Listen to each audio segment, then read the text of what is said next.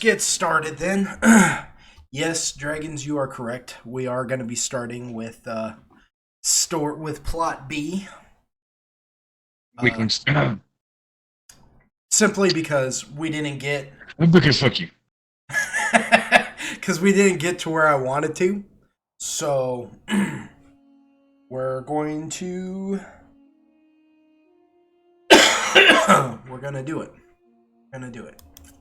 And hopefully we get far enough along that I can put a pause on that and show what is going on with Uquil and Android. Khasid, you may want to log into the role. Ah, there you are. Okay, never mind. Yeah, it's still going. Yeah. Just tell them to shut up and sit down. That's what I always do. Alrighty, so where we last left, well, whose turn was it? It was a Garrigus. It is a Garrigus' turn. So, as you all remember, you guys were fighting the Size Hag over here.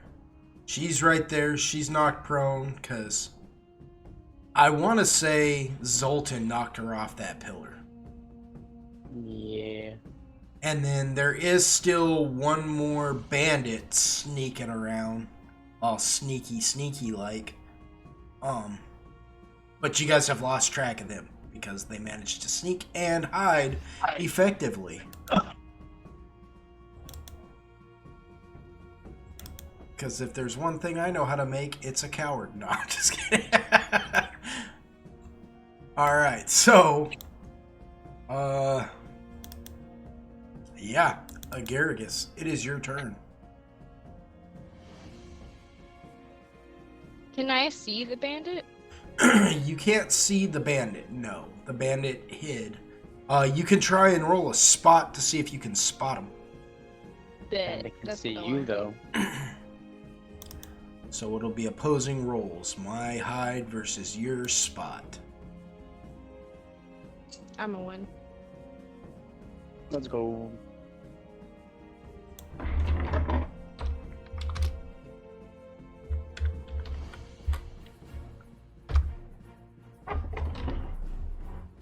Okay, you rolled a 22. Yeah, I beat that. Yeah. Oh, I did. That bitch. Oh, I did. They, you're like searching around, around the area that you last saw them in, which is over here somewhere. Oh, it's crazy.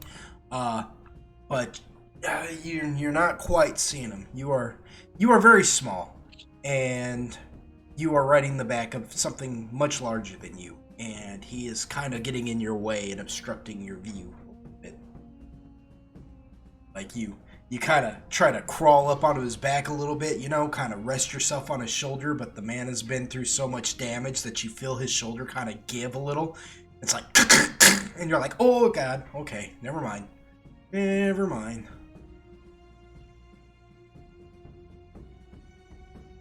So what would you like to do? Can I reroll? Yeah, you sure can. Actually, isn't that how that's how your ability works, isn't it? I remember looking at one of them, but I don't remember if I picked that ability or not. You did.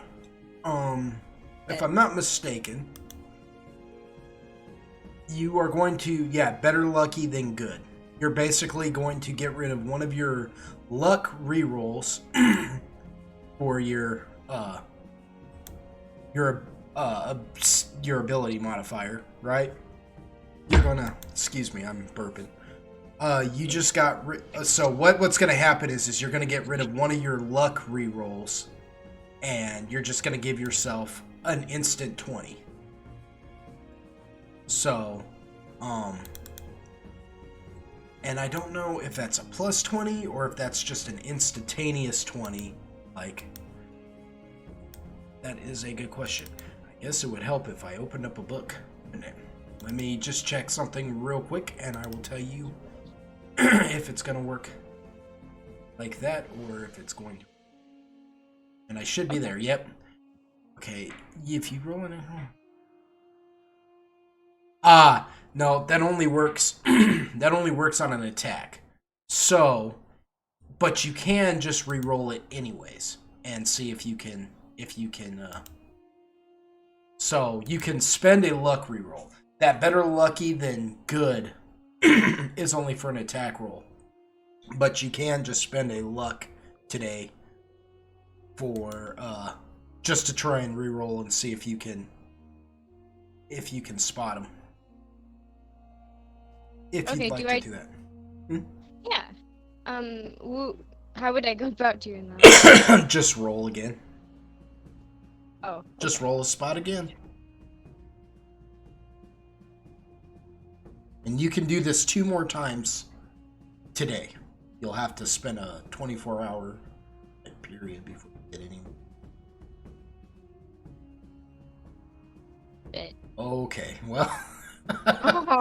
So you're straining to try and, see him, but you just can't. You just can't. Infiltrator's just kind of, he's a big guy, and he's just in your way. I see. However, there is still the ice hag right here. That is true. Do I technically have like an attack I can still do?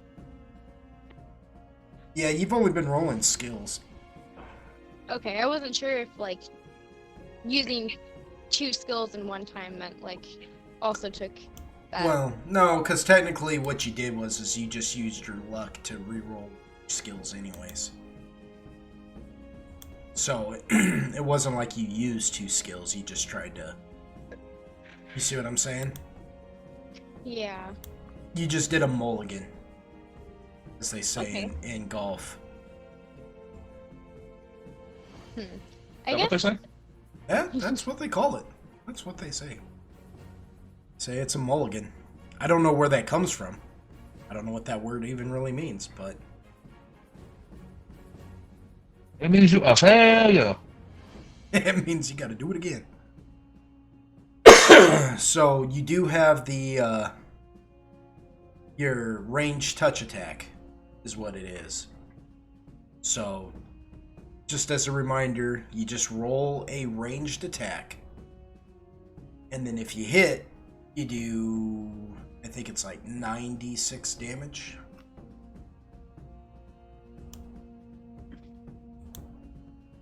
Okay, 1 second. From? Oh, plus your dex. So whatever your dex is.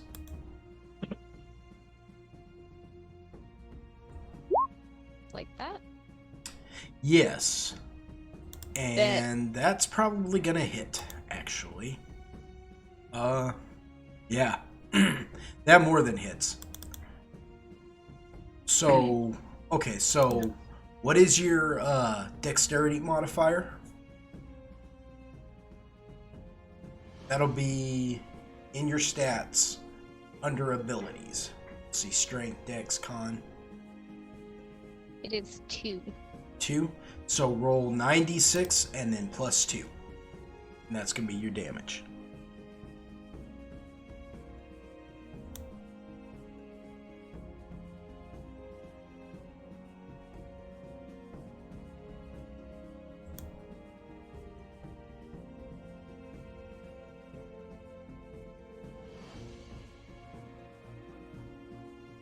Ooh, for 30 points of damage. Okay.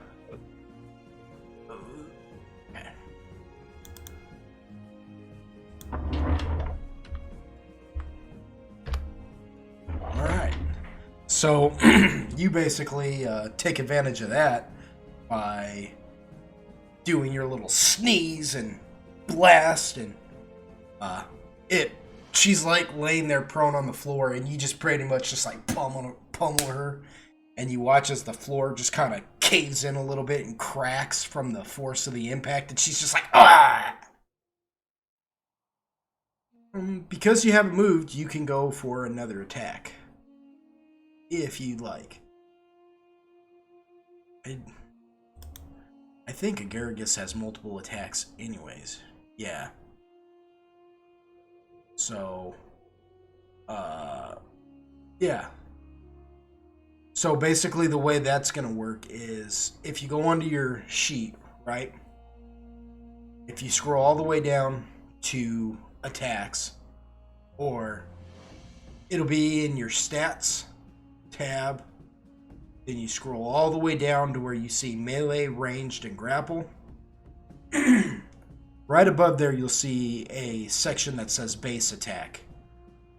So the first number is your first attack. The second number, you add that to whatever your strength modifier is. So when you go for your second attack, you just do... Well, okay, let me go into your sheet and look at it, because it'll be easier if I'm just looking at it to explain. Okay. Okay. I see what you're talking about. Yeah, so you see that 15, right? Yeah. So that 15 plus your strength modifier, which is 0. So that's what your melee attack is, right? Well, actually, you're using dexterity-based stuff, so you're actually looking at your dexterity bonus. So that's a +2. So that 10 plus 2 makes it a 12. So you're just gonna roll 1d20 plus 12 to see if you hit her. She also has the size modifier, which is the +1. So it'd be 15 plus 2 plus 1. Or for her second attack, it'd be 10 plus 2 plus 1, so it'd be 13. So what you'll need to roll is, what you'll need to type is /R. Yeah, space. Roll 1d20 plus 13.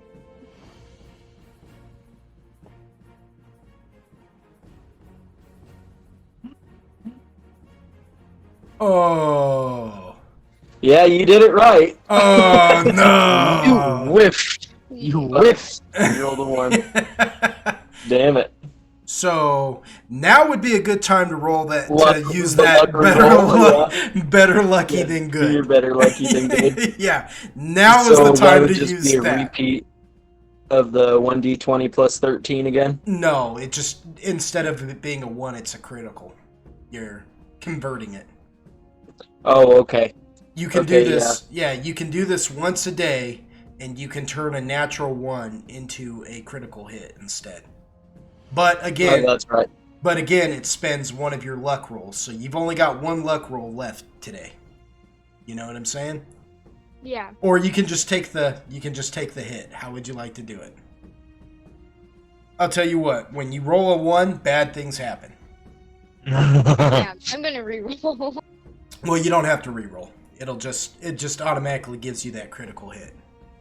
I see, okay. So go ahead and roll your damage. And I'm not sure what that is. I know what your damage is, but I'm not sure what the... I did not give you a times to that, did I? Well, shucks. Okay, so we will do a times 3. That'll be fine.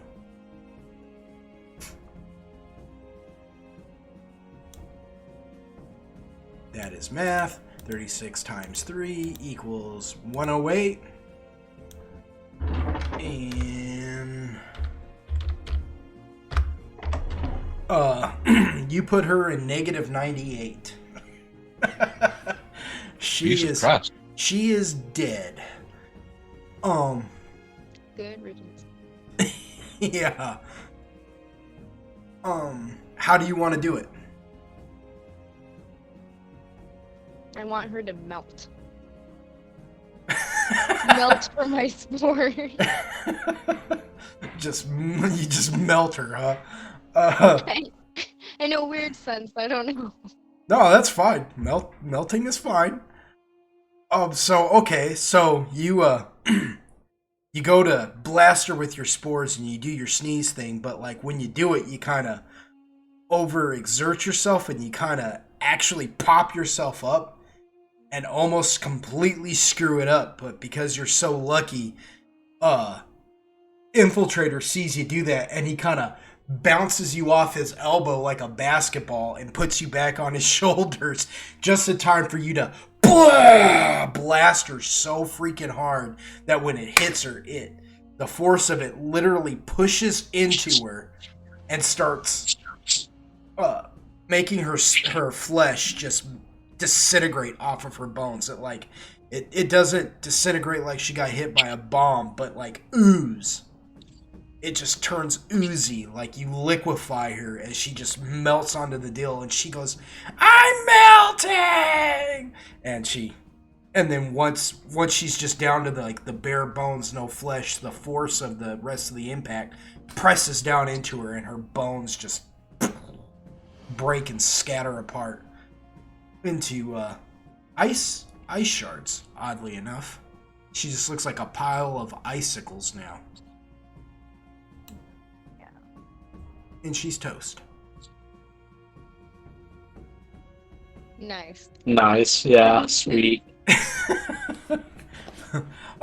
Which will effectively, actually, for This bitch empty! for a Zoltan, since she's not going to get a turn now anyways, that will end the hailstorm she put on you, Zoltan. Let's go. Yeah, you're welcome. Oh, wow. Nice. Just remember he can throw you across the map. Alright. Guess who won't die? Zoltan and Agaragus, you guys go ahead and roll a spot for me.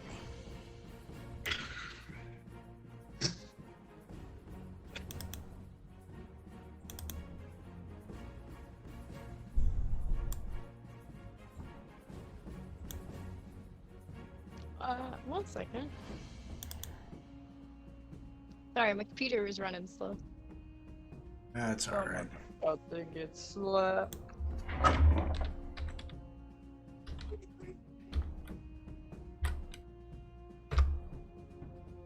Alright.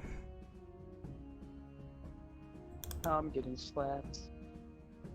I'm getting touched and I don't want to. You don't have consent.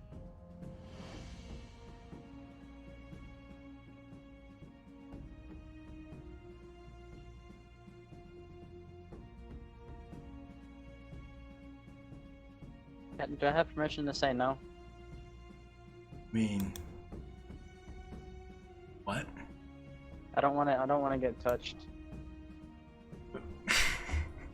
Why are you wording it like this? Why are you talking to me like that right now? I don't want to be touched. You know, just, you know what? Just for that, if nobody spots him, you are the one getting hit. I don't care what the bandit just watched freaking Agaragus do. They can hear you saying that, and they don't like it. They can hear you talking this way, and they're just like, Oh, okay. I see. Agaragus, okay.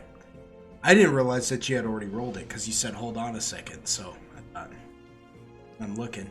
Alright, Wait so, on you. yeah, so nobody sees the, Yep, I'm getting touched. nobody sees, nobody knows the trouble you've seen.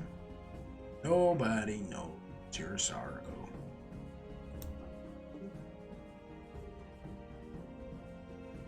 Ah, yeah. Oh, y'all just saw that arrow, didn't you? Maybe. Maybe. It don't matter, because the second they attack, they reveal their position anyways. But what's great is I get that sweet sneak attack damage. Let's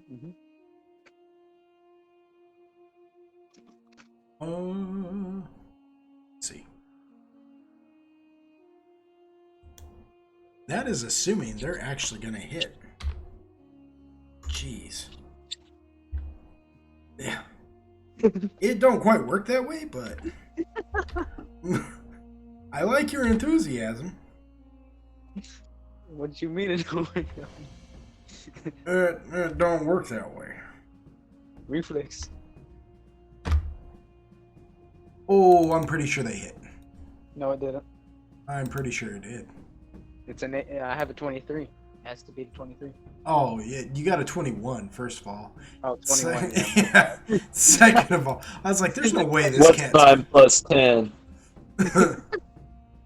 21. 21? 21? You stupid. And they rolled a 38, so they're gonna hit you. It didn't hit me. It didn't. It didn't. You don't know why? But they did. What? Why? I turned into a rat last second. Yeah, well, yeah, you did that after they shot you. In fact, yes, you turned into a rat and they shot you, and now your little rat body is impaled by an arrow twice. It's like a tree just got thrown through you.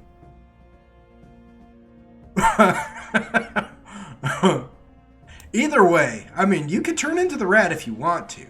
I won't stop you. Nah, I'm good. Okay. Just checking. Just checking, hombre. I don't need to waste my last shapeshift. Right. Especially for something I could just smite with the last arrows with the less amount of stuff I have. Right.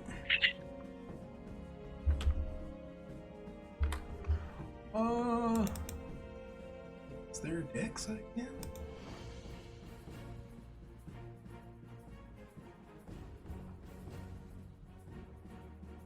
Ouch. Alright, that's not too bad. They hit you for 23 points of damage. Did that ice storm do any damage to me? Yeah, remember last session.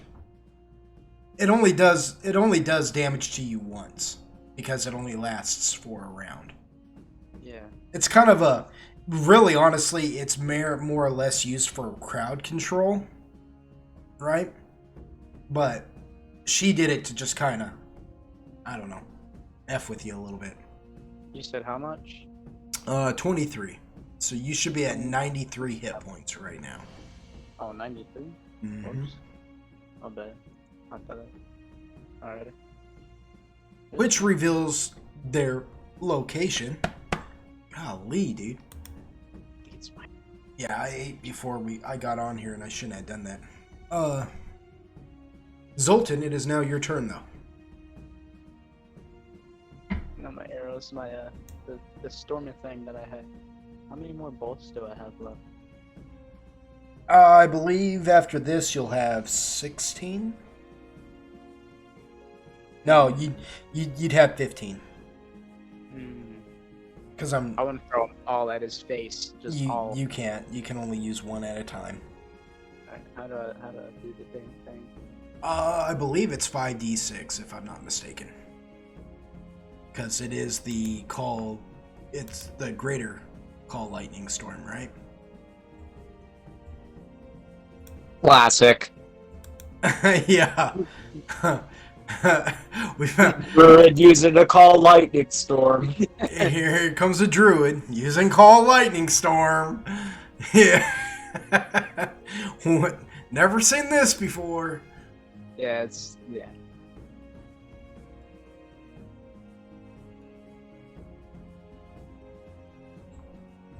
We had a player that spammed it pretty heavily back in the day. Yeah, I'm just ball busting you. It's because of Yoshi. Yeah. It's the only thing that Yoshi would do. Yeah. Vortex too. I should throw that at him instead. Do what? That 5d6. 5d6. Yeah, you should. That's what I'm looking at real quick, is just to see. Call lightning storm. Yeah, it deals 5d6 points of electricity damage. Do you have to roll anything to make sure? Oh, you get 15 bolts to begin with, so you would be. I'm at 13. You're at 12. 12? Yeah, 12. No. Hold up. No, that's not right. Oopsie.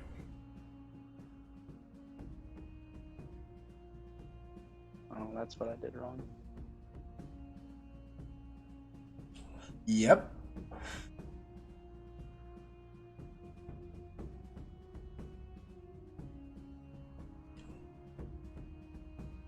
Yeah, / goes before the R. I before E, except after C. And when it says A, like a neighbor and way. ¿Qué pasó? I don't know what's going on. For 23 points of damage. 23 points of damage. Now, because you didn't move, I will let you take another attack with magic, since you haven't moved. Do I do the same thing? Yep, just 5Ds, because it's an instantaneous hit. There is no, I believe there is no reflex or anything for it. If I'm not mistaken. Oh, reflex for half. Ooh, shoot. Well, I'll tell you what, because I screwed up that last one, I'll take the full 23 on that first one. But I am going to roll the reflex for this next one. Alright. Shoot, man. I didn't even realize that when Yoshi had it. Had I known that, I don't think she'd have used it as much. I wouldn't go that far. Yeah, probably not, actually. That Call Lightning Storm, what level spell is that? On that Druid? Well, I can look at that. You tell me what the DC is for it. It is, let's see, a level 5 Druid. So what is your DC saving throw for your level 5 magic? Level 5 magic is 20. Okay. Well. You got not. I did get it. No. I sure did. Not allowed. I sure did. I sure did. Which is funny. I'm going to tell you the God honest truth too. I'm going to give you a little bit of stats. This bandit only has a 9, a +9 reflex. And I rolled an 11. And you know I'm being honest because that would require me to do math. And I can't do that. So the fact that I can look at that and just say that, you know that's legit. I rolled an 11. I got that 20. Roll your damage? You did? Yeah. Is it the 20? The 20? Yeah, so that's 10. Alright. So they managed to survive that. Shoot. Oh man, so you just like Raiden, just raining freaking lightning down on this person, and you've got 10. No, yeah, you got 10 bolts left, and they're sitting there just, and they're looking really rough. They're just like.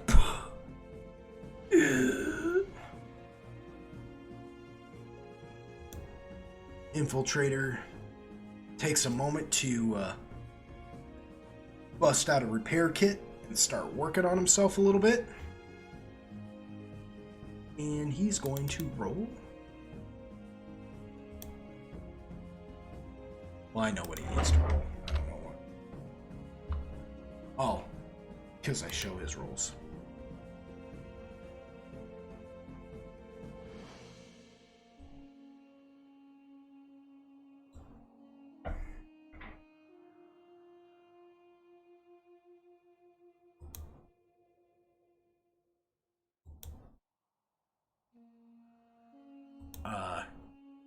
Normal. 18. Okay. So he just is working on himself.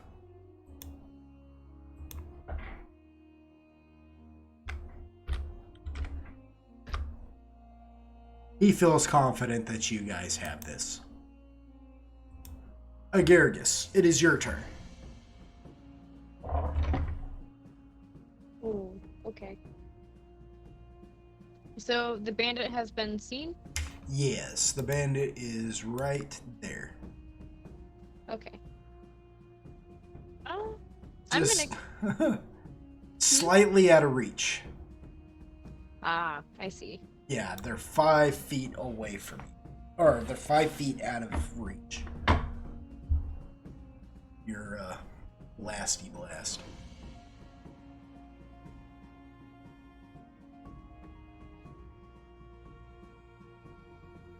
Okay. I guess I'll go ahead and try to move a little closer. So you're gonna hop off of Infiltrator and move over a little?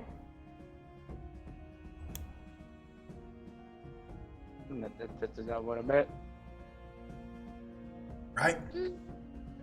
Should I like wait? If do I have to wait for him to move? Well, yeah, because right now you're riding his back, so it's all his legs. See what I mean? Okay. But you could hop off and walk over there and try to blast him if you want. Because he took his turn to try and repair himself. You know what I mean? So I made that, Right. even though that was a skill check, I made that take his turn because technically he's healing. Okay. Yeah, I'm gonna go ahead and try to run over and hit the bandit. Okay. We'll go ahead and go for it.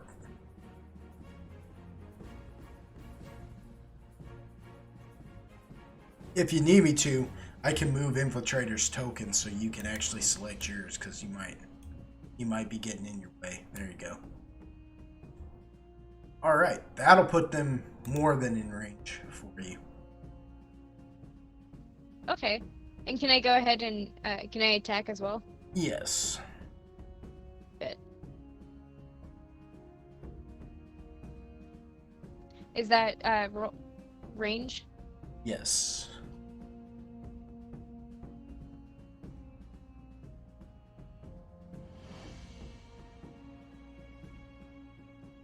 C. That is a hit.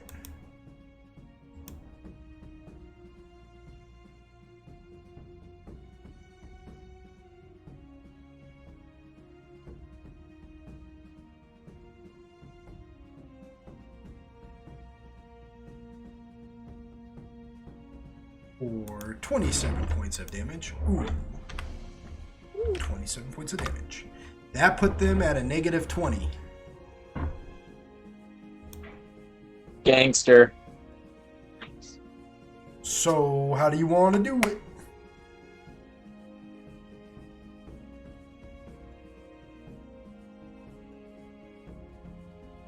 Can he like kind of like suffocate, I guess? Kind of like he's breathing in the spores more than oxygen.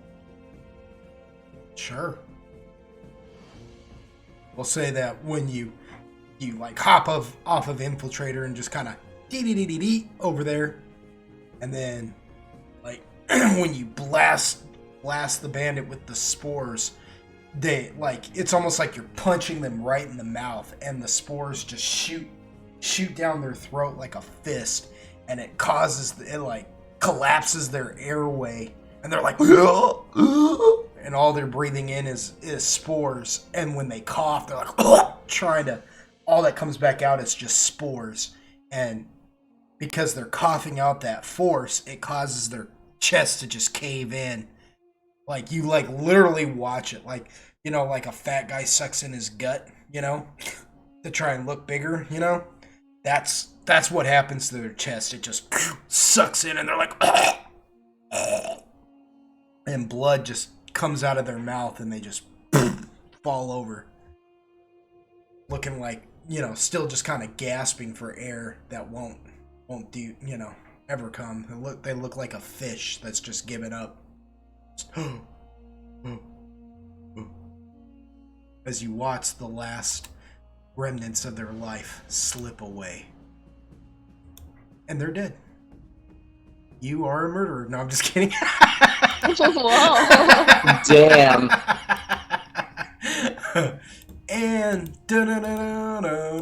oh, I can't do that. Copyright. I mean, I guess if you're gonna live, you gotta. Already getting copyright strikes. Yeah. You all win. Woo. It's a good thing you reminded me just now that we're recording. Yeah. It is. And I don't know if I have my headset turned up or turned down.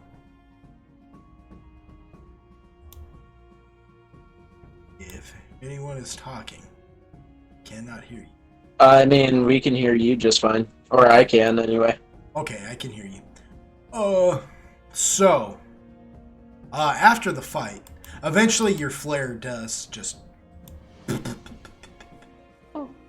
fizzle out. Infiltrator gets done healing himself up a little bit, and he looks a little better now. He's still looking pretty rough. And he, looks over at you, Zoltan, and you, Agaragis, and he goes, I have a feeling that if we stay here any longer, we're gonna just get attacked by more of the filth that lives here now.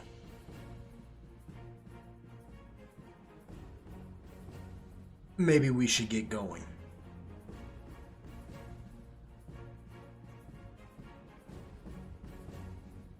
Agreed. He looks at you, Agaragis. What say you? I agree. I was hoping you're gonna be like, maybe we should stay. He's gonna be like, well, it's 2 against 1. Going. I was gonna say, Damn. He just reaches down and picks you up by your head and just walks out. No, I'm just kidding. Oh no. So, at that, Infiltrator looks at you now, Zoltan, and he goes, that giant bird you turned into, can you do that again?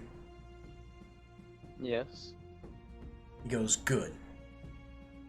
He goes, then there's no point in walking to yonder mountain anymore. We should fly. He goes, that'll help us surpass Ware Valley and all of that.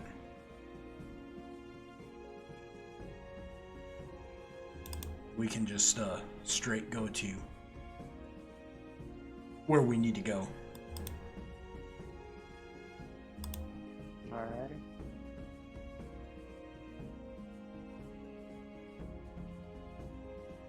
He says, are you all okay with that? Yep. Alright. So he begins to fly you guys, or, well, you guys go outside and Zoltan turns into a giant eagle, and as you guys fly off, it's pretty early in the morning. It's pretty freaking cold out here, but Zoltan, your feathers help kind of guard you a little bit from the cold, and Infiltrator kind of tucks you in underneath his arm, Agaragis, to keep you from feeling too much of the brunt of the cold. That way you don't freeze to death in these altitudes.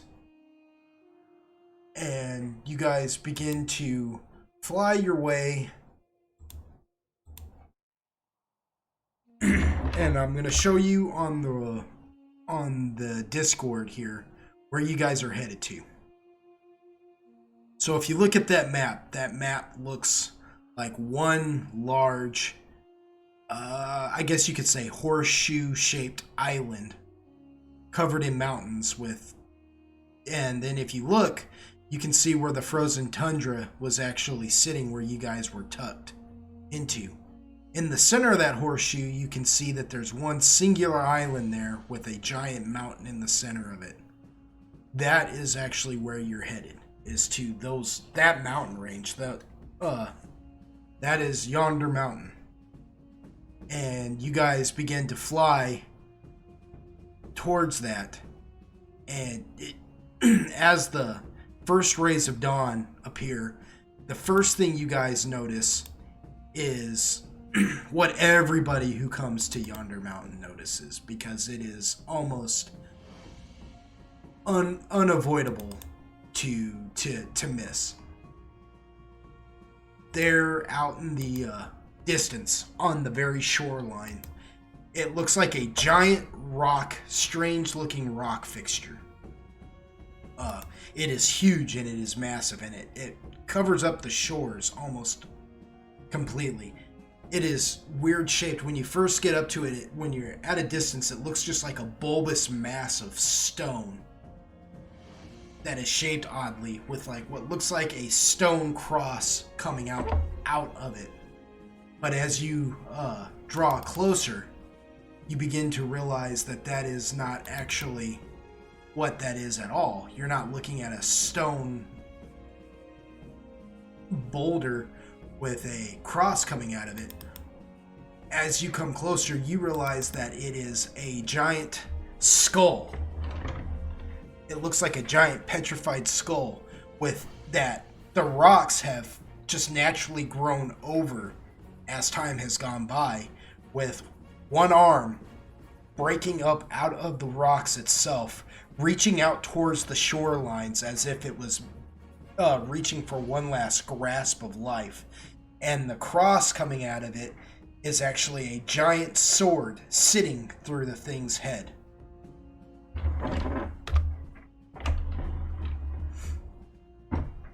And as you guys approach it, you hear Infiltrator say, "That is Moradin's respite. That is his final resting place, where he was struck down by a rhythm. No mortal can move that body or that sword. So he stays there eternal as a reminder of the dwarf's failure to protect the shores."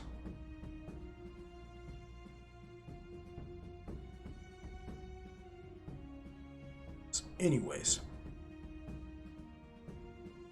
let us continue. And he directs you to the Yonder Mountain, where he brings you to an opening that he tells you to fly into. He completely avoiding other entrances into this mountain area. He directs you into the one he wants to take you into. And when you get in there, Zoltan, you realize that now you're kind of in like an entryway that's going to be too tight for you to remain as an eagle. So, Infiltrator lets you know that you can return to your regular form now. Alrighty. If you so wish, I mean.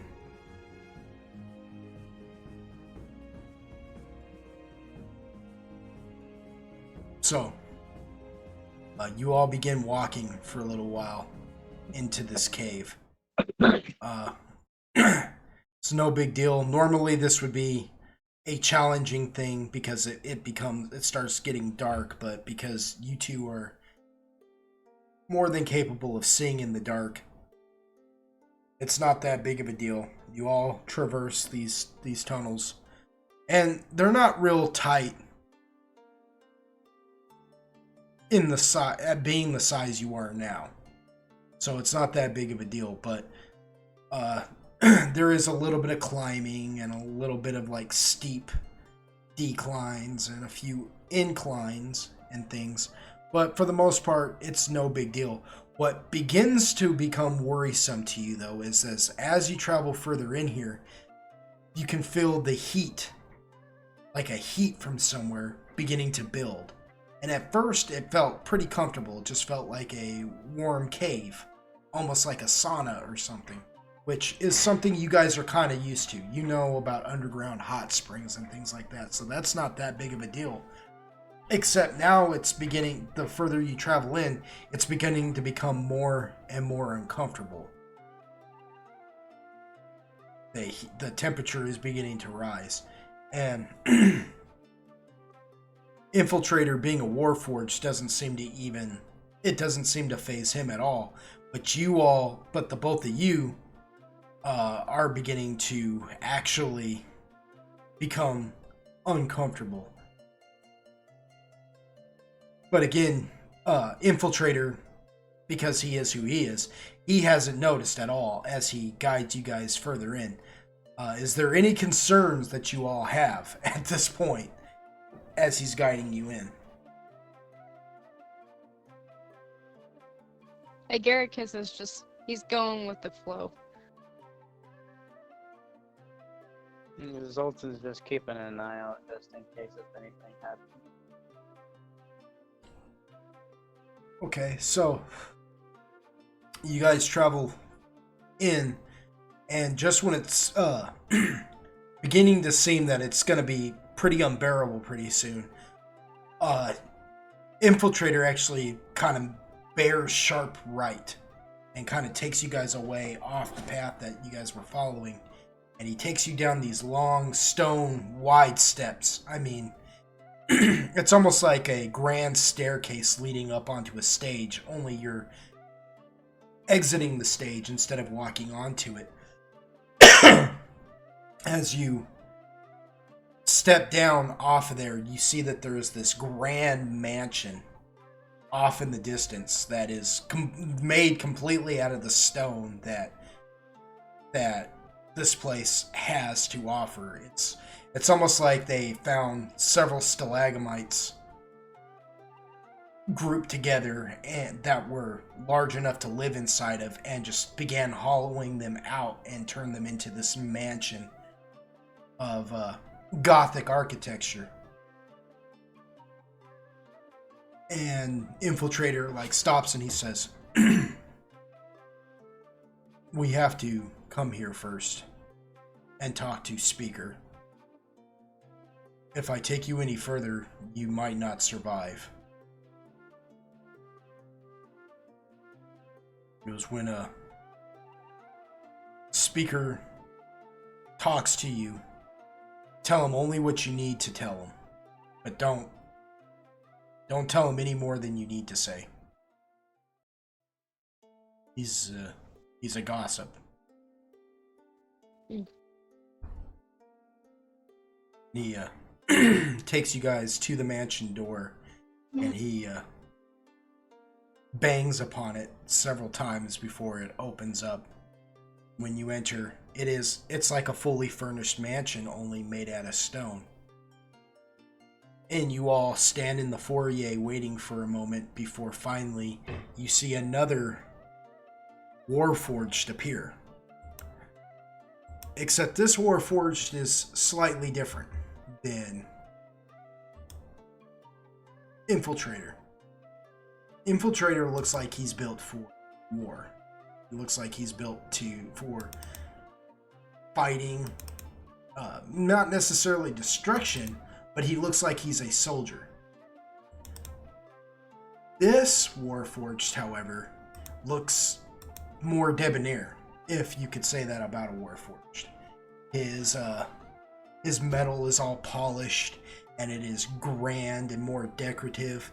He has a little monocle on his eye with a top hat, and it must be just for show, but he's actually standing there with a teacup in his hand that he seems to be sipping out of. Every time he does it, whatever liquid he puts in himself, it seems to burn away from hitting whatever internal mechanizations he's got, because steam is actually pouring out the back of his gears. And he's got himself this little cane and a cape. He looks rather regal for a Warforged, if you will. And he steps to the top of the stairs, and when he sees you all, he says, "Ah, we have guests then, do we? Well, ta-ta." And then he taps the top of his top hat as he comes walking down the stairs. He tries to give himself a little shimmy, walk like he's got some kind of rhythm, but he is still just a Warforged, and so it looks more clunky than anything. And even the humanity he tries to put into his voice just sounds like it's almost like it's recorded. It's fake emotion is what it is. And he looks at Infiltrator and says, "Well, Infiltrator, have not seen you in an age." Then he looks to you, Zoltan, and then he looks to you, Agaricus, and he says, "Ah, And I see you have brought strange bedfellows with you. And then he sips the tea and the steam comes out the back of his... Well then, what business do you have with the Forged of Fire?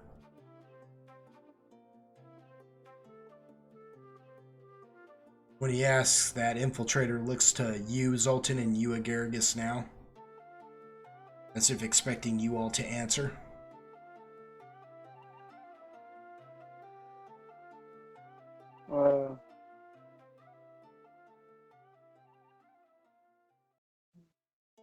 Wanting access, not access, wanting a safe passageway to go and regroup with the rest of our group. He kind of eyes you with his monocle. Like, you see that it's like attached to him. It's not just one of those ones you can pull off. It's actually attached, and it extends like a spyglass out a good like 6 inches. Like enough that it becomes like a floating eye, and it bends and just kind of looks at you like a snake does when it looks like it's gonna strike, you know? And it looks you over for a minute, and then comes back into his head, and he says, "And what makes you think that they're with us, your hidden group, good fellow?" Hello. Hello.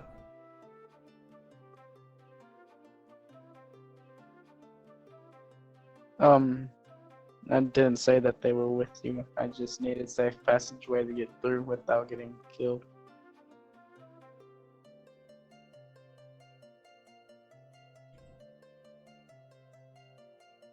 It says, "The only place that we have passage to..." Ooh, I'm gonna need to look at this to pronounce this right. "Is the underworld. And I doubt your friends are entertaining any of the denizens there."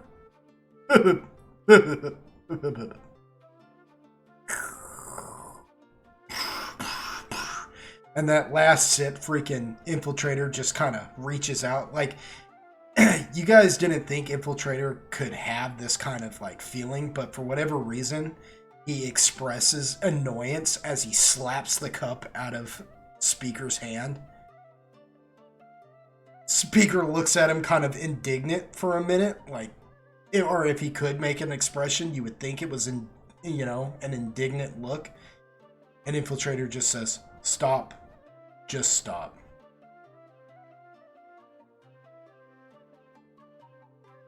Speaker looks back to you now, Zoltan, and he says, "Is that the problem, then? You have, friends stuck in the underworld?" No, we need to go through the underworld for... Yeah, we just need to go to the underworld. We gotta speak with someone there. "So, that is a one-way trip. But I think you might be wasting your time. Good day." And as he turns to like leave, Infiltrator says, "They can talk to Father at least. Father will decide that." Speaker looks at him and he goes, "Well, I suppose it couldn't hurt." And with that, like, he reaches out with his finger, and you see that, like, a needle comes out of it, and he pokes you, Zoltan, and then he pokes you, Agaragis.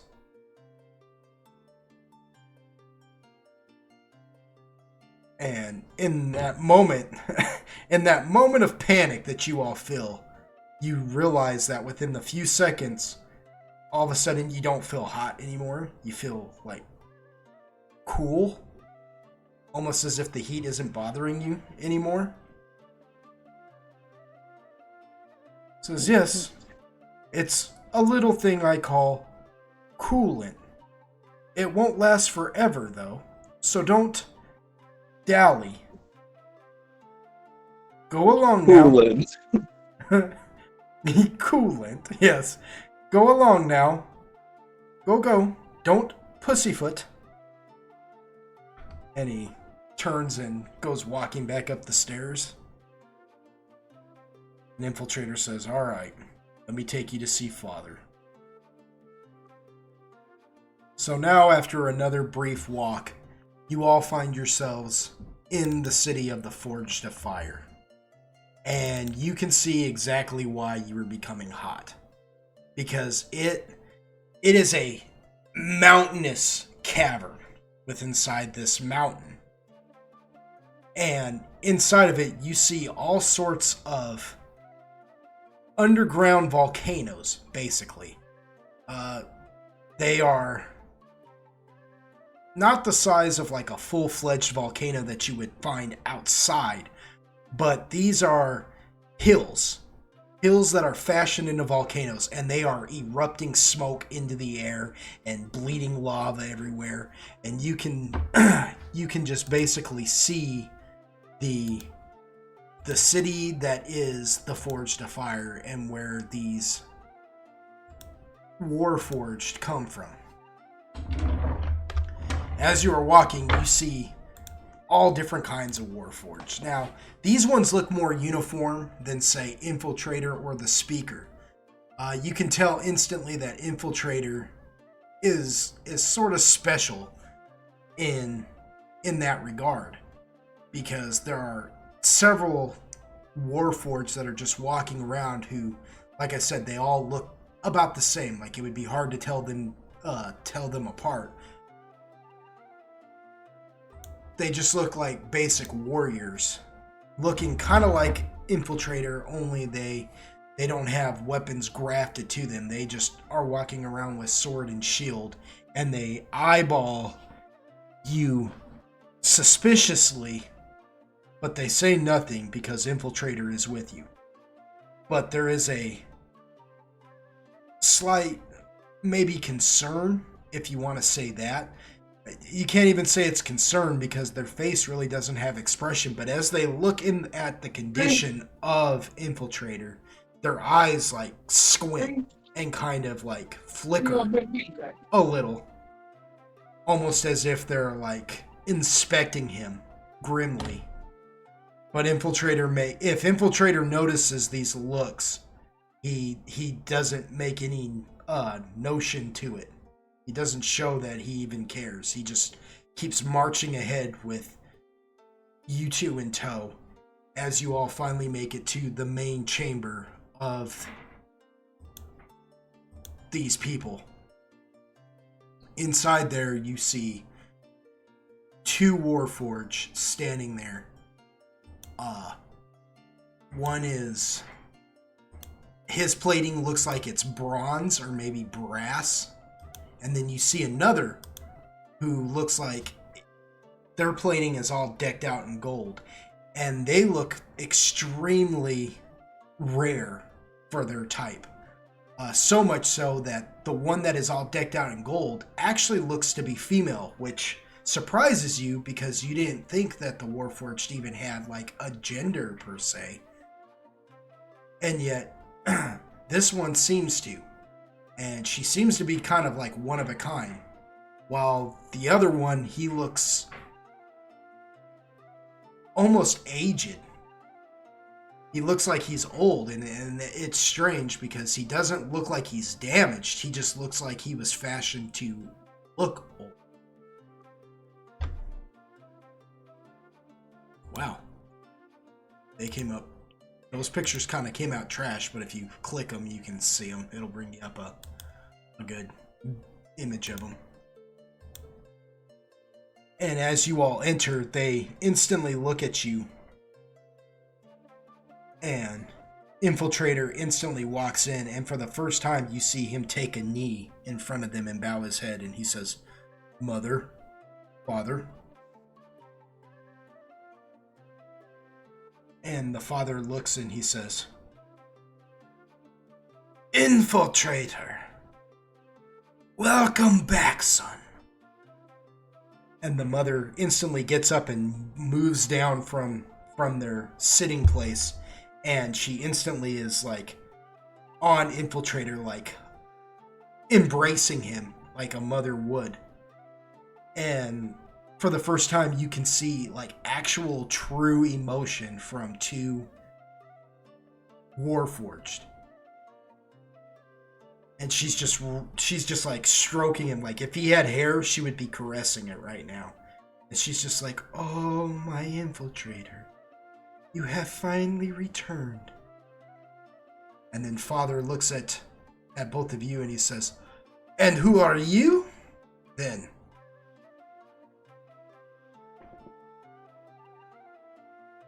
My name is Zoltan Heisenberg. He looks to you, Agaragus, and says, "And you?"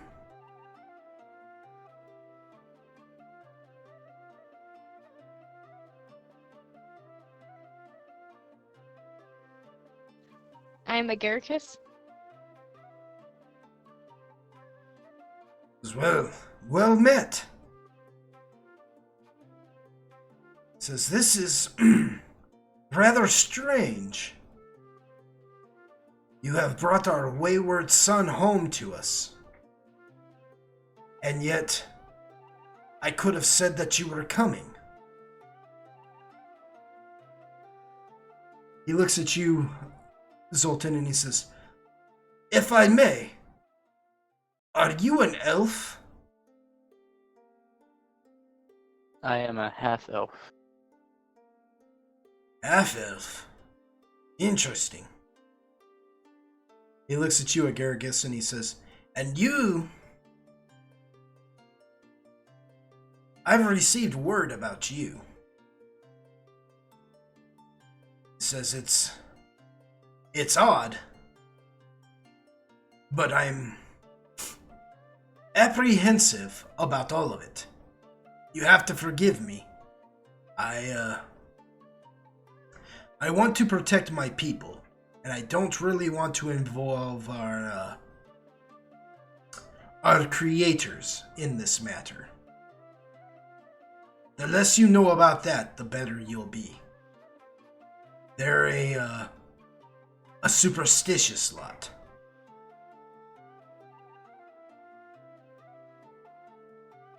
But I received word just the other day to be expecting two strange folk. One, and he points to you, Zoltan, he says, one coming from a race that our land forgot, and the other coming from a race that our land has never seen. I didn't believe much of it until now. Says, what do you make of that? Should I trust you? Do you know this messenger who's come on your behalf to speak with me?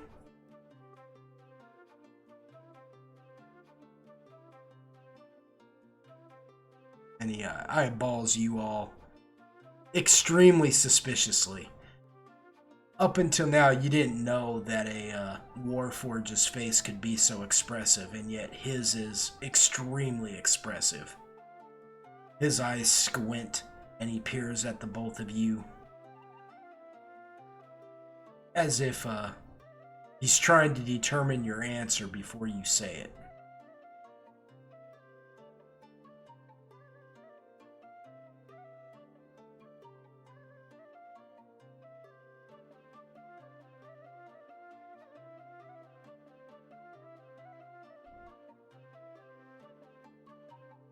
Did he say who the messenger was, or did he just say there was a messenger He that just came said and there. warned them? He just said there was a messenger. He didn't tell you who the messenger was. He's basically asking you if you know who the messenger was.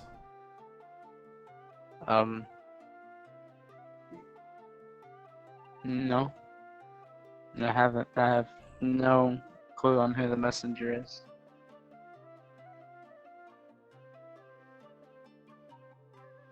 As I see. So, here you are, foreigners to this land, and somebody just out of the blue comes to speak with me on your behalfs, and you have no idea why they would do that. I know why they would do it, but I don't know who it was. Oh, so you have an idea why they would do that. Yes. And why is that?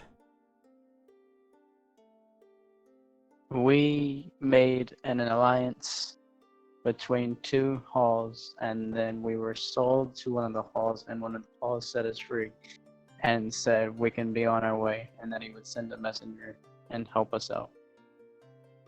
And for exchange, and if the world was changing outside, that I would come back and warn them. Says, I see. Well, lad, this messenger doesn't come from our lands. And the messenger that Helmir no doubt sent is sitting there half busted before you. And he motions to Infiltrator. He says, so that is his sign of goodwill. And I'll admit, if you had come on your own, I might be more inclined to just bury you in the lava pits out back. But since you came with Infiltrator, that much I trust. I trust Helmir's intentions. And you see, like, you all just notice that Mother is, like, somehow mending. Like, you see her hands floating over Infiltrator as they, like, glow. And from the glow, it's, like, coning out. Almost like flame. And it is touching, the tips of it is touching Infiltrator's body and seems to be mending it as she does it. And while she's doing it, she's just humming like this sweet little lullaby or something. And you see Infiltrator just sitting there with his eyes closed, listening to it, almost as if it's soothing him, though you can't say if it is or isn't.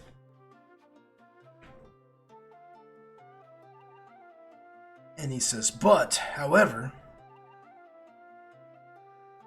I believe you. I don't really think you know of this messenger. And that worries me slightly. And when he says that, he actually looks at you, Agaragis. He sits there for a long minute with just quiet. His face is now stern, and he's just like staring into you.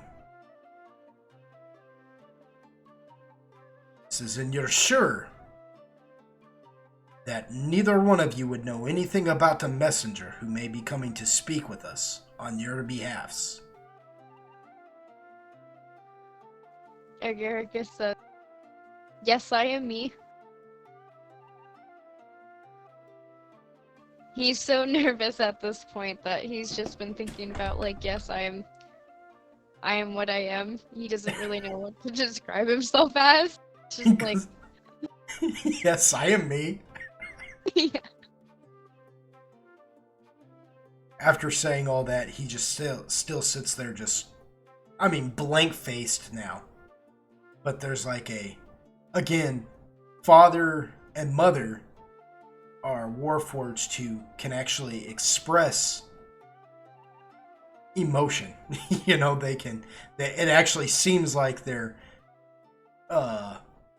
people, if you will, for lack of a better term, just in mechanical armor. And he just sits there, like, stone-faced, stern, just staring at you for a minute, and he says, "Well then, no point in making them wait." And he suddenly just stands up, and like suddenly that stern expression's gone, and his face is softened up once more, and he's just like, "Follow me, and I will take you to meet the center. I want your business here done and out before the Ark gets wind of it. Understood?" Mm-hmm. Understood. Says, "Then don't dawdle." And as you all are beginning to follow Father, you see Infiltrator suddenly open his eyes and lift his head up, which surprises Mother for a moment. She just stops, and the basically the blue flame style laser cones coming from her hands like vanish, like turn off. They're just like that. And she just looks startled at the sudden like reaction from Infiltrator, and he looks at you both and he says, "Be careful." And good luck to both of you.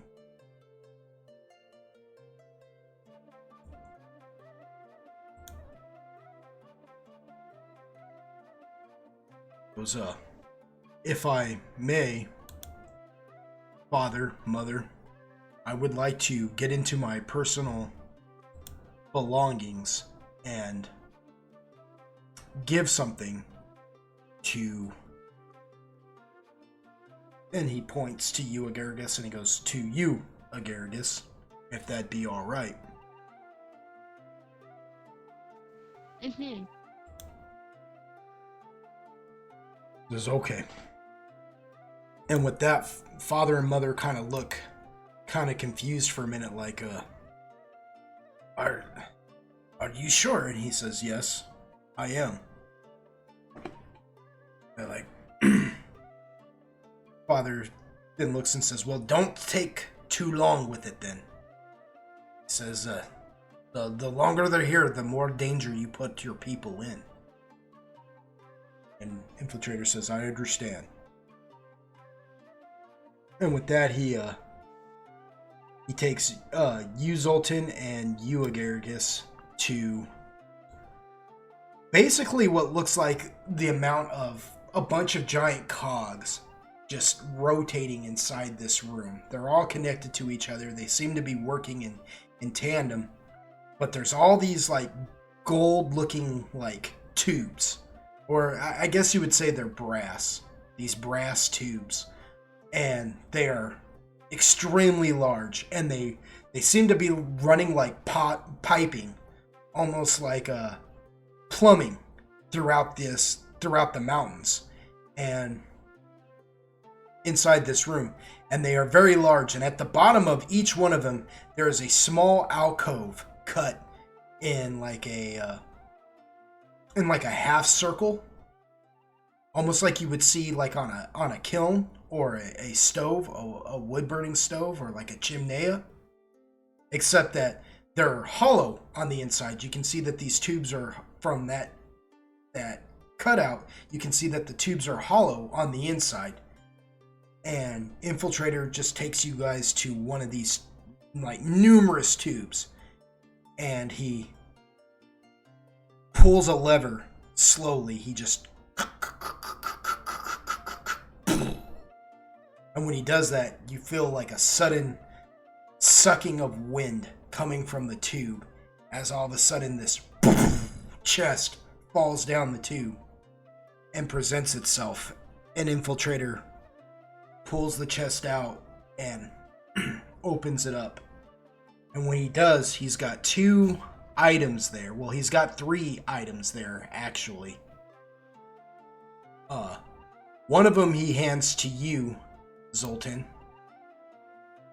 And he says, "Use this in good faith." He says, "There are many... I have heard many a tale about these types of things, and in my travels, when I used to live here, I happened to just come across one of these. He says, I don't really understand it and I don't have a use for it, but maybe you can figure it out. And if you look inside your stuff right now, you'll see that you have a new item. For you, Agaragis, he pulls out 2 items, and one of them's a little ring that he hands to you. He says, I cannot use magical items, and this is magic as I've ever seen.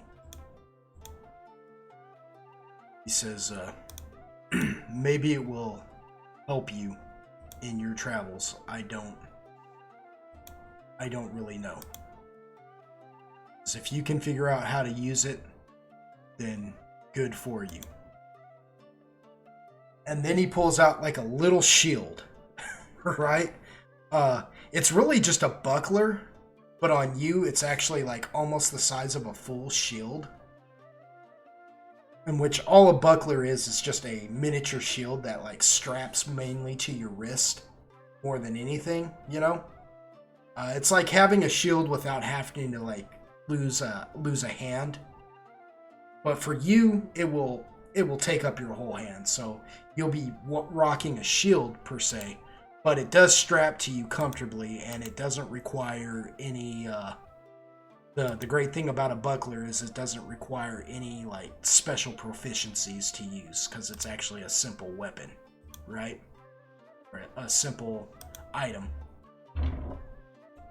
However, you notice as you take this buckler and strap it to your hand, it slings a blade out of it. So it doubles as a weapon and a shield. He says that was awarded to me once long ago, and I've kept it in honor. But I don't intend to stay here once you leave. And it should see battle once again.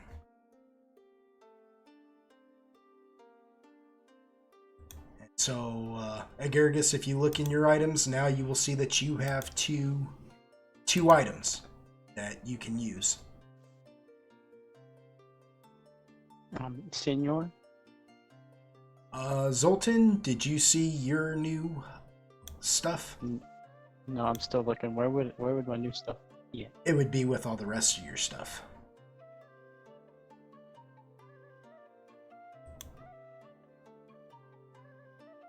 I do believe I put, yeah, yep. It's in there. How about you, Agaragis? Can you see your items?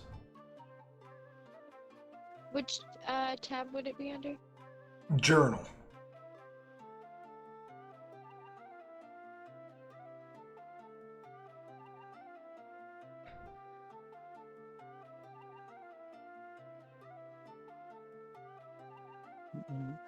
More and more.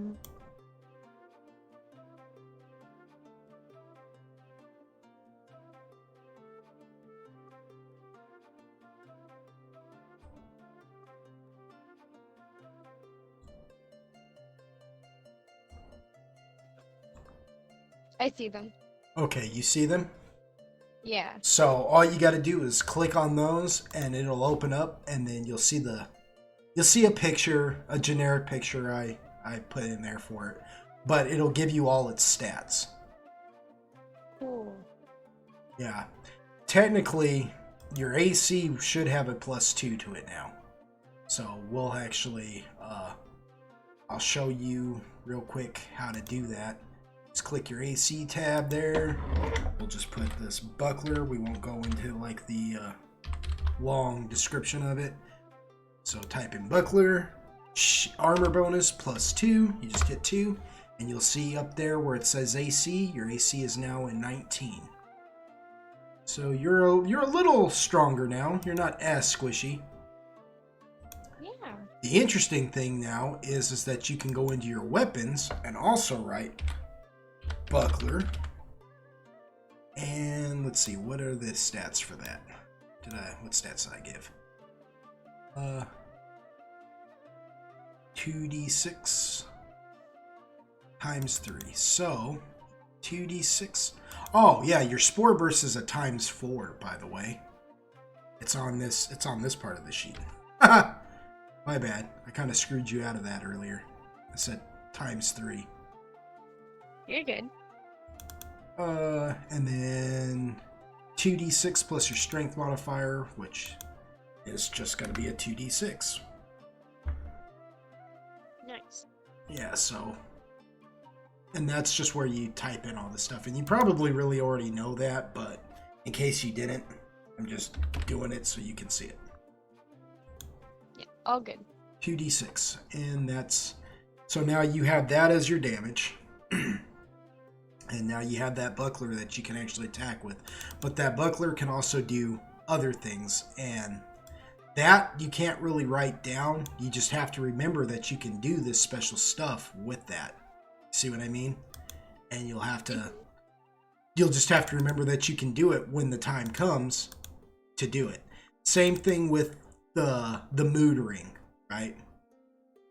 The mood ring has all the information right there, and basically just when you want to use one, just ask me and I'll tell you what each one of those things can do. Those are basically buffs though. Okay. So those will help buff the party as well. That way no turn will ever feel like it's just being wasted. If you don't do anything on your turn, it should be your decision to do that. You know what I mean? It shouldn't be because you can't do anything. You know what I mean? The only time it should be like that, where it's just like, well, I can't actually do anything, is when I personally am ensuring that you can't do it. Because I'm being that guy at that moment. You know what I mean? But, yeah. You now have stuff. Zoltan, did you ever find that other? Yeah. Did you see that? Yep. So you understand how that all works. If you have any questions about it, let me know. And Got one question about it. what's that? The turning undead check.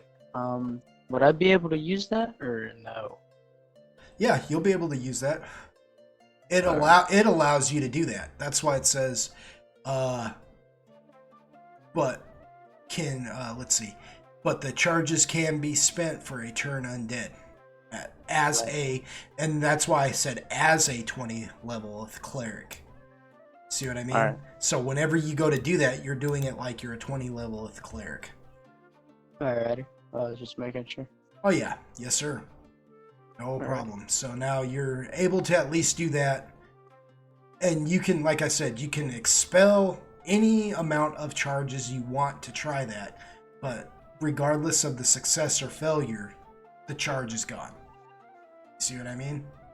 Yeah. So it's always kind of a high risk, high reward thing. Because sometimes, you may try to turn something, but it just may be a really powerful undead, and it might be like, nah, get that corn out of my face.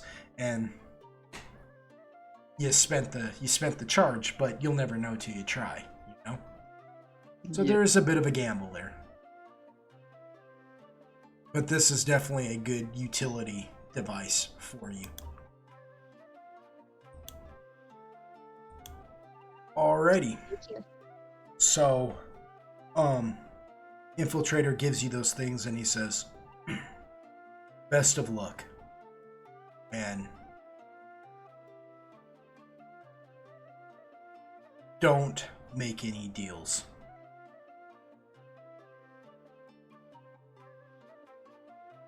And he says no more of it either. Just says don't make any deals. And then he begins to usher you guys to where Father wanted you to be. Y'all come to a giant hole in the ground, basically. But this hole isn't directly in the ground. It's more like sitting up on a wall, sort of catty corner. Like the wall comes down and then it becomes the corner in the ground for the flooring. Well, this hole is sitting catty corner between wall and floor. And it's a big hole, and it's actually closed by a trap door with one of those wheel, I can't think of what those things are called, but like, you know, like what you would see on a submarine, the way that they seal off the submarine with the wheels, how they spin and it just clasps everything shut. That's basically what that trap door looks like. You mean a vault? It's kind of like a vault. Yeah, it's kind of like a vault, but instead of having the spokes, open spokes, it is spoked. It looks like an actual wheel, you know? So yeah, it looks like a vault door though, yes. Or, yeah, or like a porthole.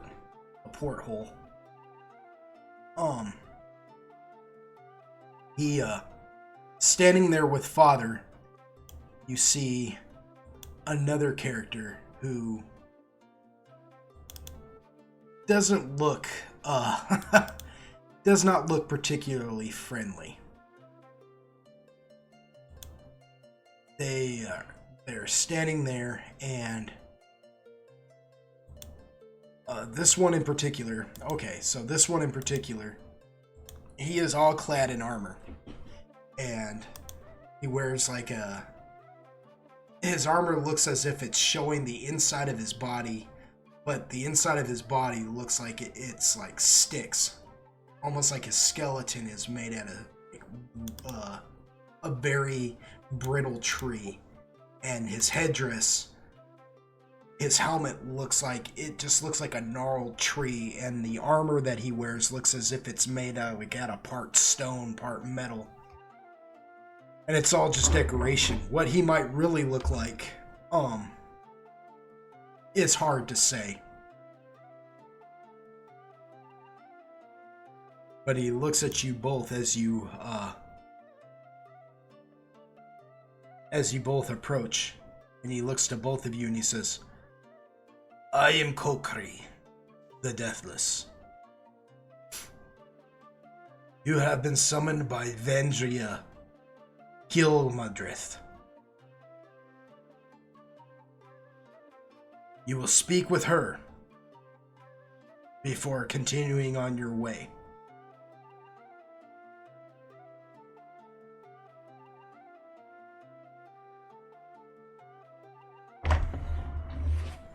And with that, they open up the port and they begin taking you guys down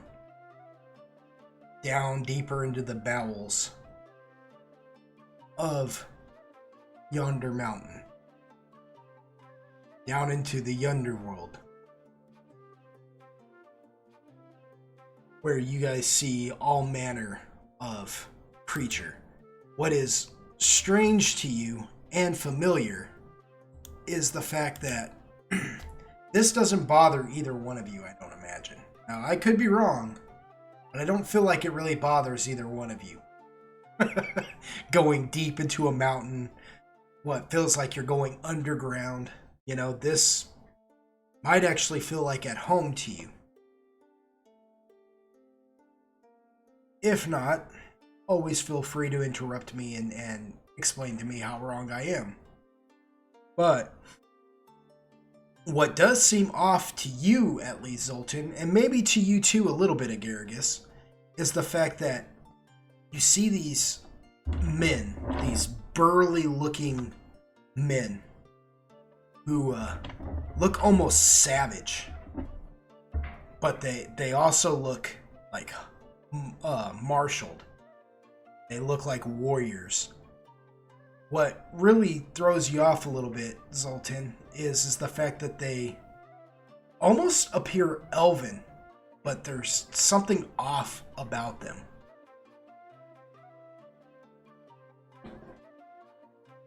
And they walk and they eyeball all of you, and if not for Kokri leading you again, once again you guys find yourselves in a situation where if you did not have a guide with you, the denizens might have actually killed or tried to kill you by now. But there is a cold fury in these people's eyes as they watch, and he takes you into this. This is not a palace. This is basically what looks like a dug out chunk of the mountain, the underneath of a mountain, that has been decorated to look almost like a queen's chambers. And inside there you see this woman sitting there. She's got this long violet hair, and she's got these lavender eyes. And you could say she's beautiful and dreadful at the same time. Almost like there's a piece of her that's missing that won't let her be like 100% normal, if you will. I don't want to say human, but there is a type of humanity, I guess you could say, that is just missing from her. And with her also, she has two other people with her that look about the same as the other denizens down here. They just look a little bit more regal, a little bit more lavish. They don't look as angry, I guess, although there is a type of anger that just seems to be emanating from this place. It's like almost like you don't even have to be empathetic to feel it, you know. Like, it just seems like there is just a slight aura of anger, of rage, just kind of in the air. Like you can almost taste it, like a buzzing on your tongue.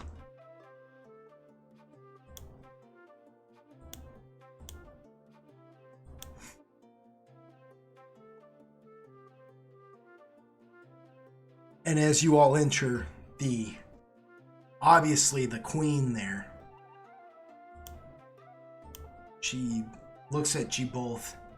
She says, "I am Vandria, Gilmadrith of the Underworld, Queen of the Underfolk." And she looks at you, Zoltan, and she says, "Well met, kinsman. For you are elf, are you not?" Yes. And she just kind of smirks a little bit, but it's almost like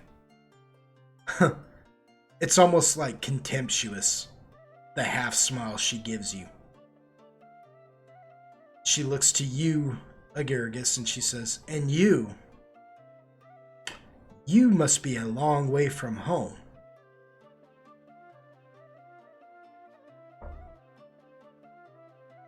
Mm-hmm. It's at that the bald man, he says, "I tell you, this is bad omen. This is bad omen." She looks to him and she says, "And how so, Desrian?"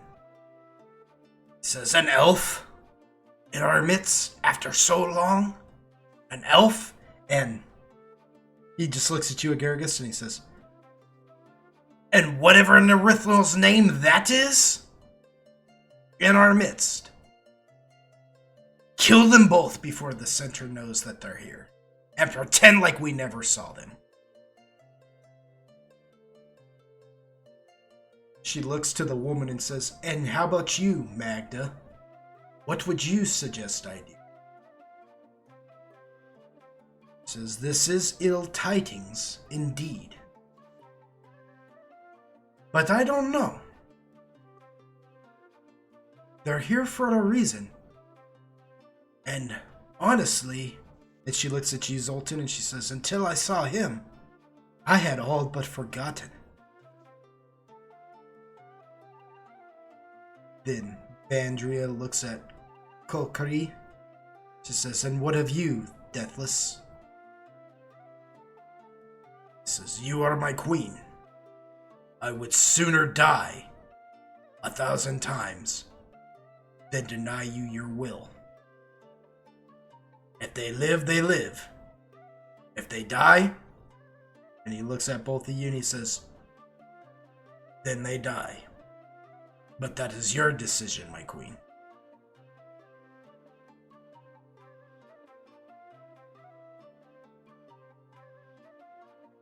She sits there for a moment and just looks at both of you with this like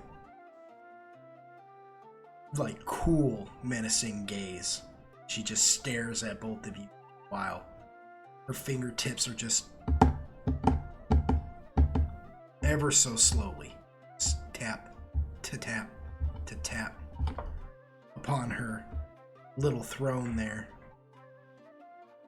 She says, tell me, elf, do you know of the yonder folk at all? Have your I can't people... say that I do. Your people never told you of us, did they not? No. Just cast aside. See, Well, once upon a time, I was in love with an elven man by the name of Corlan Larethian. No, I'm just kidding. She doesn't really say that. I'm gonna kill her too. I just wanted that to be like a running joke because then it would have been like, how many people is Corlan? Anyways. How many people is he banging on the side? Yeah. I'm Says, about to go on a killing spree with Queen. she says, once upon a time, we were elves like you. At least that's what they called us.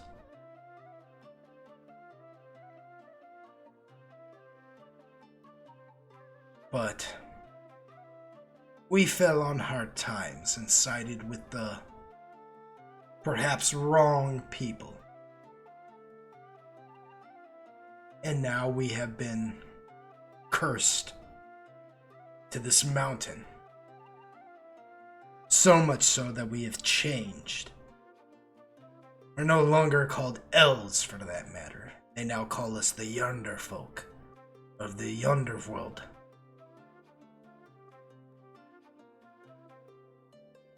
Says, and your kind don't even remember their own kin. Because if they did, would they just sit aside and let this tragedy happen to us? Perhaps so, because they have. So give me one good reason, elf, why I shouldn't take that as some slight to me and my people.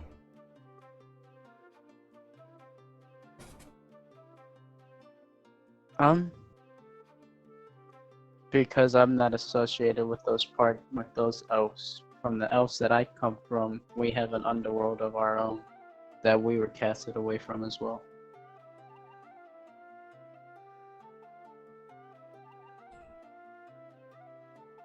An underworld, huh? Well, you will find that we are not the underworld. This is the Yunderworld. And we are much different here than where you come from. Our dangers are not your own. Did you know beneath your feet sits the remains of a defeated god? Angry and tempestuous. And he wishes to speak with you. Now, why would he want to speak with you and your... He looks at you, or she looks at you, Agaragis, and goes, pet.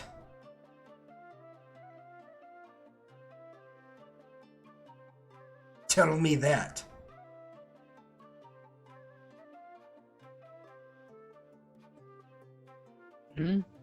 That is a good question. Mm-hmm. I agree. This is a good question. Again, Desrian speaks up and he says, "Just do away with them.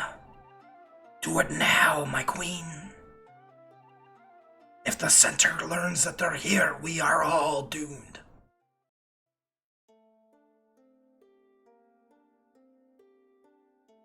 She looks at you both and she says, "Or perhaps we make a deal."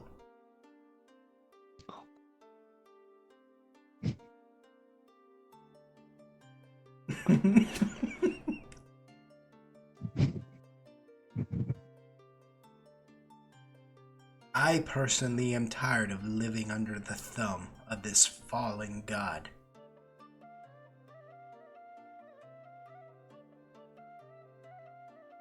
We will let you speak with him. We will take you to speak to the center, and he will do whatever it is he does.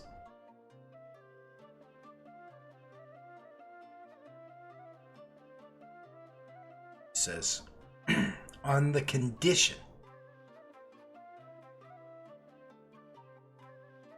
that you return here and you find a way to retrieve the hammer, the shard of the All Souls from his chest. See, it doesn't matter how many shards you collect through all of the land to put it back together. It will always be incomplete until you retrieve the one shard that sits inside his chest. The shard of what? The Hammer of All Souls. The Hammer of All Souls? Mm-hmm. Says if you retrieve that shard, he will surely fall. And then me and the Yonder folk are free of his dominion.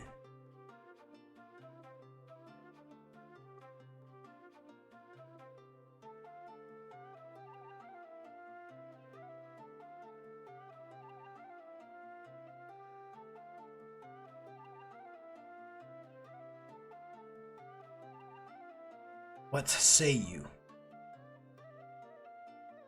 elf and pet?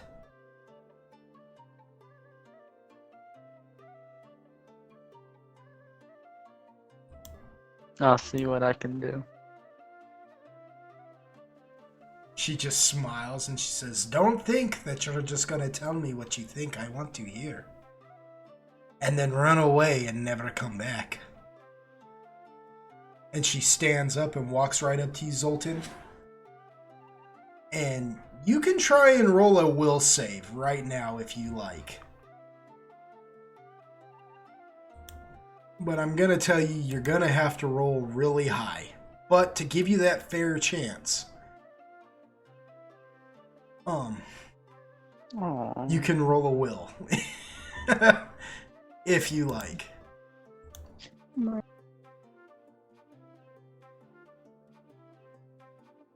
Oh yeah, that's not gonna do it, my dude. A 26 is not gonna do it. Not even remotely close. Nope. She stands up and walks right up to you, Zoltan, and you just feel like, for a moment there, you're kind of freaking out, and then all of a sudden you feel like the urge, to put it politely. You feel an urge suddenly. You feel blood rush through your body. And you feel almost like putty in her hands. And she just takes you by the face, places one delicate hand on the side of your face, and she leans in and kisses you on the lips. And it is the sweetest kiss. Like, it tastes like honey and milk. Mixed with like the finest, sweetest wine you could ever imagine. And when she's done, she says, "Is that normal?"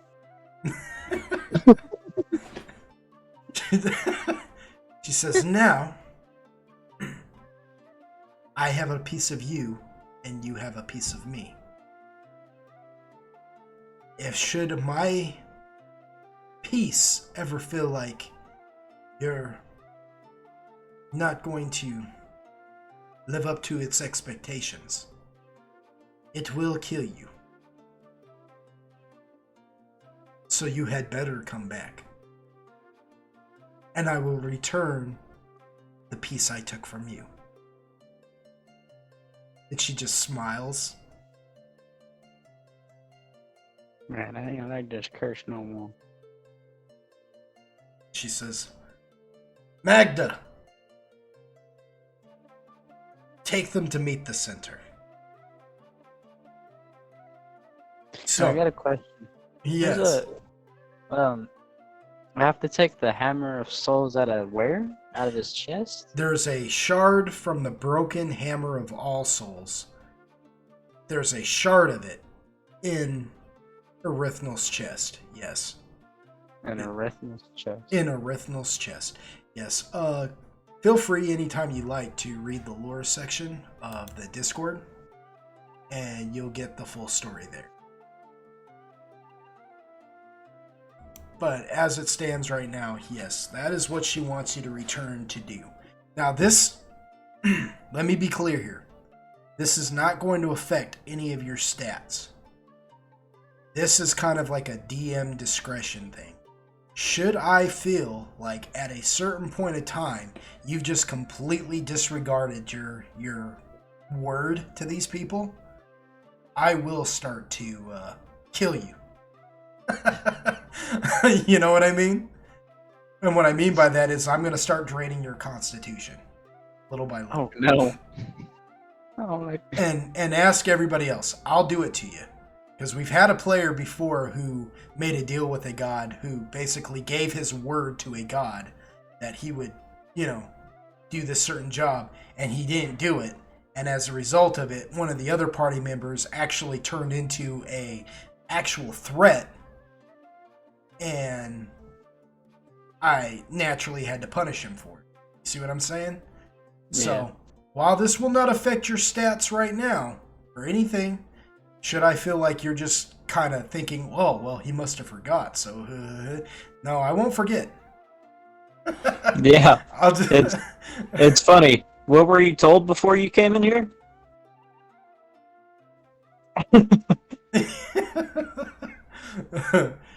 Don't make a deal. Don't make a deal. I was just Don't make a say, deal like, with I'm anybody? sitting here, like, don't make a deal, and I was like, I'm not making one. Eh.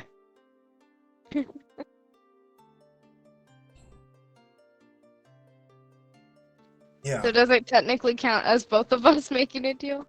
No, she didn't kiss you. No, she didn't do I don't nothing like to that. you. In fact, Good. she kept calling you her pet, and she kept calling you his pet. So Excuse me? yeah, she doesn't really think highly of you at all. Well, same to her. So Magda leads you to yet another chamber with yet another basically porthole of a door. But this one isn't a porthole at all. It is a double door, like something that leads down into a root cellar. And it is all decorated in you don't know where this is coming from either. But it looks like it's made out of brimstone with lava running in the cracks of the rock. But you don't really know where the lava is coming from because there doesn't seem to be any source coming to it. It's almost like as if it's just generating itself there. And standing there, you see another man, because you guys are getting ushered around right now. From one person to the next. But this man standing there, he's dressed all in black, almost like studded leather armor. And he wears this red mask that makes his face look hollow and almost skeletal. And he stands there very staunch and very stiff. And on either side of him stands these two very large, what looks like, these actually kind of look like, Warforged as well. Only instead of looking mechanical, their armor looks like it's a mixture of stone and steel.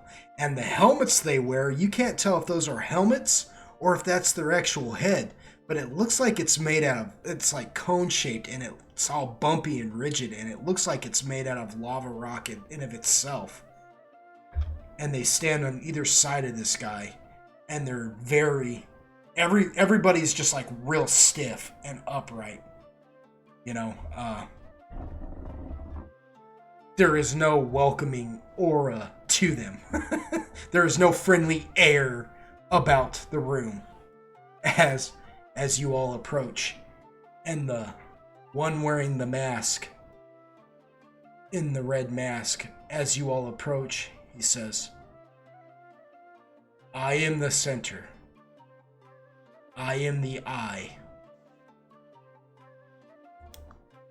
It is my lord's wish that you should be seen.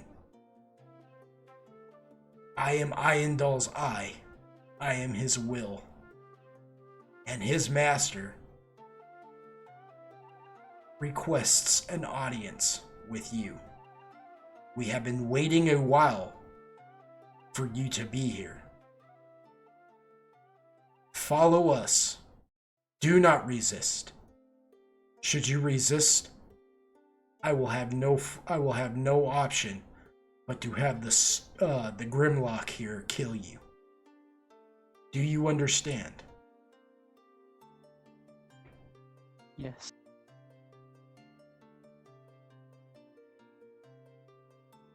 Then follow me.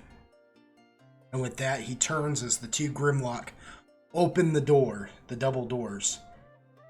And the center, it's like he's floating too. Like, you don't really see his feet move, but he just kind of glides across the floor, never losing that pose he's got as he goes down deep into what they call the bowels. And Magda just looks at you both and she says, good luck.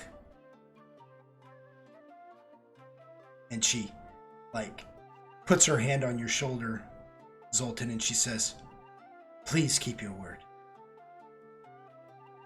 And out of all of the Underfolk you've met, she's the only one that seems like she's got any kind of, like, kindness maybe left in her. And then she returns her hand almost like she's scolding herself for showing you such emotion. She says, or you'll die, and then storms off.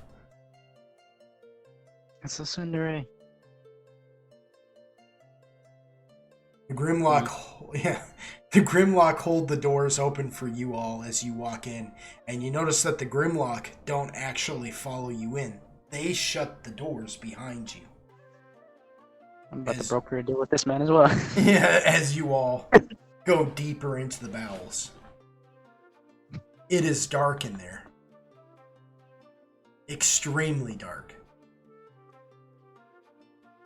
And you realize that it's a magical darkness because you don't see anything.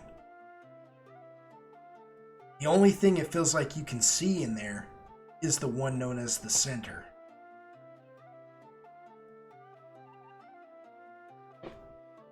He seems to have some sort of faint radiance coming off of him. But if he weren't there, you may not see anything. And it feels like you walk for miles just following him. And he says nothing to either of you. He doesn't strike up any conversation. He doesn't even seem to care to. It's like he's, out of everybody you've met so far, even the Warforged didn't feel this devoid of feeling, of personality, of humanity, you could say. And just when it feels like you've walked all you can walk, He suddenly takes you through this opening. And suddenly there is light, though you can't tell where it's coming from. You find yourself in this grand cavern. And when I say grand, I mean this has got to be the biggest cavern you have ever seen in your entire lives, and you guys have seen a lot of caverns. This thing looks like it is an amphitheater on steroids. It is completely shaped like a dome. And it just rounds all the way up and stretches high above your heads and rounds off to the side. And you find yourselves as you walk in through the opening there, it leads you out to a small, narrow platform that points out like a finger, as if it's pointing to the dome area accusingly for you all to stand. It is just big enough that both Zoltan and Agaragus can stand upon it, but as if you're approaching some sort of judgment. But the center does not follow. He stands there quietly and lets you both pass him now, as he motions for you all to walk out onto the small plank, basically stone plank, as you all stare into this vast dome-shaped nothingness. And for a moment there, it is all quiet, until it isn't. It begins to slowly fill with this like primordial smoke. It is incorporeal and ethereal all at once. And it is massive. It doesn't just fill like a section of that dome, it almost becomes the whole dome before you. On all sides it stretches and reaches up, and it slowly takes form into this wretched shape of a beast with these large horns and these eyes and this mouth. As it stares upon both of you, it is so massive that you now know what it must feel like to be an ant when you yourself are staring at an ant. You now know what that ant must feel like, as this massive creature looks down upon you. He says, "Well,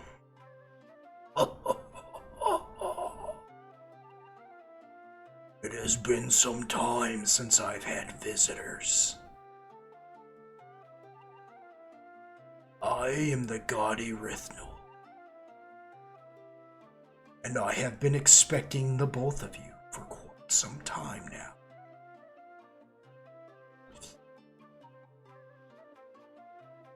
Yes.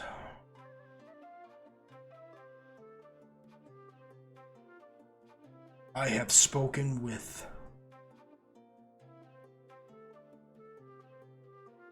ambassadors upon your behalf."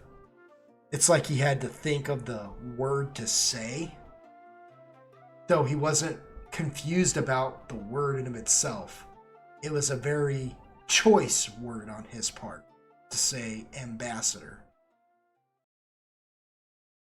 "And I have agreed to give you safe passage back to your lands.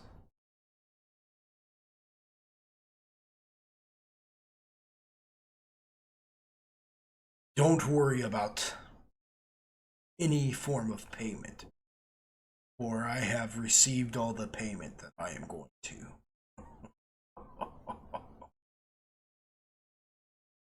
And with that, he reaches out, and you just watch as this massive hand just reaches out and closes in on both of you. and you see nothing but darkness. And it feels like all the life has been sucked out of you. And then just blackness.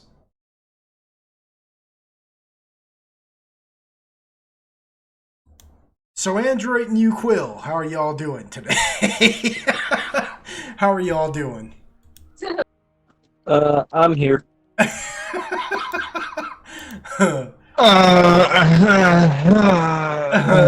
Here's a better question. How's my bird doing, bitch? Oh, your bird died. No. Your bird is dead. No. Go F yourself. No, His spine. we're His actually poor little spine. we're actually about to get to that, actually. So, ta-ta, Uquill and Android. The last you guys remember, you were battling Draken Magus on a bridge, trying to Correct. collect a bounty on his head, when suddenly you were attacked by undead Umberhulk, who collapsed the bridge underneath, the stone bridge underneath your guys' feet. But Solar managed to save your lives.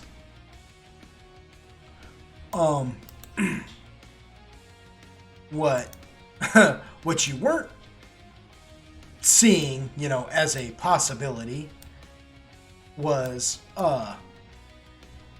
the actual freaking Umberhulks dropping down from the ceiling and smashing into Solar, which caused him to crash and completely incapacitate everybody. What Android, which you saw last before passing out, was your Bard's Charm being flung into the darkness. And then just all blackness. When you all awaken, you find that everybody is accounted for. Android and Uquill, you see each other. Your head's kind of hurt. You're feeling a little groggy. You try to move, but you found you've been bound. Not by rope or any kind of cord. It's almost like you've been bound in some kind of weird mucus. That's tasty. Bruh. You may try to roll strength checks or escape artists to get out if you so wish. Let me check which one is higher for me. Again, you will be rolling high. I'm gonna try an escape artist.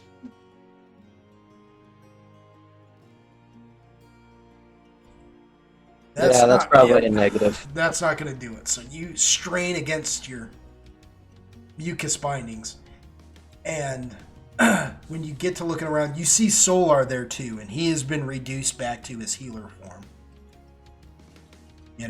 Solar is back to his healer form, you said? Yeah, he's been reduced back to his healer form.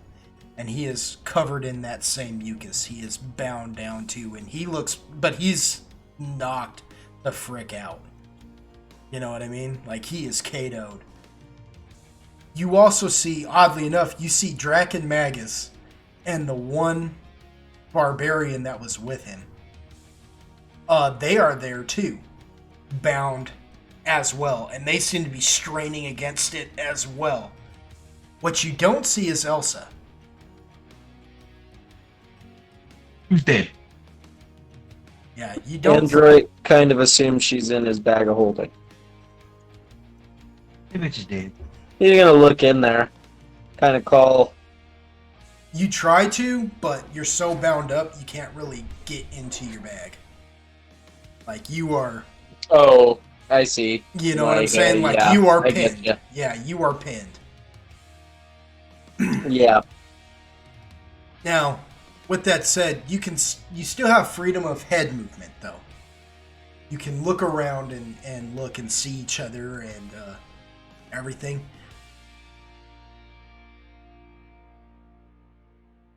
Go ahead and Uquill and Android. Go ahead and roll an intelligence or a wisdom for me, whichever is higher for you.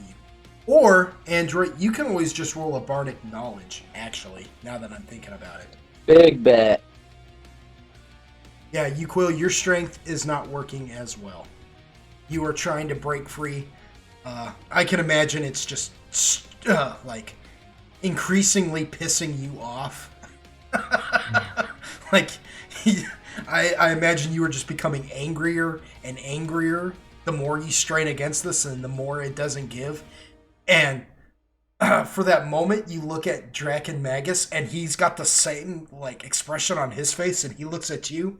And for that split moment there, though you two were enemies not an hour ago, you both have this understanding. With This some bullshit. Yeah, with We one gotta get out another. of here. Like, you look at each other and you realize, whatever beef we had earlier, F it. F it all, right? We're good right now till we get out of this. Yeah. Yeah, I'll punch you in the That's face later. This is interesting. more important. What good? Exactly.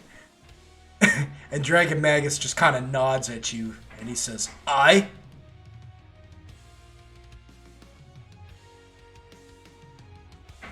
As if he's like, you know, trying to confirm if you're thinking what he's thinking. Yeah, you could just give him kind of like the universal head nod, like, yeah. Slow nod. Blank expression. And he Like, just, this is bullshit. yeah, and he just grunts and then goes, and he can't break out of it. So Android, you get to looking around and you realize with a strange feeling of dread, and you don't really know why, but you recognize this place you're in. Yeah. It is a cave where all around in the center of it, there is a pool of water. And in the center of that pool, there is an island with a singular rock. Fuck me. With a singular rock there, that with an opening, as if it's somebody's shelter. And you know where that you are? I think. Why don't you take a guess for me? And if you're wrong, I'll let you know. But I just want to know if you figured it out. I'm not totally certain, but is it around that area in which we would have seen that big fucking fish thing? Pretty close. Only Like it's in thereabouts in that Well, area. It's a little bit beyond that area. When you guys first saw the aboleth, you guys were still pretty close That's to what it the was. Yeah, you guys were still pretty close to the upper basement of the cudgel. This area is where you guys first met Hoborian. Okay, yeah. I was pondering what he would have to be doing with this. How he's responsible. Now, as you all look around, you realize you're surrounded by two of the undead Umberhulk. Well, not so much surrounded. Not so much surrounded. Let me rephrase that, because I'm not doing that justice. You're not so much surrounded by them. There are two there. Okay? There are two of these undead Umberhulk who are just standing on either side of where you guys are laying. Right? And again, they're undead Umberhulk. They seem to be, again, Android, they seem to have that glow in their eyes from the undead effect of what you remember from when Timothy died. You know? Right. You remember that their undeadness was coming from a conduit more than just like a necromancer doing some kind of spell and raising them from the dead. There's a source to their undead. You know?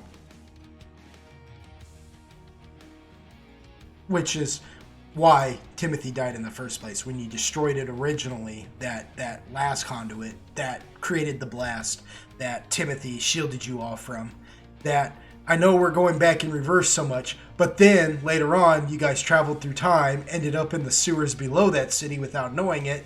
That conduit blew up, was going to actually kill all of you, but then Quill absorbed it with his shield because the totem is sweet, and that actually saved Timothy's life.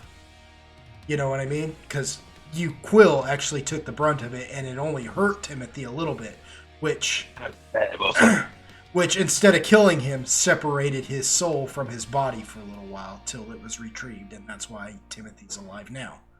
You see what I'm Suck saying? the soul out of him. Yeah. So you guys see that, but you also notice these things flying through the air. And they have the same glowing eyes as the Umber Hulk. And you remember these things because the last time you guys were down in these caves, you fought a couple of them, but they were still living. You seem to remember that they were called cloakers. Only these things are undead.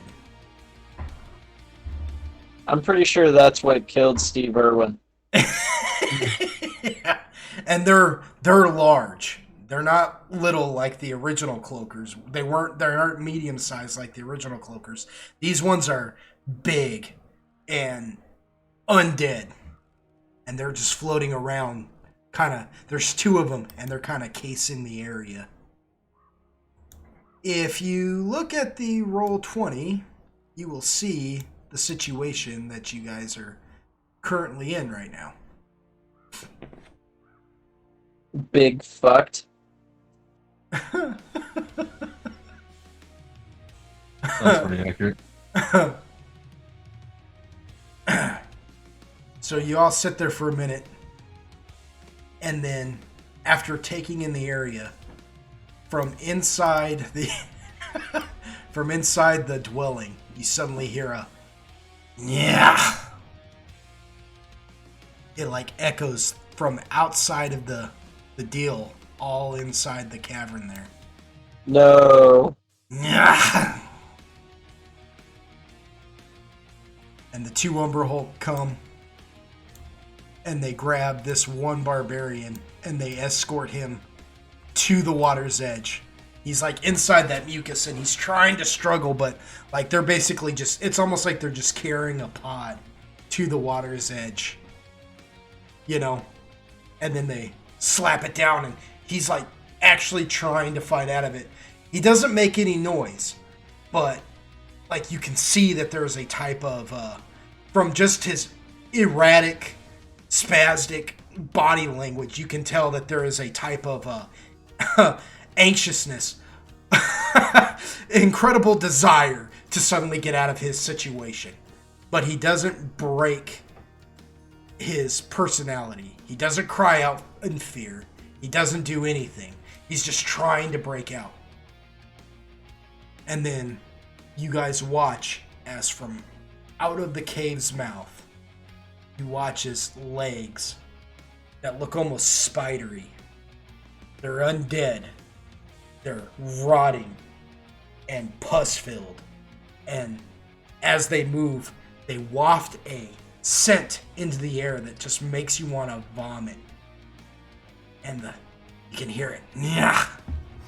Yeah. As this thing comes emerging from the cave entrance. She is large. And she looks like once upon a time, she herself might have been a Formian, but much of her skin has rotted away and is just pus-filled and warty. And you realize that what you are looking at is the living corpse of the Formian queen that you slayed so many years ago.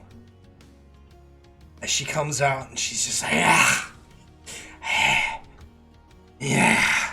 And she looks down upon that one.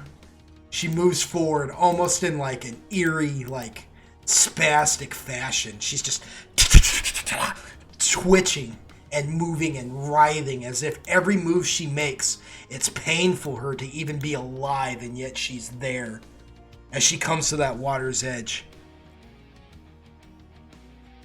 And the barbarian looks up at her for a moment, and he still struggles.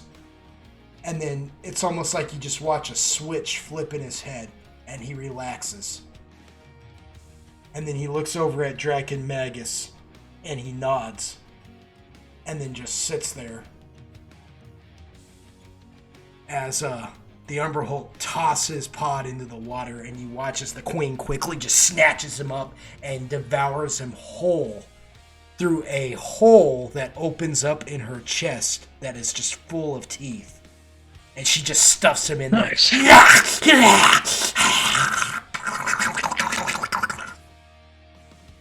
That doesn't sound fucking disturbing at all. Yeah, and you watch as blood and like part mixtures of blood from her victim and pus and mucus and God knows what else just spit out of her chest, just as she just stuffs him in there. And she's like,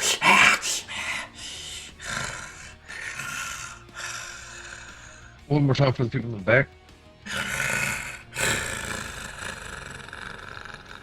Hell yeah. No, okay. Anyways.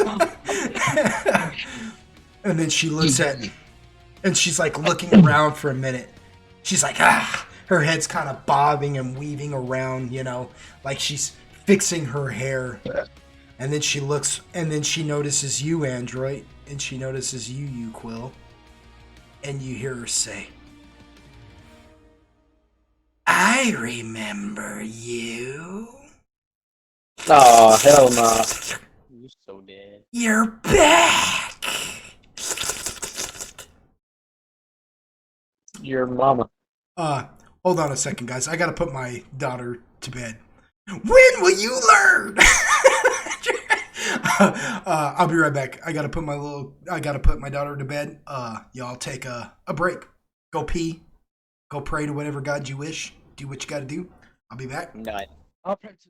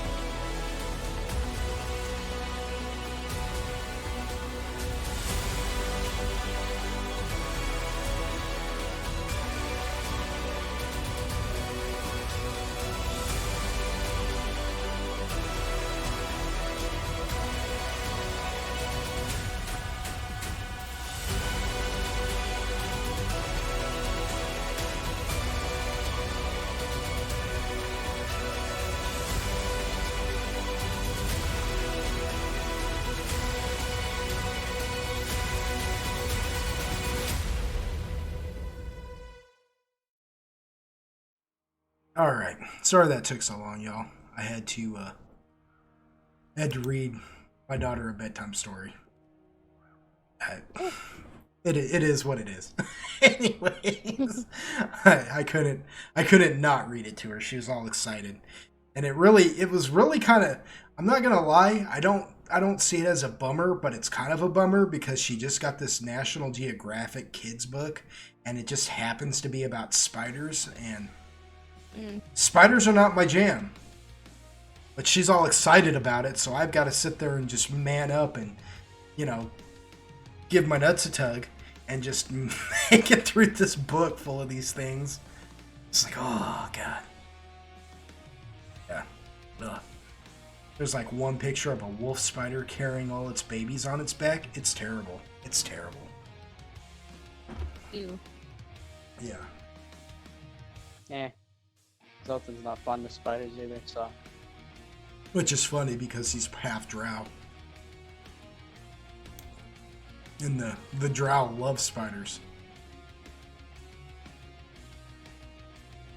That's funny. That's okay. I made a full-fledged drow who hated spiders. So, it just seems to always be destined that if you're going to play a drow who gets kicked out of his people, and one of the problems is the fact that he don't dig no spiders. Oh, right. So, is Android and Quill ready to go, or are they peeing, smoking? I don't even like you. Yeah. Are you saying you're upset with me right now? Me upset with you? Never. Android. I think he should just kill Dad because he's not letting me have that good old ass stream. Shut the fuck up, bitch. Android's doing what, Cassid? I'm sorry. He's getting something downstairs. I don't know. Okay, that's fine. I can wait. That's funny. That's funny. Dragons, I thought you'd be all happy to be going down memory lane right now. Yeah, well, we don't pay you to think, so there's that. You don't pay me. Well, fair enough. Fair enough. For a good reason as well. Yeah, I mean, because you do this crap. Because you're a bitch. Because you pulled this crap with us. All the time with you. I just thought you'd like to go down memory lane. This is all This is all Arc 1 stuff right here. I mean, aren't you glad to be, coming back to your to the beginning? Yeah, something like that. This was your first BBEG. This was your first boss battle. Remember her? Unfortunately. The spectral hand, the touch of fatigue, the wall of force. Man, finger banger. Oh, dude, she was a pain in the butt. Finger blast.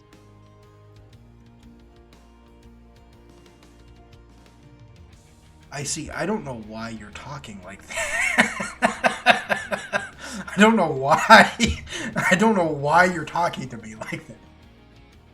He thinks he's edgy and cool. Are you talking about the finger of death, the death touch? Yes. Okay, that's what I thought.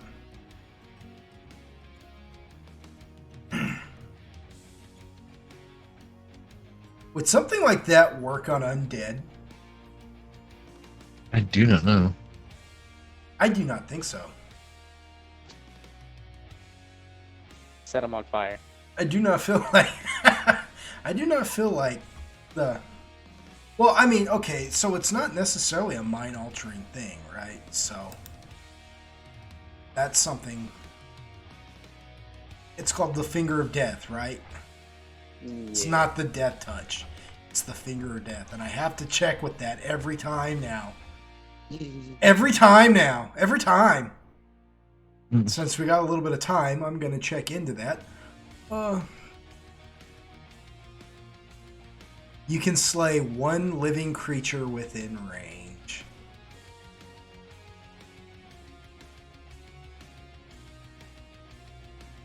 That right, Android's back, by the way. that right there answers my question. I mean, it is living in an undead form. It's unliving. It's even a necromancy spell. It's even a necromancy spell. I don't feel like... I think you should put the finger blaster on them for her. Master Blaster. Welcome back, Android. So, y'all ready to rock, BK Broilers? I don't know what I'm saying. I guess. I'm so sorry. I'm so sorry. I apologize for that. Are you guys ready to continue? I'm sorry. Are y'all ready to do this? I apologize. I don't know what I was saying just now. Let's rock and roll. Let's rock and roll. So where we left off before the break. Yeah. The undead Formian Queen, who you all slayed so many years ago, remembers you. She remembers you. Delectable little delights you.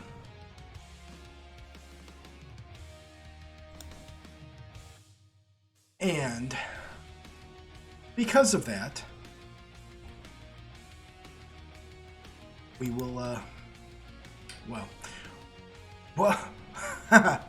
what would you all like to do? Good question.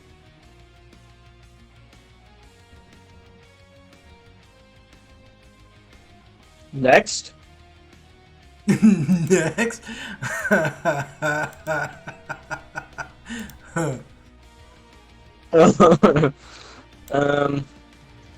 Let me think.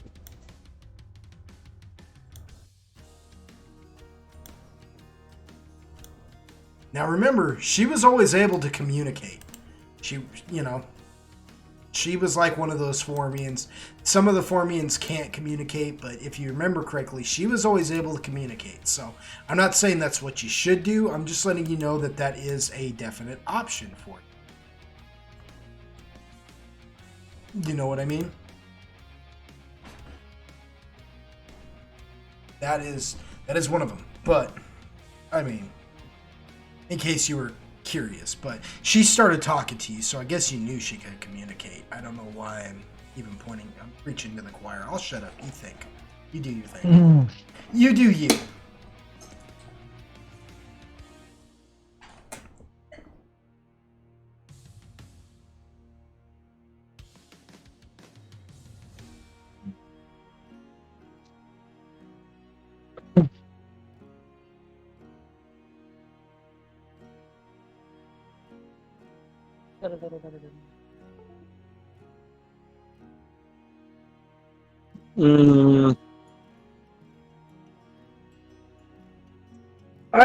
I don't know.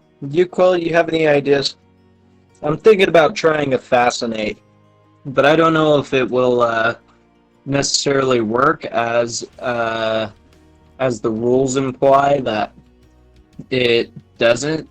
The distraction of a nearby combat or other dangers prevents the ability from working, so I'm not sure that I'd be able to use it here. What does Fascinate do exactly? It's part of the Pied Piper thing. You fascinate a creature with your music or poetics. Now, let's see. A bard with 3 or more ranks in a perform skill can use his music or poetics to cause 1 or more creatures to become fascinated with him. Each creature to be fascinated must be within 90 feet, able to see and hear the bard, and able to pay attention to him. The bard must also be able to see the creature. The distraction of a nearby combat or other dangers prevents the ability from working. For every 3 levels a bard attains beyond first, he can target 1 additional creature with a single use of this ability. And then beyond that, it's just talking about making perform checks and the DC and what have you. So is that like a mind-altering effect? It's kind of like a charm. Any obvious threat, such as someone drawing a weapon, casting a spell, or aiming a ranged weapon at the target, automatically breaks the effect.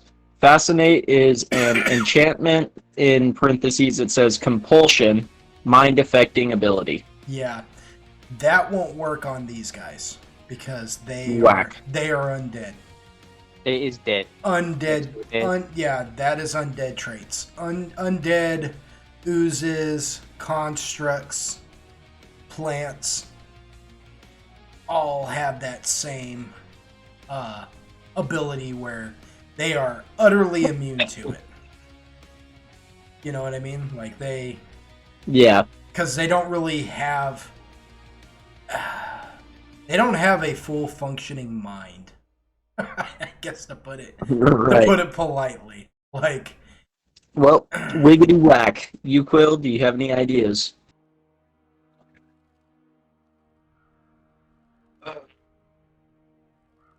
I mean, I guess like you said, we could just talk through it, but Touch it first. Zoltan, shut up with the touching. yeah, what is it with you? That's not gonna work. That's not gonna work. I'm telling you right now. That's Android.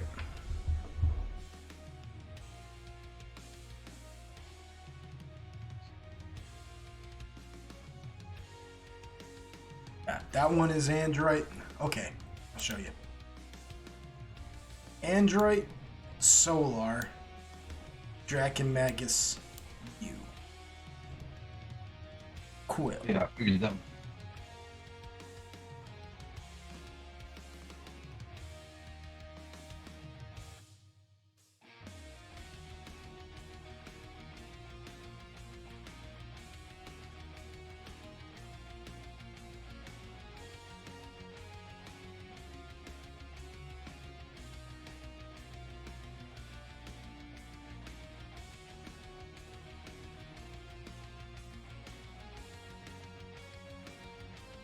Yeah. I guess speaking to her probably is my best option, but I don't really know what to say. Sorry that I killed you. Sorry that you're dead, but you were a real freaking chotch when I knew you.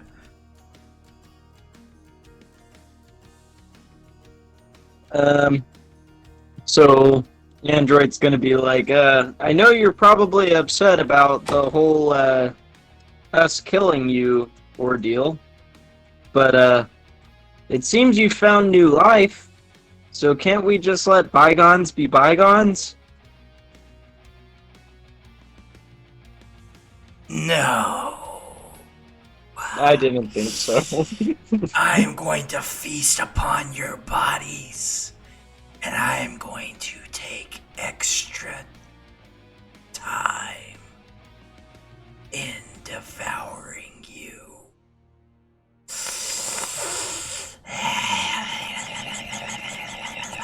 And she's doing that with her tongue. Yucky. It's about this time that Solar wakes up for a moment, and he looks and sees the situation, and then he closes his eyes and lays his head back down like he's still passed out. And he just kind of whispers, "Stall her." Do what? It stole her. Oh. Stole her.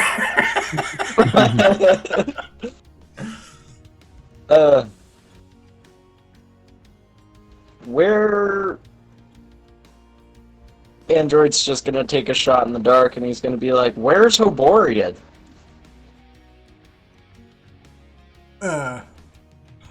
Go ahead and roll me a diplomacy on that one. Okie dokie, farmer.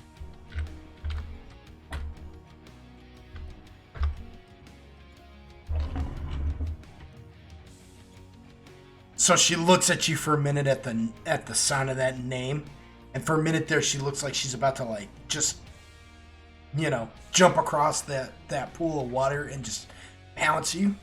Oh fuck! I pissed her off. I'm so angry. Solar just nestles himself deeper inside his mucus sac. She can't see me. She can't see me. No, but then she like stops. It wasn't me. Yeah, she like stops and kind of cackles.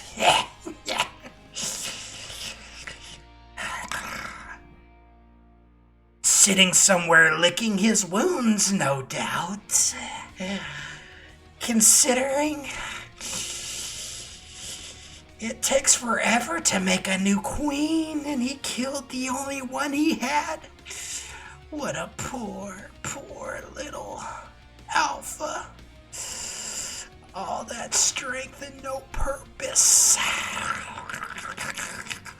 And like, her tongue, which is abnormally long, like reaches out of her mouth and starts licking her chest. Almost like caressingly. Like she's licking her nipples. Yeah, like she's just like or trying. Ew. But like there's like this weird like mucus, like green mucus.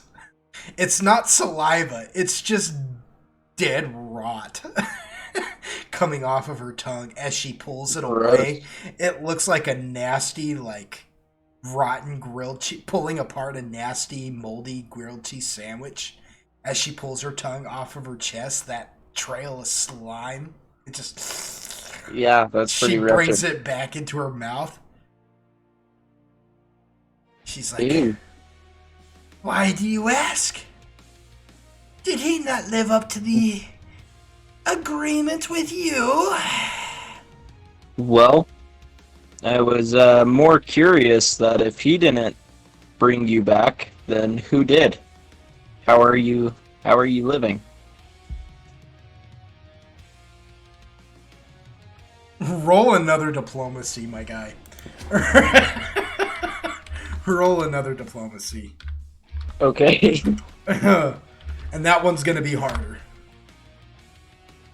Way harder. Oh fuck. Oh yeah, nah. That she rolled a 41 on her sense motive on that one. Oh fuck me. Yeah, she just. I could just like tank some heroic points. Yeah, I mean, I have 37. now that I've told you. That I've told you. Yeah, absolutely. Absolutely. They're mine to do with what I want. Nobody told you to tell me the number. Shame on you, DM. You have not spoken the outcome into existence yet. Tank them if you want to. Tank them if you want to. I would need to tank 22. So I'm gonna do that. To get a 44, huh? Oh, to get a 44? Well, she's got a. You said 22, right? I am at a 20 for my diplomacy. I thought it would be 22. To oh, my bad. 42. I was thinking 22. Yeah, no, you're right. She rolled a 41. Yeah. Yeah. I'll burn 22 heroic points. Yeah. To get a 42? Yes. Yeah, just so that she doesn't eat my face. What confused us just now was the fact that I tried to do math, and we see how that turned out. So, there's that. Again, just another one of life's little reminders. Okay, so you got a 42. You just barely edged her out. Like, the way that worked is at first you did F up. Because she kind of like looks at you and kind of flinches when you ask the question. And she kind of steps forward to the water's edge and gets you going like, oh crap, say something. And you do. What do you say to her to like back her down after using your heroic points to get her to stop and actually like answer your question? I think he's going to be like... Make it sexy. Well, I'm just kidding. I just want to know if it was Mind Doc. She stops and she goes, "Who's mine, Doc?" She looks confused at you. The elf. The elf wizard that was with us, the weird one. High elf? Was he a high elf? Yeah, he was a high elf. Yeah, the high elf that accompanied us before. She throws her head back and cackles. She goes, "The forces that bring me into being now." And she almost sounds like she's in agony about this. "Is so much more than just some simple high elf." She says, "You don't know what you have stumbled in upon, do you? You didn't come here on purpose, did you?" No. Maybe. You quill, roll a bluff. What's it to you, bitch? One second. No. We did not mean to come here. I'm switching to presence, which also gives you Android from now on a +3 on any checks that he does for diplomacy, bluff, or intimidate. Oh. Where were you before you needed to tank all his heroic points? No, I'm just kidding. Yeah, just the three would have mattered. Yeah. Let me see. And that is a presence, you say? Presence, you say?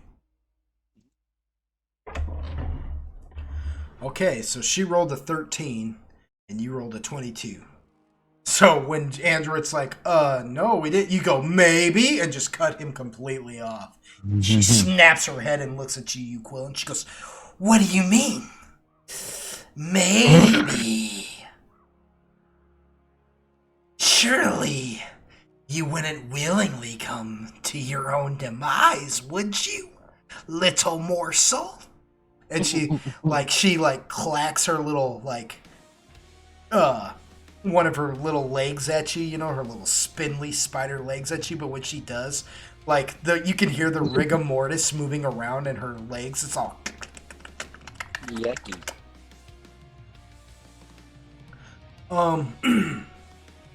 Okay, well, she's undead, so she's unintimidatable. What would I use? That's the next best thing that I have, because I'm not...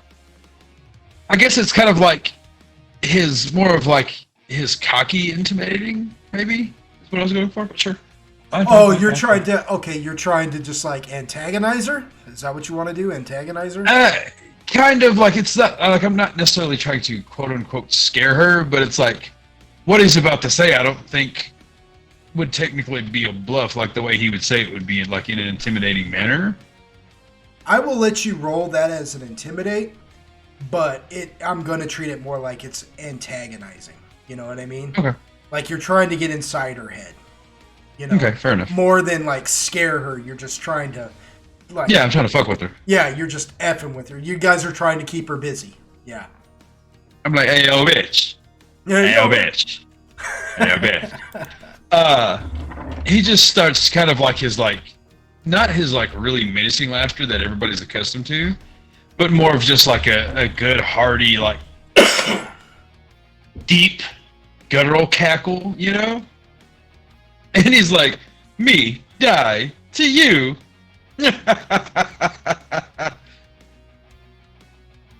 Oh, nice. Alright, so she failed.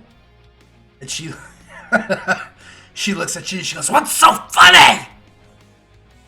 You think I'm some joke to you?" And she's her movements are now real spastic, she's twitching, you know what I mean? Think Sadiko, just she's like, "You think it's easy being this way? I'll enjoy feasting upon your flesh."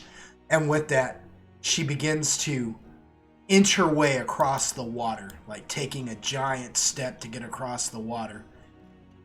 And Solar just sits there and says, "Okay, I'm ready now." Oh, he's gonna hit her with the special beam cannon. I was like, do I set her on fire? Solar. Use solar beam. Very effective. Yeah, it is super effective. Turn this into Pokemon. And he just Oh. grows. He's like, "Oh, I had to get my strength back. Sorry that took so long." And he just boom grows so big that the mucus sac just can't hold his size. And when he breaks apart, the force of it and the shrapnel of the other mucus sacs start breaking away your guys's, and you guys feel yourselves getting looser. So much so that, let me roll something real quick, and I will tell you something that may be a possible option for you, Quill. Okay. As soon as this will freaking do it. Oh yeah. Oh yeah. Oh yeah. Okay. You Oh good? yeah. Yeah. It's that revving up. Oh yeah. Oh yeah. So when you guys start getting kind of loose, you see Draken Magus actually like feel that give a little bit, and he punches his way out of a chunk of the mucus sac, and he reaches over and breaks into yours, you Quill, and grabs your hand, and he goes, "At the same time, we tug a war." So, Sure. you see what I'm saying? Basically, what he's suggesting you do is you both pull on each other, and because you both are gonna use your strengths to pull at each other, you're both just gonna pull each other clean out of the freaking mucus sacs. Fair enough. Yeah, roll a strength. Roll a strength.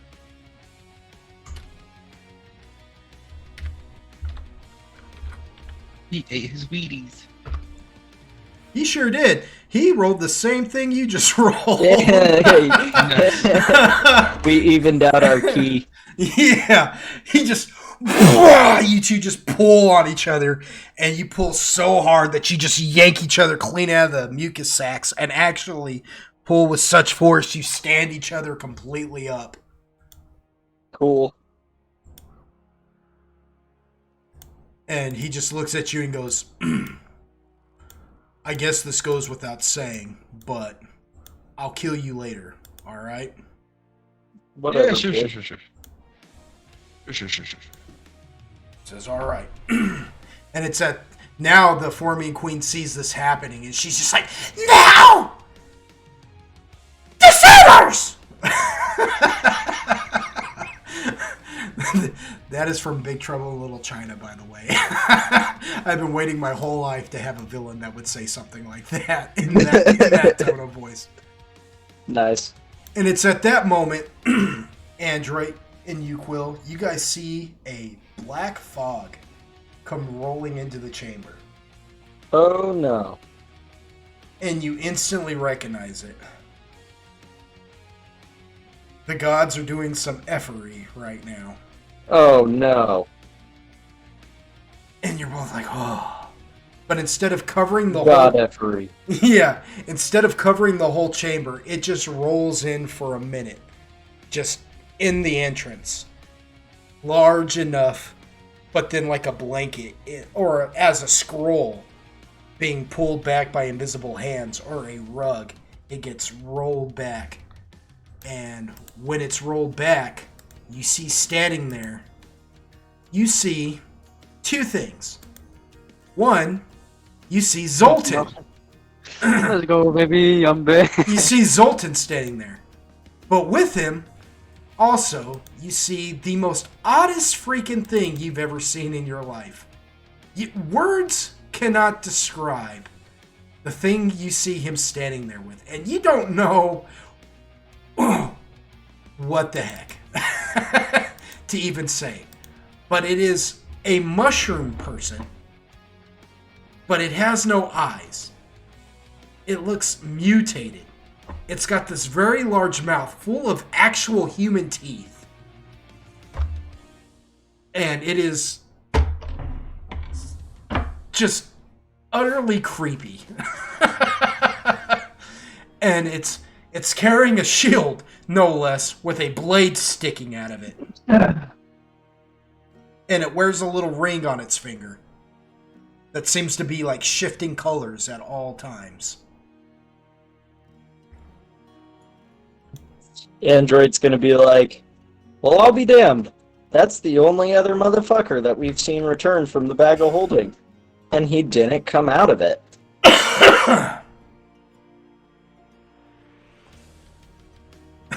Draken Magus takes one look at them, and then he looks at you, Agaragis, and he goes, "The shite is that!" Android's gonna be like, Daddy, chill.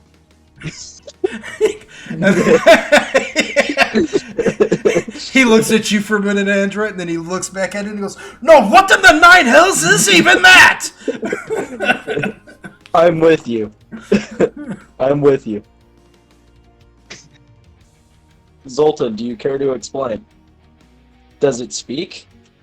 It does speak, and beware, it is quite gross. Why you guys, you guys are having this conversation for a minute, but then out of nowhere, like, it is interrupted. Like, in the middle of what you're saying right now, Zoltan, the freaking Formian Queen steps on the other side of the shore and she says, "Kill them!" Says what? Oh, I forgot about the fucking centipede, bitch. Kill them. Zoltan, you and Agaragis come into the situation, and if you look at the pictures I posted previously, that's what you see. Yeah. Well. And, let's go. yeah, time to roll initiatives. As she said, kill them, by the way. Kill them! I get one of the lowest rolls on the kind. Huh? Oh. Can I move Solar slightly to the side? Yeah, go ahead. Yeah, fair enough. Right there. Yeah. Android, you seem to be the only one still bound up, but your situation is a lot easier to get out of at the moment. Okay. You know what I mean? Like, you, Quill, and Draken Magus got themselves free. Solar got himself free. Everybody was just kind of taken aback that nobody really thought about the bard. Nobody expects the Inquisition, so so you're still kind of just, in very typical bard fashion. It's like, so nobody's gonna help me right now, huh? Well, okay, it's all right, dicks. I just sing for you all the time. You mind giving me control of my token so I can... I thought I did. No, I keep saying my roll. You have control of it. Controlled by, Wait. Let's see if it works. There we go. Yeah. Okay. See? I thought so. Question me. No. For some reason. I'm just kidding. Man, you know what? It's finicky. It is a finicky thing. How does the mushroom get my...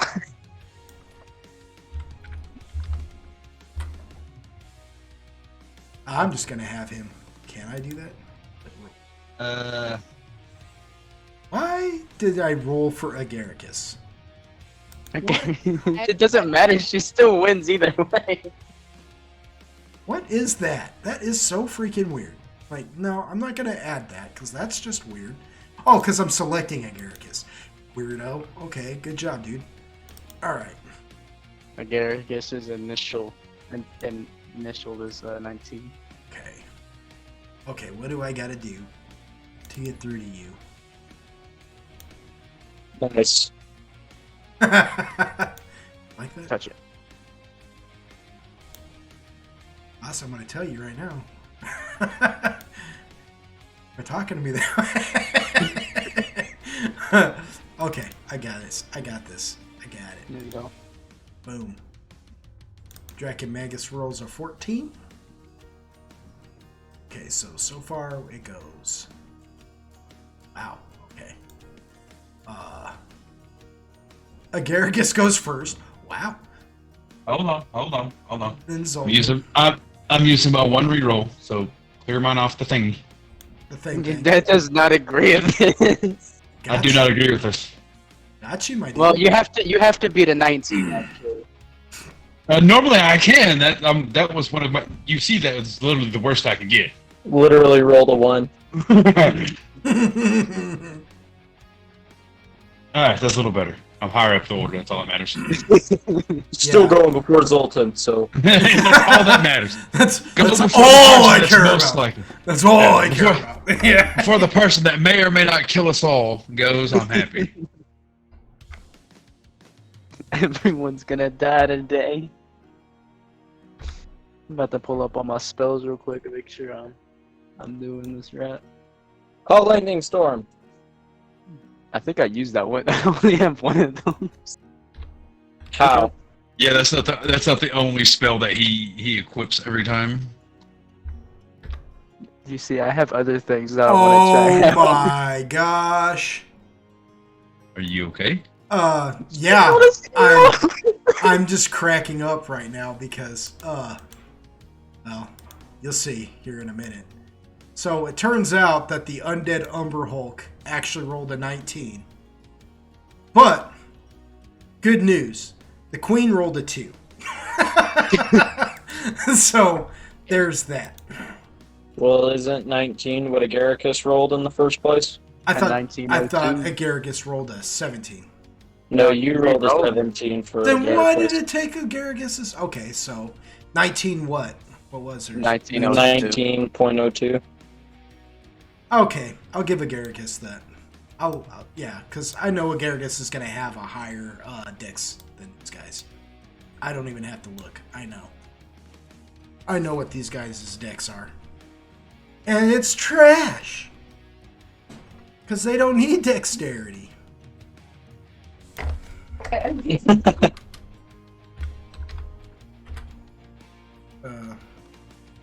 Those two. And the Cloakers rolled a 15. So, let's see. Where are they sitting?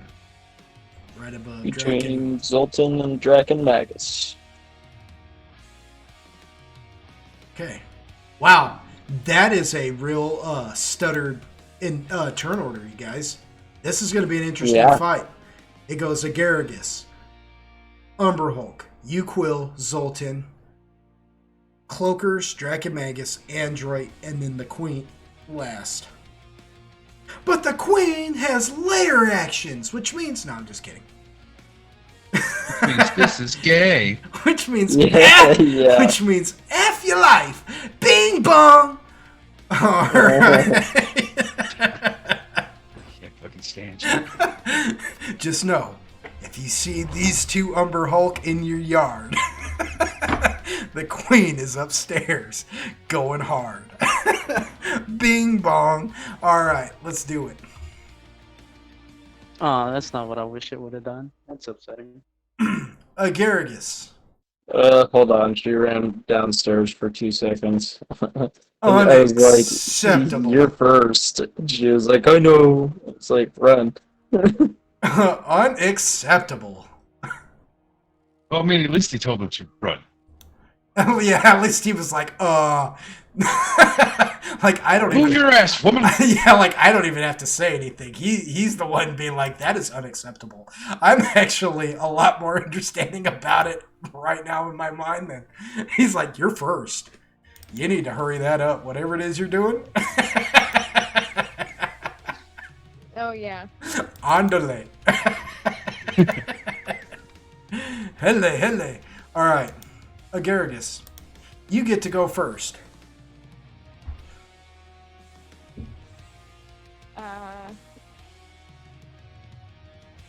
So I don't know what to make. hey, you know, to be honest with you, because you're new, I'll straight up break it down for you. Nobody blames you if you're not looking at this situation like, well, I should help these guys over here, right? You don't know them from Adam. You know what I mean? You know, these guys look pretty gnarly too, but this one was just almost kind of threatening to kill you too. You know what I mean? So, Right. like, any decision you make right now, even if it's to just back up and be like, wait a minute, till you can figure it out, you know what I'm saying? That would be understandable. That is a very realistic expectation. Or you can just straight up do it like, well, F it. I'm going to attack these guys because they look the worst, or whatever. You know, whatever you want to do. It is completely reasonable. I mean, I wouldn't go that far, but yeah.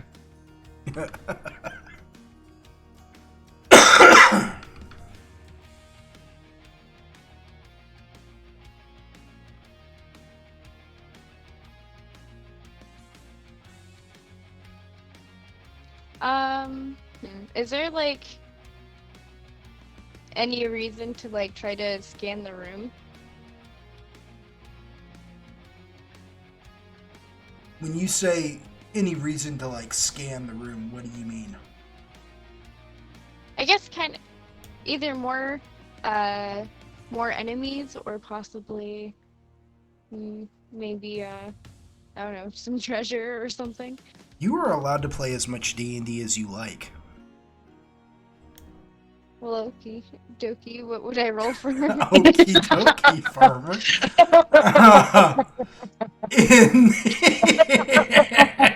In this scenario, That is you the could- best answer ever. Yeah, well, okie dokie. What do I roll?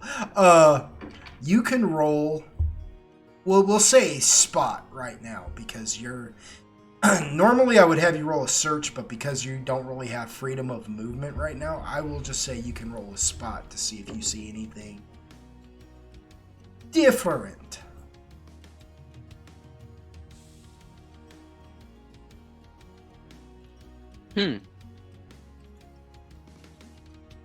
Well, don't mind if I do. Gonna come down here real quick. So you get to looking around, and for a split second there, you swear you see a glittering in the water. Or not so much in the water, but just past it on the shore. And you can't be for sure because this big old boy is in your way. You know what I mean? But he's so big that you're kind of looking between his legs and past him. And you swear you see something up in this general region just kind of sparkle maybe, or something just kind of catch your eye with inside that dwelling, but you can't be for sure what it is you think you saw. Interesting. Why can't I figure out what it does? It's gonna be fun. Okay, I might try to move a little bit, and then I think I'll end my turn after that. Okay.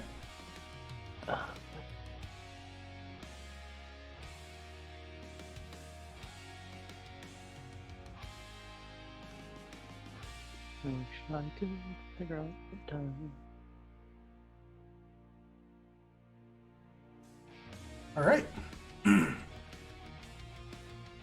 So you just kind of scurry over here like, don't know. Don't know what's going on. Don't know what's going on. Nice. All right. So it is now the Undead Umberhulk's turns. And honestly, with everything that's going on, I'm gonna be 100% honest.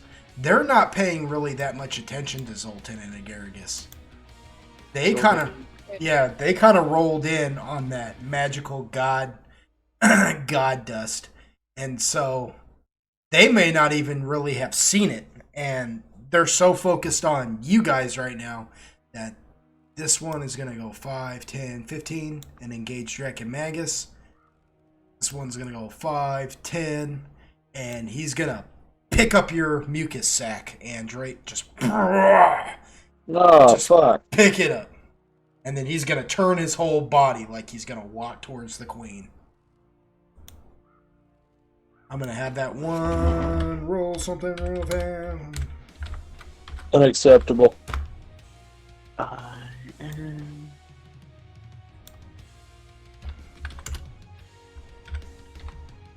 So, trying to figure out where I'll go.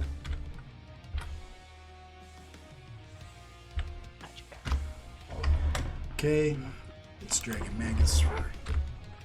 Well, not hit him for anything. Hold on, let me look at that. Oh yeah. Okay, so he attacks Dragon Magus and he slaps down on Dragon Magus, but you see him just kind of shrug that off, like, nah, F you. Jesus, Lord have mercy. That's Quill, it is your turn. Okay.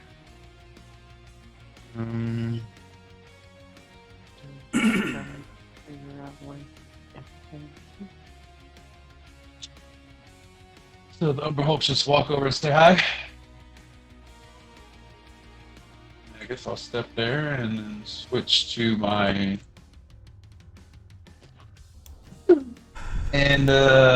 Switch to your what? power, bitch. Do you hear me now? Do you hear me now? Yeah, now I do. Yes, I do. Do you hear me now? When you say power, do you mean the fire? No, power. Okay, what does power do again? I'm sorry. You have to remind It me. makes his dick bigger.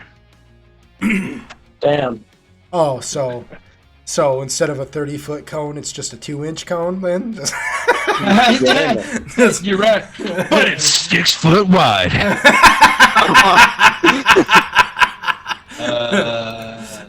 Fair enough. Yeah, good answer. It gives me a bonus to my damage. Gives you a bonus to your damage. Okay. Go ahead and do your turn, and I'll look more into that, so you don't have to waste your time. Because I'm actually I know exactly what it does. I'm already opened up on your page actually. So We have no other shit going on right now. equal to your aura bonus. So what's your aura bonus right now? 3. 3? Okay, so you get a +3 to your damage, right? Yeah. Okay, cool. Good deal. If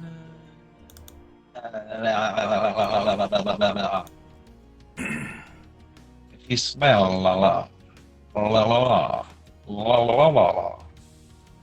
Ah, yes. Everyone remember Storm of Vengeance? We all about to die again. No, Zoltan's just going through all his spells right now. Like, what could I do right now? What could I do? Well, I'm trying to figure out one of the things, and one of them's in the Divine Book, but I can't figure out where to go to read what it actually does. Actually, Chingo su madre pinche puta. at this moment too, like you're enough time went by too that your what do you call it?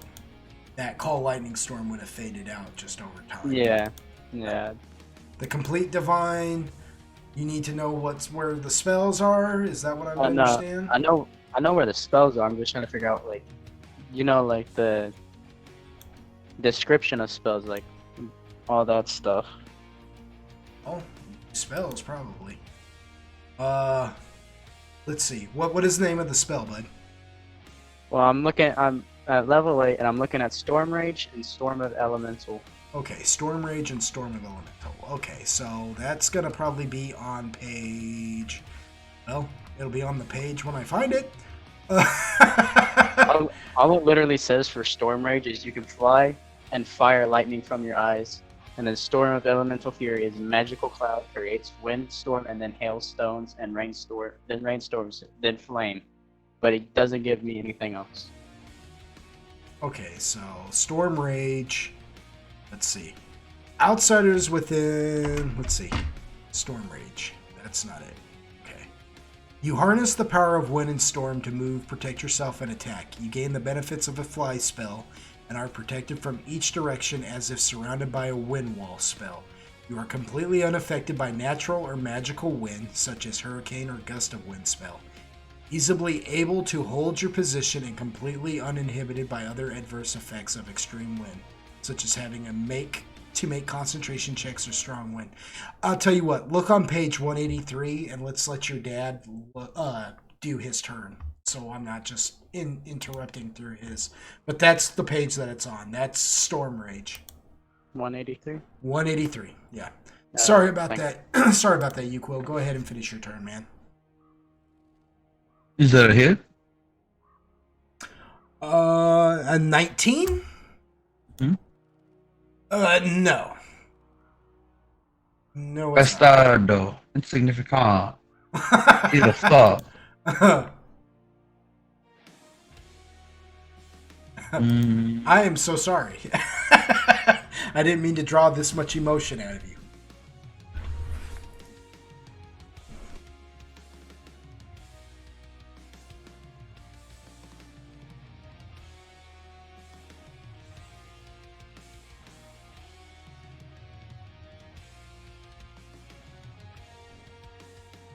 Really?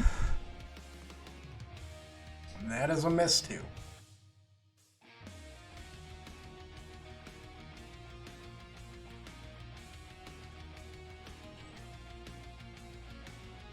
What in the fuck, Kanye? Oh, it's going to be one of those nights, isn't it? I see. Damn it, man.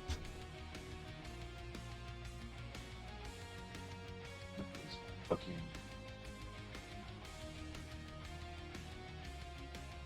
Are you adding the bonuses from your Iron Eros?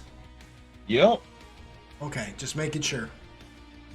Yeah, even that said me to go fuck myself. Yeah.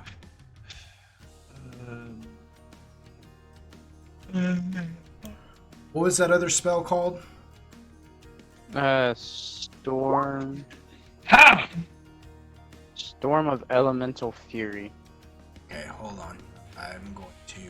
Oh, that's right next to it. That's on page 182. 34. That is a hit.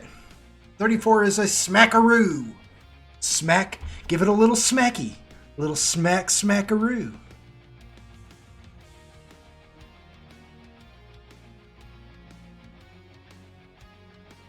A little ginger smacks.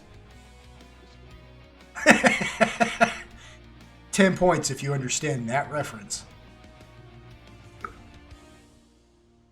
For all of 19. For 19 points of damage.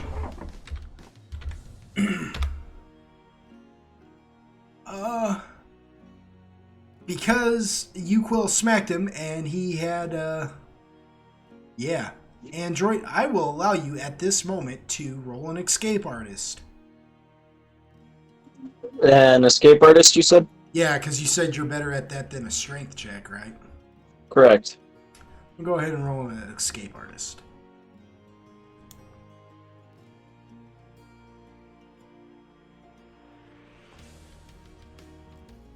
How big would you say these creatures are? They are large. Large? Well, they're large. The queen is huge. Okay. Android, you managed to break out of your mucus sac and land to the ground. Just plop out prone. Blah. Well, I wouldn't say prone. I'd say you... Go ahead and roll me a reflex save. You know what? Roll me a reflex save. Oh. Let's just see if I... Actually, roll me a tumble. Roll me a tumble. Bet. Oh, this is gonna be a sketchy thing if I summon that.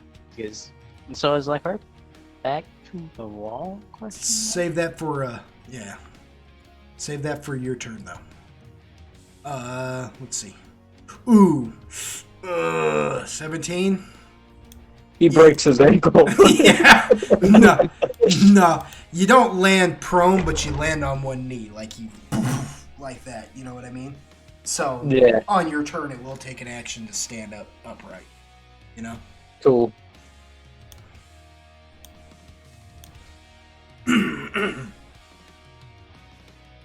Yuquil, is that your turn? Yep. All right. Now, Zoltan. What are you thinking? Alright, so like, are we pinned to the wall, or is there like more land behind us? No, you're... Okay, so I want you to think of this area behind you as just an open area. Okay, these are the walls. This is where it ends. You know what I mean? But there's nobody behind you, no. There's just your enemies here. Got enemies over. Actually, why is that in that? Why are you looking at it like that? Understand. What is your dark vision at? 80. 80? Okay, so you can see that thing hovering over there up in the sky too. You don't see this one, but you know that there's a thing flying over there too. You instantly recognize it as a cloaker. You know these things to be Umber Hulks. You've lived in the underworld. You know what these things are. What bothers you is the fact that you instantly recognize them to be undead.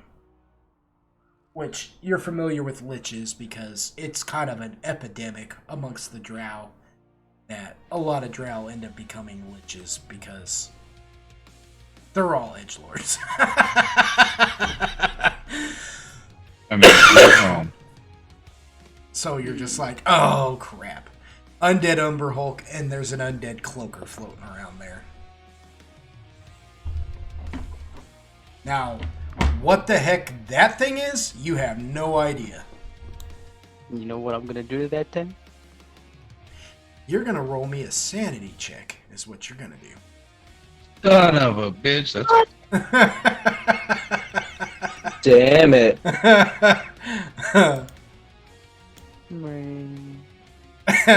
That's what I'd like you to do. What is your sanity at? 35. 35? So you've got to roll lower than a 35. Roll me I don't one. know what's gonna be. Roll me a D100 and score lower than a 35. Yeah, no, that's not happening, senor. You might. You might do it. A what? D100? A D100 and roll lower than a 35. Da-da-da. Wow. Wait. Hold on a second. You didn't say one D100. You just said D100. Reroll that. Put in one D100.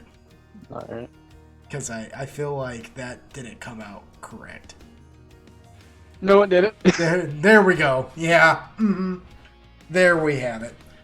Alright. So, here are your options. You ready for this?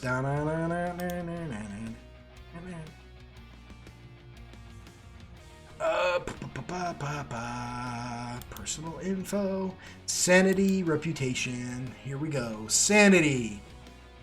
You have a few options here.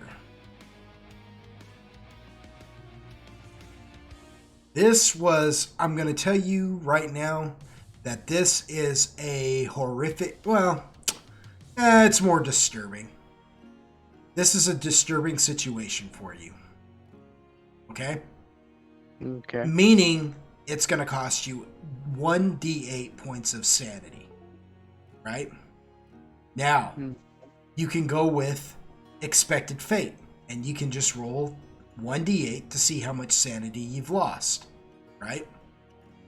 Or you can go with rationalize, which means you can try the roll one more time, but if you fail, you're going to roll a d20 to see how much sanity you lose instead. Or you can go with option 3, which means you can burn however many heroic points if you have them to pass the roll, if you will. You know what I mean? Which means you're basically using heroic points because you have to get under. You're basically going to put as many heroic points as you need to in that to count as something that will subtract it. See what I mean? Does that make any sense? I don't know how to explain that any better. But yeah, because your sanity's 35, right? So you would need to put however many heroic points to add to 73, so you could do 73 minus whatever to get 35 or below. And if you do that, then that'll help you win the roll. However, this will change you in some significant way. Oh. Meaning, I'm going to give you a quirk after that. You're gonna be like Android. And it will affect you. Now, Android sometimes just has to check his shadow.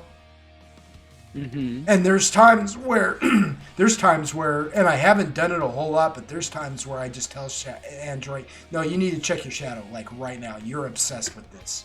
You cannot focus on anything else until you've checked every shadow in the room. You see what I'm saying? That's a similar thing. Like, I will give you a quirk if you have the heroic points to do it.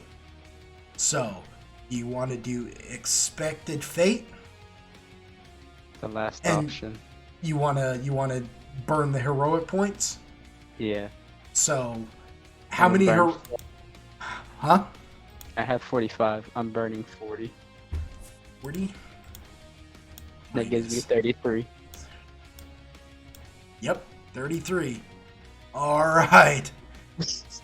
So, let's see here. Let's see. One sec.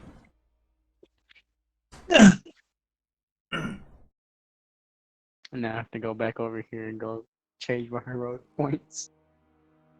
Yep. Kill No, we those. got 5 of those. How many did you say you had? I had 45. Now I got 5.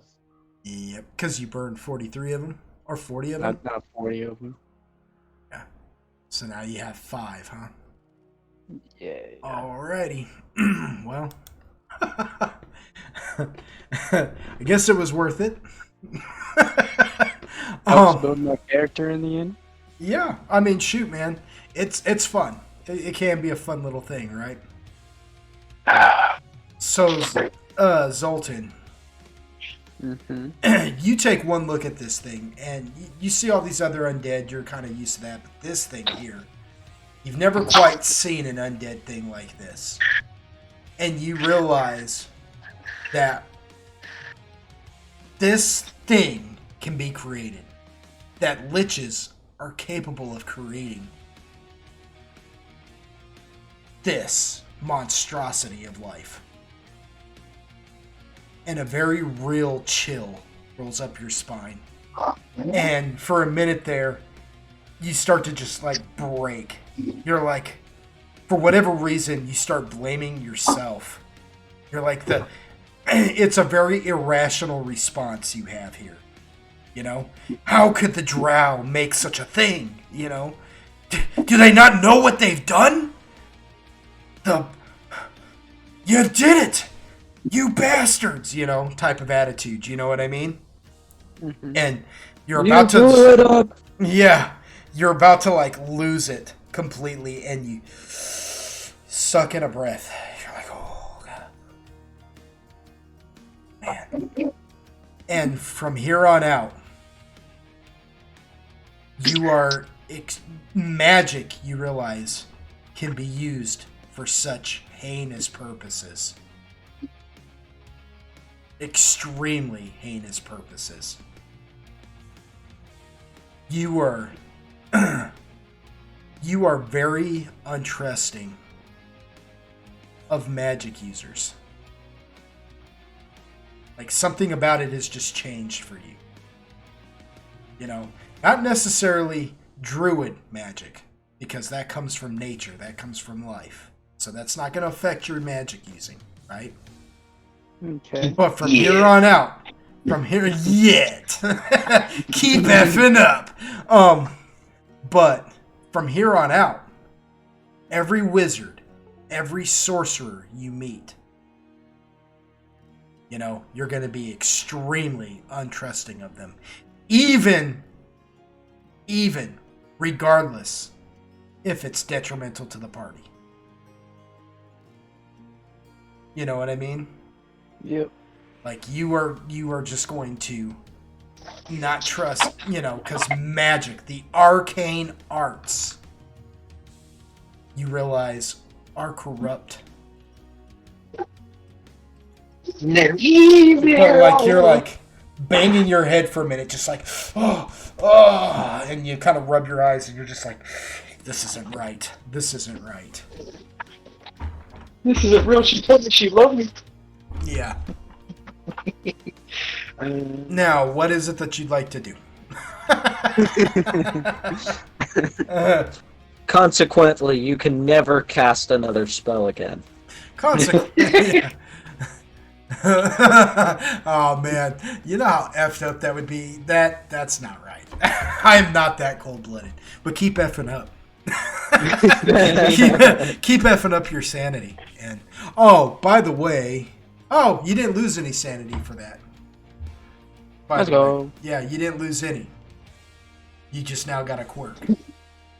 Now, this can be fixed, by the way. These kinds of quirks can be fixed. It usually takes role-playing, though.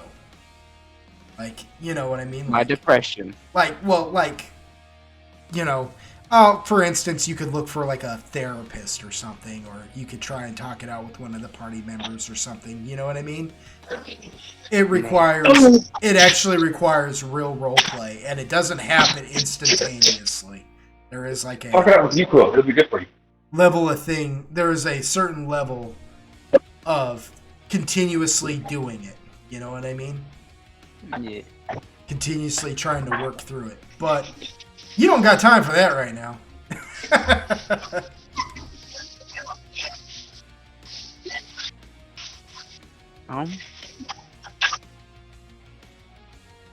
Is the Spider Woman, whatever she is, in the water, or is she like out of the water? Oh, she's out of the water. For all intents and purposes, she's not in the water. Okay.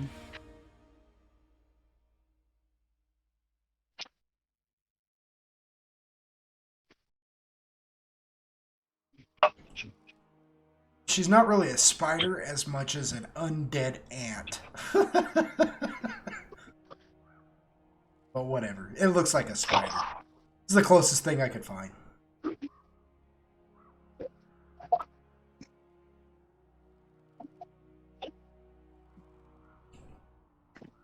How far away can I stone shape stuff again? 1 foot. Un. 1 foot, like what? Plus your level or something? Stone shape. Target. Stone or stone object touch up to 10 feet plus 1 foot per / level. Yeah, so does it give you a max amount? No.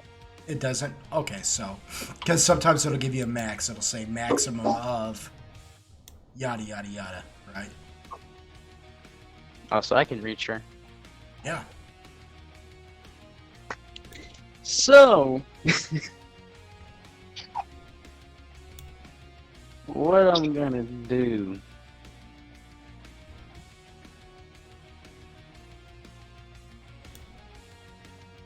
is touch stone and make sure, like, make a little dome around her and make sure it fills up with water. Okay. How high can that get? It should tell you how high you can make the stone reach. It should. Because what is the name of the spell? Shape stone? Stone shape. Stone shape. Okay. Stone shaper.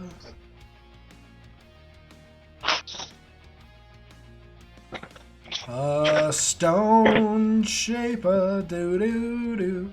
I took the thing to Goldfinger and turned it into the name of that spell. Yeah. Golden hits I'm laying out there, boys. Let's see.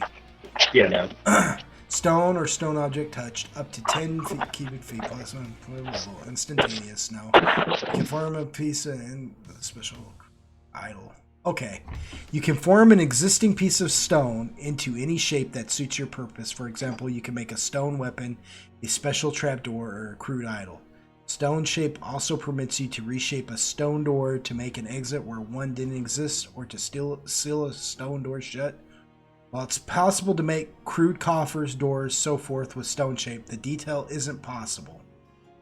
There is a 30% chance that any shape, including moving parts, simply doesn't work. So you're just trying to make a crude, like what? Crude. I'm just trying to make it where she's just stuck in a ball. Like okay, so you're trying to make like a, yeah, you're trying to make a dome over her where water starts filling. Like you're trying to indent the floor and bring a dome over the top of her. And... Yeah, and drown her. Yes. Okay, so there is a 30% chance that won't work because you're actually going for a shape, right? So you need to roll another D100 and get 30% or higher. Oh, with the look of that, I'll probably get a. Oh, 1D. Well, you had to get lower than 35% earlier, and you got like a 70 something, so 73. So yeah, you're on. Okay, you're on par for that. Yeah, I'll just roll on a highest for that. Okay, so it doesn't really say how big it can get, but it does say you can make crude doors and things like that. Am I understanding that correctly? Also permits you to reshape a stone door, make an exit. She is huge.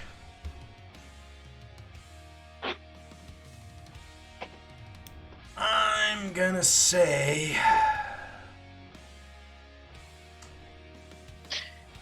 Okay, so you do want to indent the floor, right? Correct? Yeah. Well, that's what I have two of them for two stone shapes. Is like one to just put a dome over her head, and then I'll use another one just to make the floor fall in. And then she just drowns slowly. Okay.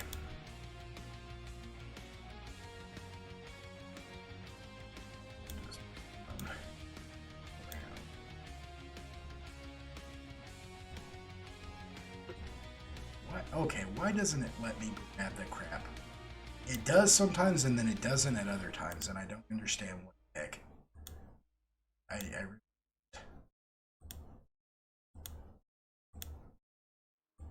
Thing is so finicky. Great. Well, it's probably because I can. Yeah, that's why. Make Okay, a 3D so shape with you this put one? a yeah, you just put a dome over. Basically, you managed to put a decent indent on the ground, right? But the dome in of itself, really, it's just not possible to completely cover her with it. So what you actually see there, if it'll let me make it.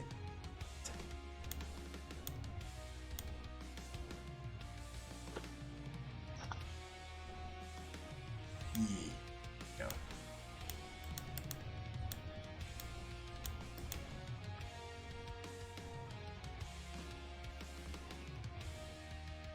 Okay. Move it. No. Yeah. It won't let me move it. It'll let me select it. Because I can make it as big or as small as I want. But it won't let me actually move it. It's the weirdest thing on the planet, right? Surely not.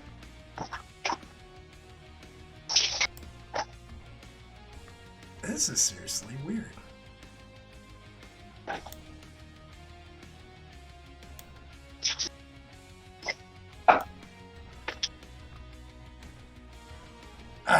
Okay. Screw it. I'm done playing. We're gonna do it like this, and I'm just gonna need to start making stuff. You basically make a dome, or you make an indent in the ground like this, right? Now that's to indicate the dome, the indent around her. The dome, however, only goes about that high. So, it does begin to fill with water, but her head is stretching over the dome. You see what I'm saying? Yeah. She's just like way too large, and that stone shape really is only like a crude type of thing. There is another deal though. I could have sworn there was something like stone wall or something where you could actually encase somebody within like a stone structure.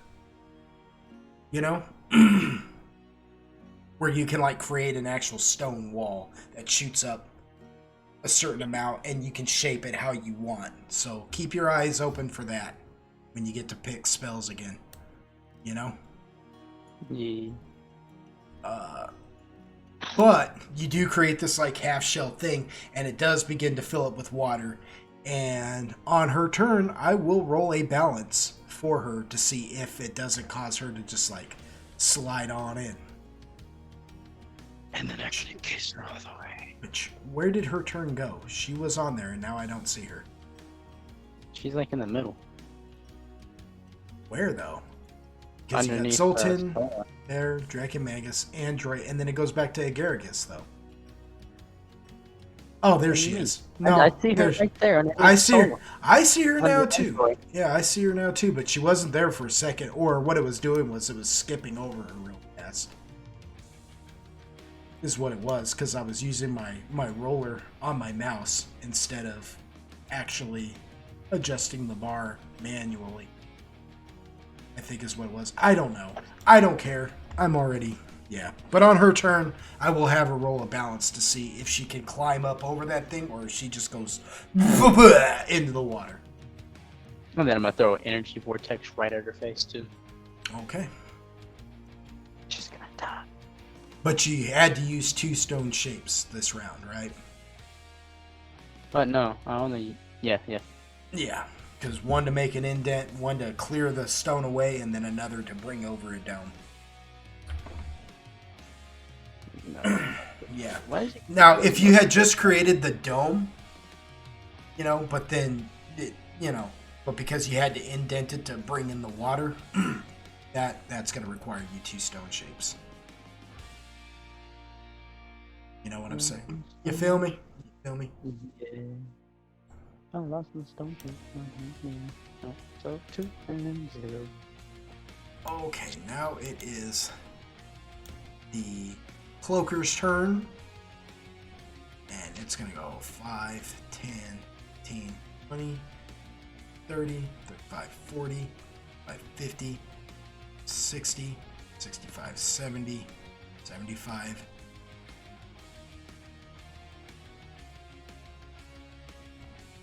It's flying in. 5, 10, 20, 20, 30, 35, 50, 60, 70, 75. And it's going to actually engage Solar. Bitch. It's like, ah!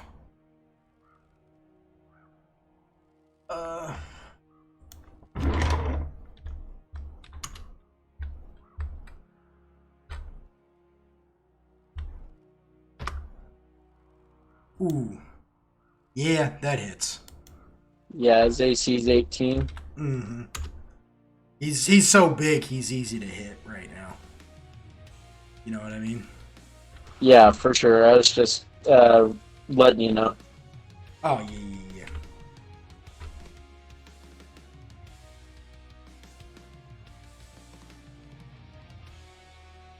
Oh my gosh. That's not right.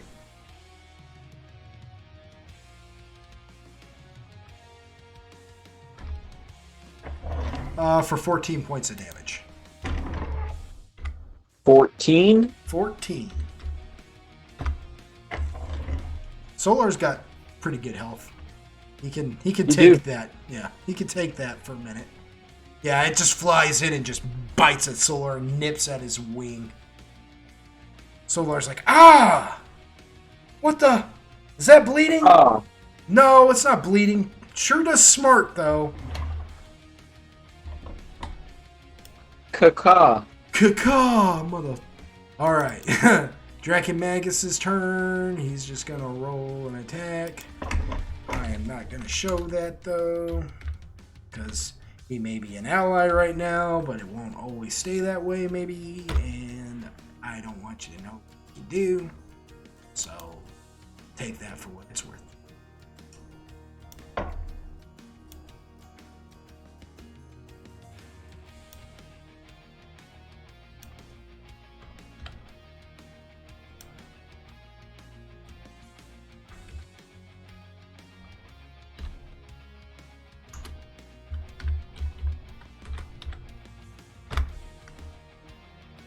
4, straight up. 23 points of damage. Let's see again.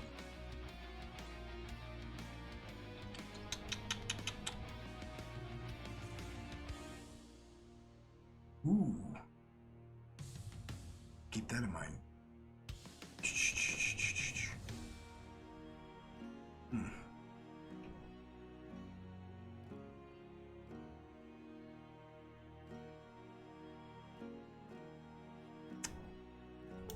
Worry about it. Okay. And for 23 points of damage. Yeah, so he just blah, slaps it. I'll take all of X. I'm not gonna. I mean, you can wait. Yeah, I know. Well, I'm gonna roll them all in one shot, and then I'll roll the damage just to get it done. So it's not just me playing D&D with myself.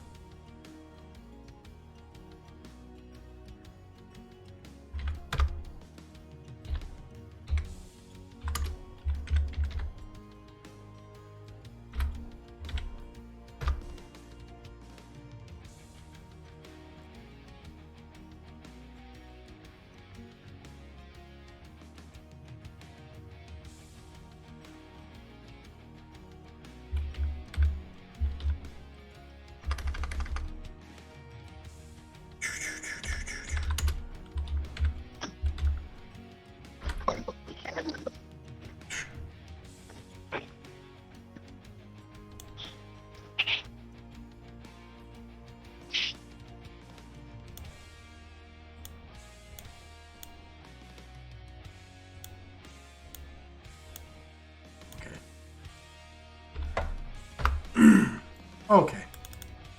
Cool.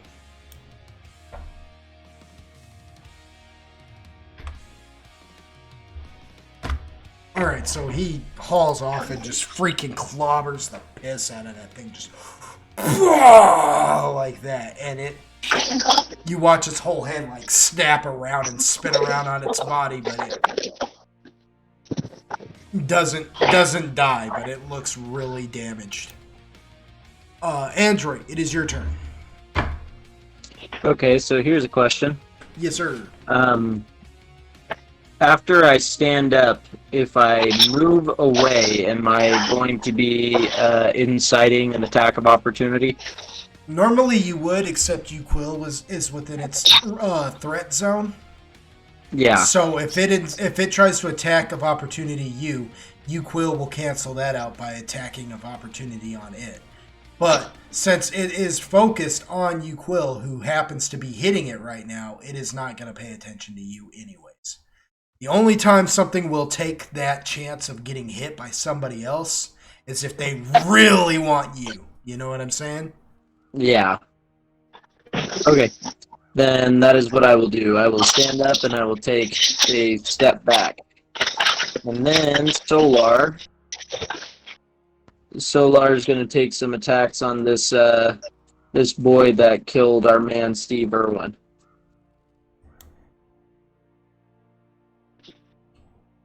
Okay.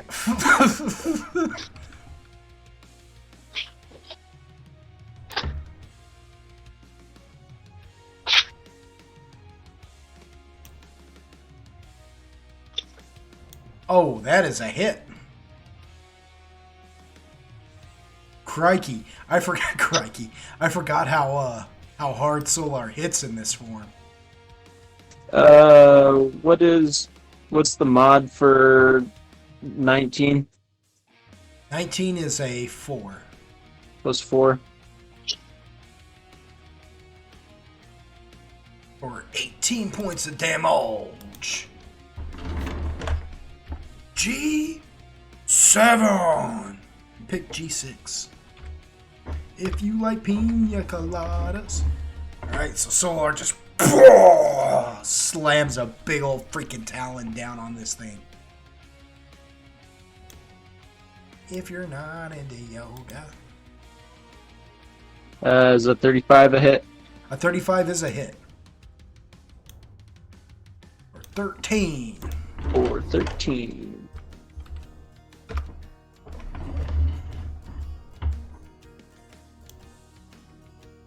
23 is a miss. Okie dokie, that's all he's got. Alrighty. And that's Android's turn. Alrighty. I'm gonna roll a balance for her. She's a big old cow. Nice! But not the number. But I'm not a rapper.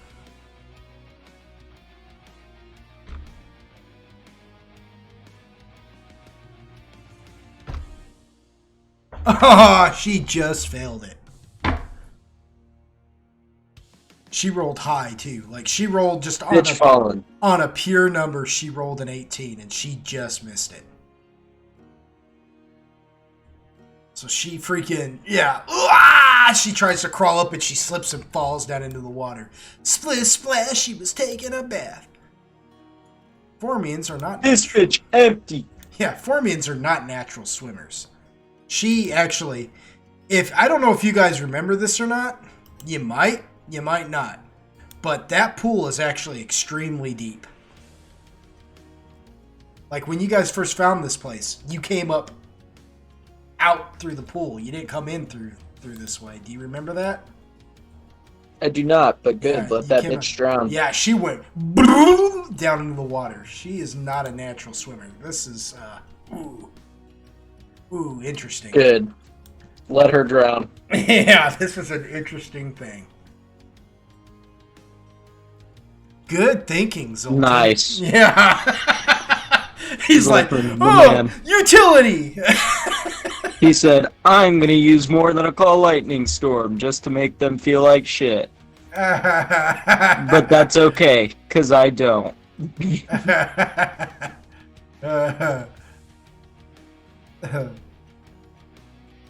That's using your noodle, boy.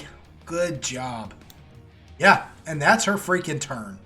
Well, okay. I'm going to roll a swim real quick just to see. Because she's not a natural swimmer, because she's a Formian. Here we go. Oh, no, not plus.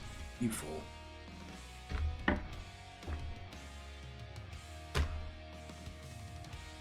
Okay, well, she does not crest the water yet. You guys watch her just splash, and there's a big old splash of water, and she just.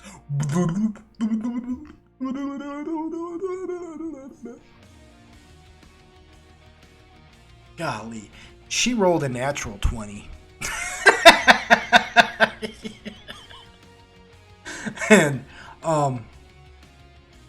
I didn't realize when I was setting that up what I set the DC for, so I really kind of screwed myself on that, and that's why I'm being honest with you guys about it. You know what I mean? So her next DC will be a little bit more reasonable, all things considered, you know? But I feel like I should tell you guys the truth. I didn't... You is a bitch. Yeah, I didn't fudge the roll. What happened is because my math is so horrendous, I didn't realize that if I give her this many negatives for her roll, that she won't be able to pass the check, right? So, F. And I guess I didn't really have to tell you all, but I just feel like, I almost feel guilty like I'm fudging the roll, but I'm not, you know? That's just all my fault. So the next time I'm going to lower it just a little bit to make it... Because now I know what she needs to get. At least. Jeez. It's still going to be tough. Alright. Agaragus, it is your turn.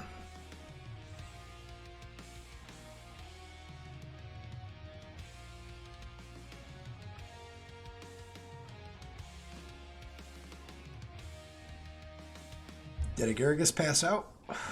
No, sorry. Oh. I was like, again? this man? No, but I am famous for falling asleep anytime it is dark out. She's like, I'm famous for falling asleep. Right meow. Huh. Remember.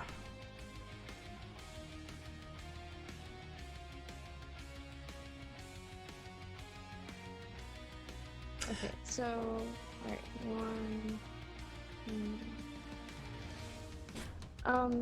Agaricus is just he's gonna keep scooting.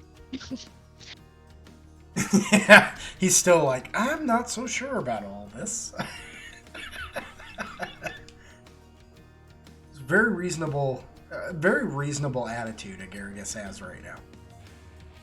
Okay, I hope so. Can't blame him. You know what I mean? Alright. He doesn't know what the crap. All these people. Mm-hmm. I will say that he did see Zoltan, and he saw who Zoltan chose to attack. So that could give him an idea, but still, you know what I mean? Regardless of that, I can't blame Agaricus for still being on their guard. Everybody Agaricus has met so far has regarded them with a level of, what the crap? What the crap is that? I mean, remember, just not even an hour ago, you were getting called somebody's pet. Right. Yeah, so it's a fair, attitude. Yeah, I think he's just gonna chill over here for now.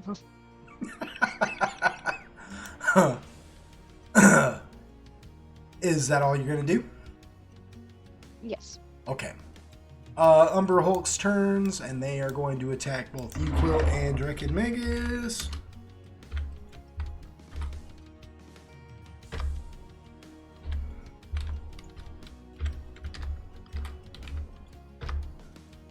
Alright, Uquil, what is your AC? 30. Alright, they rolled a 23, that is a miss. And they missed on Drek and Magus too. Alright. So that is their turn. Oh, that. Alright. Now it's your turn, Uquil. This fight is not quite turning out the way I thought it was going to. It be like that sometimes. That is okay, this is okay. Did the weird woman that scarred me fall? Yeah, she's in the water. She's gone. Oh my God. You managed to sink her. She can't swim to save her life. That's what I was saying earlier. I screwed myself mathematically, and now I've got to reconfigure it, because technically she should be out of the water, but because my math is atrocious, I completely effed myself. Go ahead, bring her off the water. I'll just smite her in a quick second. Overpowered you're spells. dead. You're dead when she sees you. No, I'm just kidding. She's coming. She's coming for you. She's coming for you, brother. Hulk Hogan. Oh yeah, Zoltan. What you don't understand is that the cream always rises to the top. Anyway, sorry, Uquil. I'm sorry that we go on these tangents whenever it's your turn, man. Oh, snap! Snappy snap. Wow, snap, crackle, and pop. So yeah, that's a hit. And that is some damage. That's a lot of damage. Wow.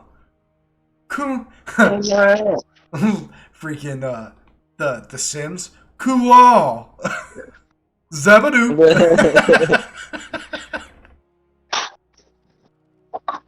Bing bop boop.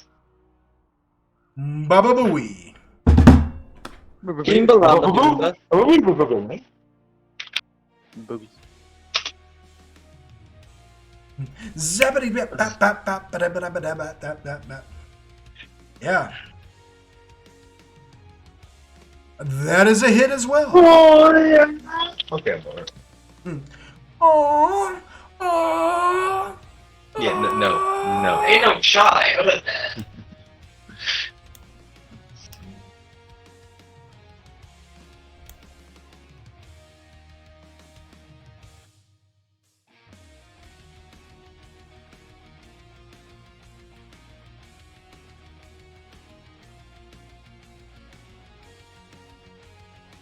Oh, that's small. Yeah, Oh, was 32 the damage, or was that the hit? That's the attack. that's it. Yeah, Man, that's I'm doing the math. Doing the math. Ah, fair enough, fair enough. Don't screw yourself. Word of warning. Stay in school, kids.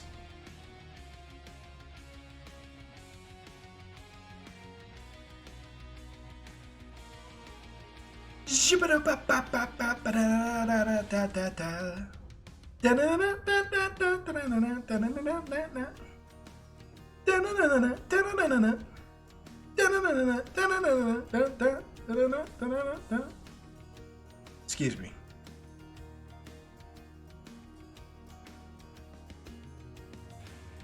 I would say that's an active case of Tourette's, but it's not. Nobody with Tourette's just instantly starts singing big bang music, or big band, whatever. You know what? Don't judge Maybe me. they do. Yeah, maybe. You just iced this fool. How do you want to do it? I mean, like, you literally dropped him to an even 0. Oh. Then can I save my other roll for the other one? Sure. Okay. Okay. I don't know. 'Cause I can't remember what they look like. So be creative. You can't remember what they look like. Like, off the top of my head, I don't remember what an Umbrella looks like. It's been a while. It's been like 5 years. I just sent you a picture. Where, the Discord? Yeah, at the very top. Just scroll on up. You'll get to it. Jesus Christ. So many things. Not really. Not many. You So got many. You got the undead Formian Queen. You got the Cloaker, and you got the Umberhole right above that. Just beyond. When will you learn? Yeah, I got nothing for that, dude. I can't. My brain's just like, Fair die. enough. Fair enough. It died. You basically take the Iron Eros. You basically like shield bash him and stun him and plant Iron Eros. You just chop it right in between its mandibles there, its little teeth. Just plant it. Just chop into it like it's a freaking tree stump. Sling the freaking totem onto your back. Then grab the freaking mandibles and break them off, and then stab him in both his eyes, and then pull the freaking Iron Eros off of its head, and it just spits all this undead mucus and pus, and you watch as whatever energy is keeping it alive fires out of its body, just Bang, bang, boom. and it just, oddly enough, it's been decaying for so long that when that energy leaves its body, it falls completely apart, as if the only thing holding it together was that energy, and now the actual decay just and they just crumble to the ground. Its chitinous body just, and there's something. Fair enough. There's something eerily familiar about that whole scene. I don't like the way you said that, sir. But I do. Would you like me to say it a little bit more like this? Or something Yeah, eerily familiar. there you go. There you go. That's probably. That'll be $5. Now, That'll be $5. now say it with a little bit more conviction. That'll be $5. Zoltan. Oh wait, no, you I'm gotta not take. done. Yeah, that's right. That's right. I'm gonna take my 5, and then I'm gonna take my critical on this motherfucker. Ooh. I can't. It's a Guess what that- critical. No wonder you asked. Yeah, you're like, but can I? But I move faster than the DM. This isn't fair.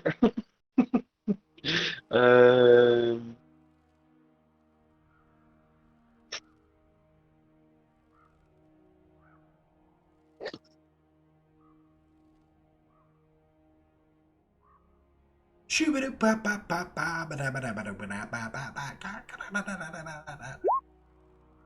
and So- that's times 4 6. times 6. Golly.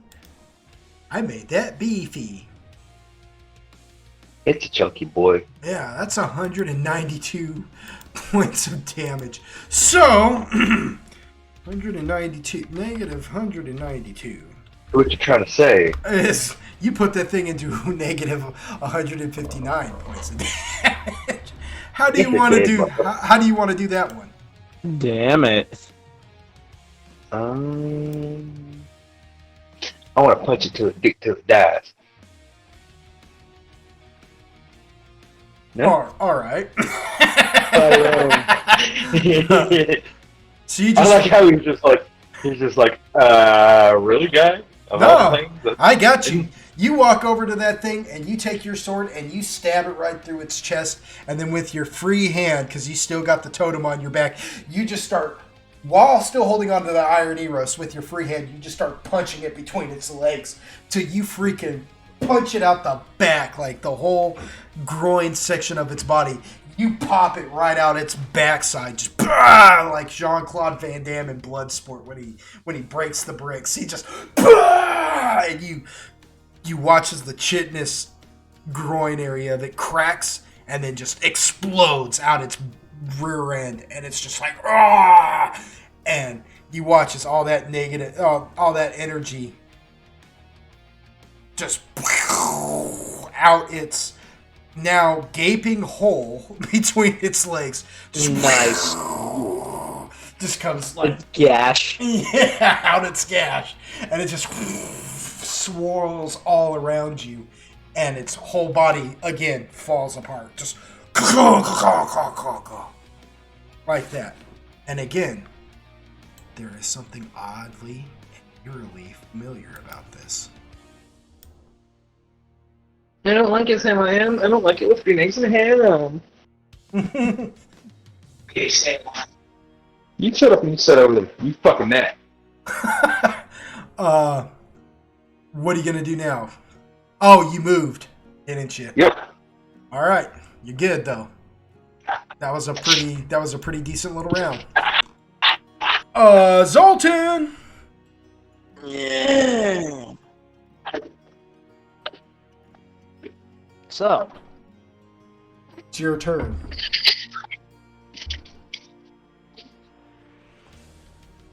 What do you mean, what's up? He's like, what's up?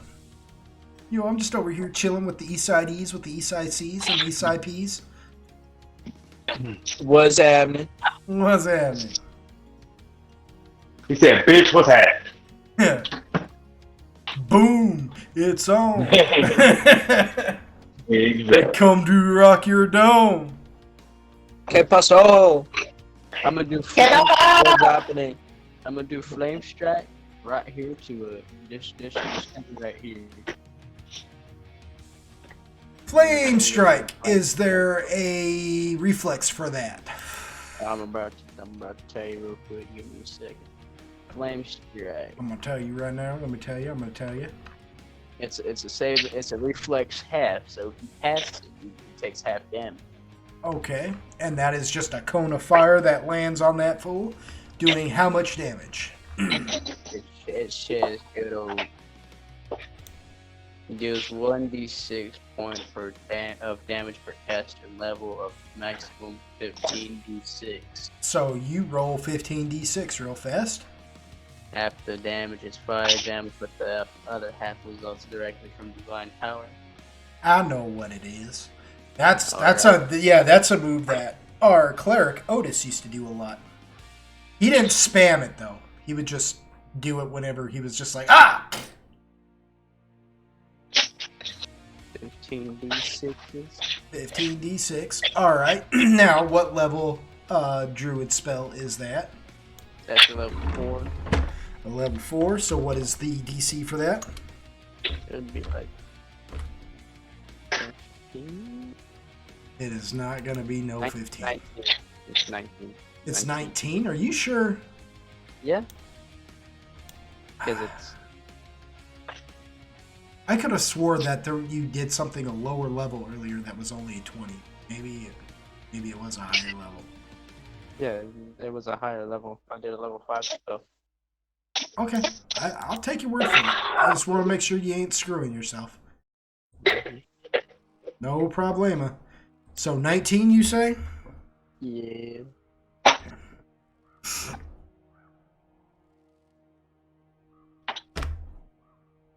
Alrighty. He rolled a 20. Well, he actually rolled a 9, but he got a 20.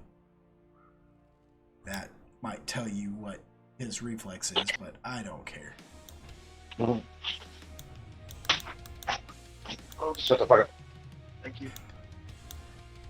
Shut the fuck up. You did 29 points of fire damage off of him.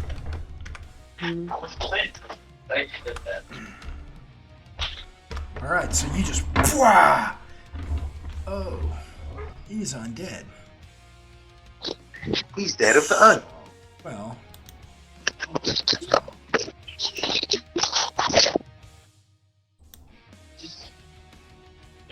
Oh, amazing. No. Let me tell you something. So good. Yeah. Huh. Alright, well... Okay, so what I'm gonna do... Because I just realized... To be fair... To be fair...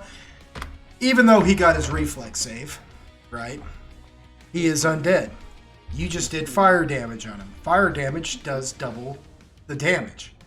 Meaning... for the reflex, he would have gotten 29. But because it's double the damage, it bumps it back up to 58. So, the double damage actually negates the reflex save. If that makes any sense. So, yeah. Nice work. And that's just me being fair. Okay. My undead have always been weak to fire. They have always been weak to fire. Most of the time. Unless you're dealing with like a special undead who's like, no! Are you kidding me? Yeah. I've got things, like if you're facing a lich, he's gonna be like, I've got resistance, fool. Bleh. You did not say bleh. Bleh. Yeah. You know why vampires can't do math? You know why they can't do math? No. Because don't speak, don't do it. Because they can't count Dracula.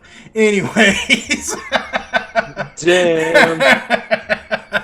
There's your dad joke. There's your dad joke. Daddy's got jokes.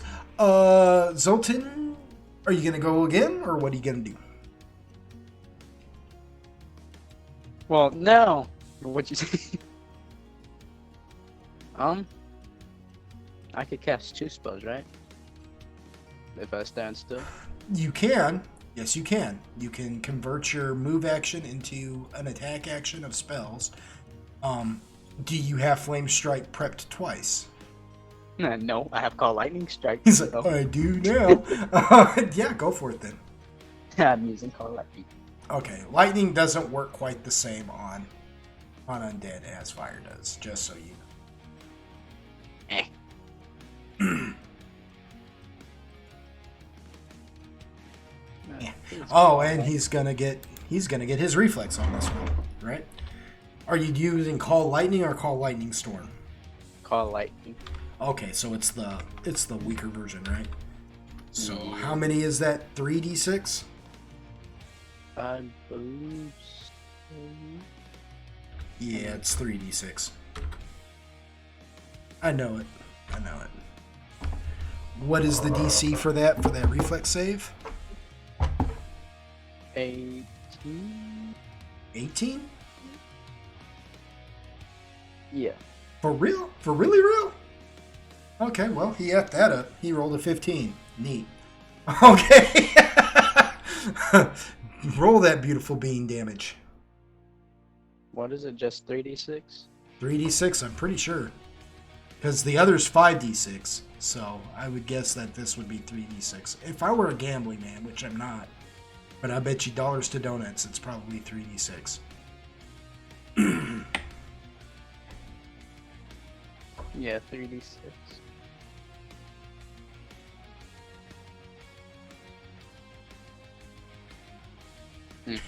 Do it, Doug! Alright. For 9 points of damage. So you just throw down a flame, just a cone of flame just strikes down on this thing. And it's like, ah! And it's flapping around trying to put itself out. And then you summon these orbs around you.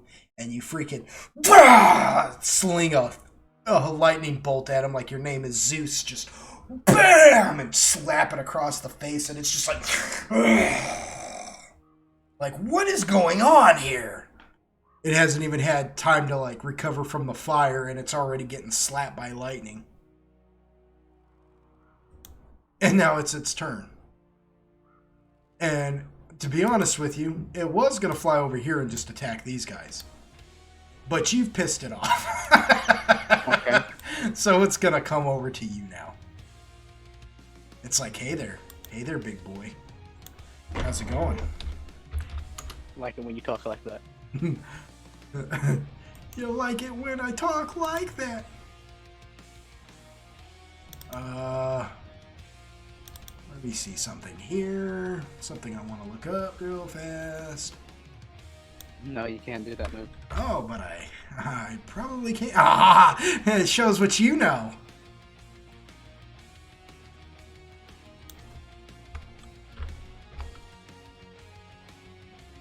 That's why you're wrong. Yeah.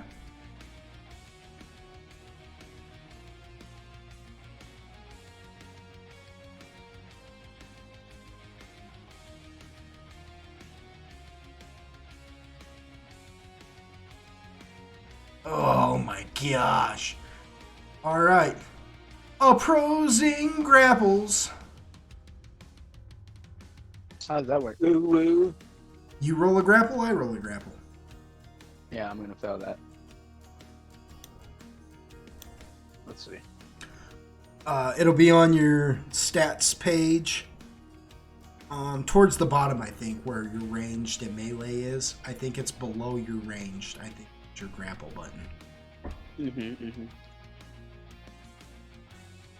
Okay.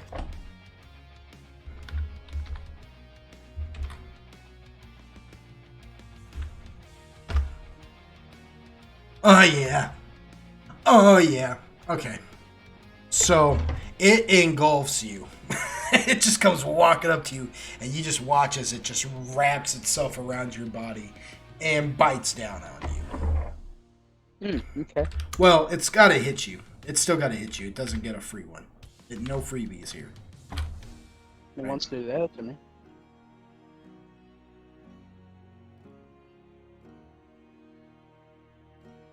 Ooh. I'm about to kamikaze us. What is your AC? 21. All right, it hit you. It rolled a 23. So it's gonna bite you now. Are you ready? Are you ready, kids? Capital Lumber. Yep. It's Lumber 1 in Cheyenne. Yeah. Forget nobody's gonna know that song. I don't even know what I'm talking about.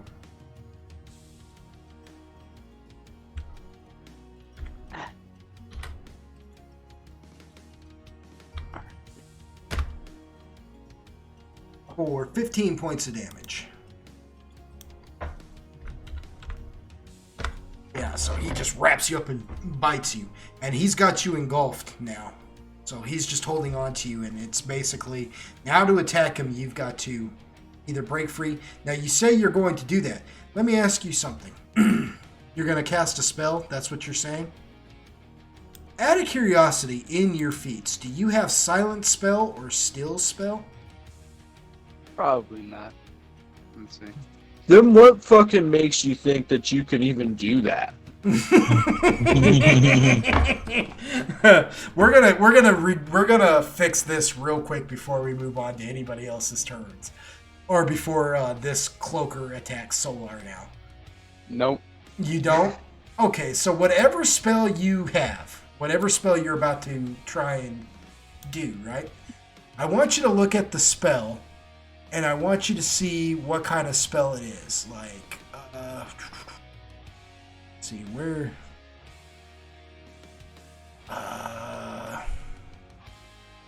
Okay, where it says components, right?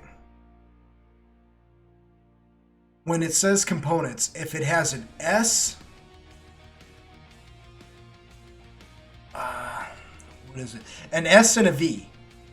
V stands for verbal, S stands for somatic. In other words, you have to be able to say and use your hands at the same time. So whatever spell you're going to use, if it's got an S in there, you cannot use it at all. Now, not all of them require component. If it has an S, I can't say it. You can't I do can't it. do it. No, because you have to be able to use your hands. If it's But if only it- got a V, you can use Then it. And some of them don't even require. Well, no, they're all going to require some kind of. You know what I mean? Yeah. Like Owl's Wisdom, VS, somatic and verbal. Some just require verbal though, like Otto's Irresistible Dance. It's just a verbal thing. You see what I mean? So, Yeah. of course, that's for a bard and a sorcerer wizard. You know, that's not for. So, just I want you to look at the components and see what it says. If it says V or if it says S, you cannot do it at all because your hands are currently wrapped up. You know what I'm saying? Yeah. That's what those feet, silent spell and still spell are. That, you know, that negates those things. Great fucking feats. Yes.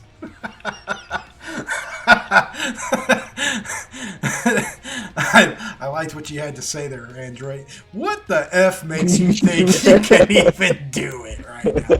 So basically, for a lot I'm of just stuff, being a you're dick. yeah, I know, but it was just funny that because I wasn't even trying to be like that, and then you do that, and it threw me off.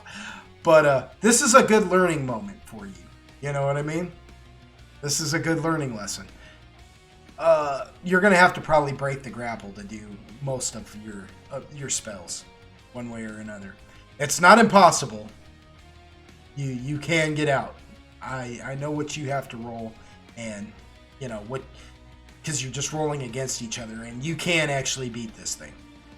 If you got escape artist, you can do that instead of grapple. You know what I mean? So no worries there. Don't get too downtrodden. Don't feel defeated just yet. Keep the faith, man. This thing is going to attack Solar.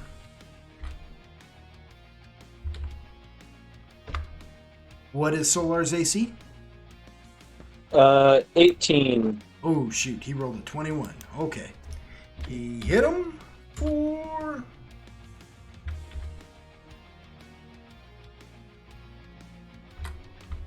My bird's fucking dead. Oh, man. For an 11. So he reaches in and bites at Solar again and just nips him. Solar's at 100 hit points right now. Not bad. Yeah. He's just now starting to get out of triple digits. He's Yes, Charlie boy. Draken Magus. That's crazy. He looks at you, Android, and then looks at you, Quill. And then he just reaches over and strikes Android. Are you shitting me? Yes, I am. I was like, damn it. Alright, here we go. Actually, Dracomagus looks over at Zoltan, who's currently getting engulfed by that cloaker, and he looks at you, Quill, and he says, "Friend of yours?" Yeah. Says, "All right." And he goes, Equal's not really sure how to answer that, but yeah. 5, 10, 15. He walks over and he strikes him. He says, "Eat this!"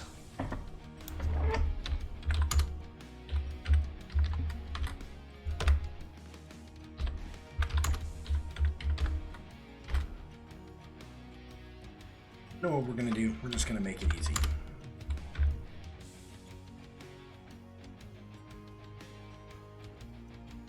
So.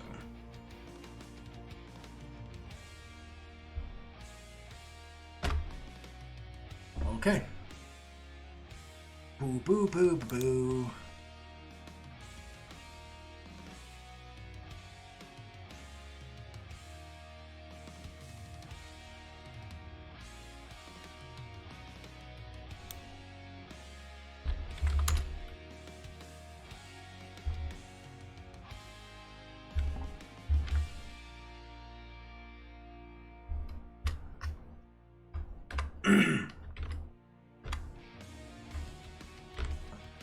Roll.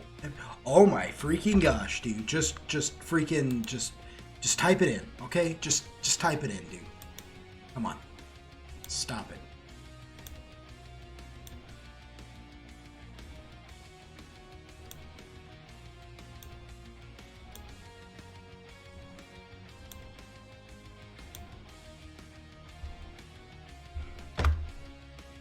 Ooh. Okay, well, again, I try not to do this because I try not to steal the kills from you guys.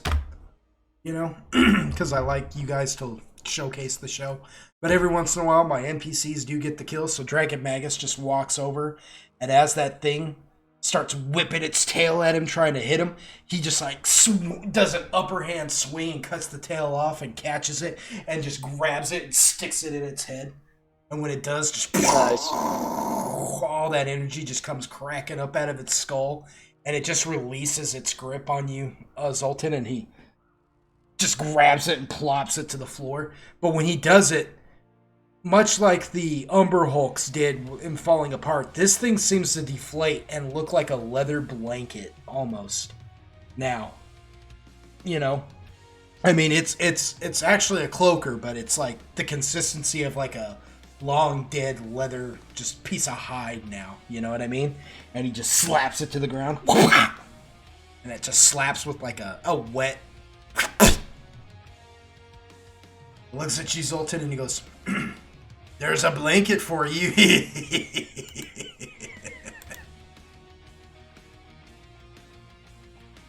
Yeah, he's a dick. Whoa. Yeah, he's a dick. Android, it is your turn. Okay, I'm gonna have Solar run his attacks real quick. Do it, Doug!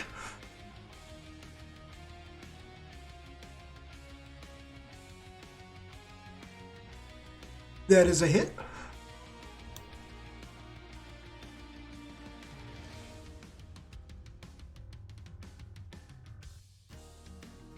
What did Dracomagus say to me? He That said, you use a bitch. he said that you could use that cloaker's dead hide as a blanket if you so wish. And then just laughed. Oh, never mind. Solar's dead. So Solar, like, claws it with one... Just, poof, doesn't even use the talon for clawing. It's just like a big old meaty fist, and he just bops it on its head. And then he goes to follow up, and the thing takes its tail and just stabs him. And Solar Damn it. now has demon sickness. No, I'm just kidding. Fuck. It's like, whoa. I don't even know what that is. Sounds like a pain in the ass. That's funny. for 11 points of damage. But he also, like, when he stabs him, he slings him to the ground and just slams Solar down, and Solar is now knocked prone. Just like, Solar's so much bigger than this thing, but this thing seems to have like some kind of unnatural strength as he just slams Solar to the ground now that he's got him hooked, stabbed through. And he's actually got Solar pinned to the ground with his tail. Well, damn. So every round this thing is alive now, Solar's gonna take 2d4 points of damage. Of bleeding damage.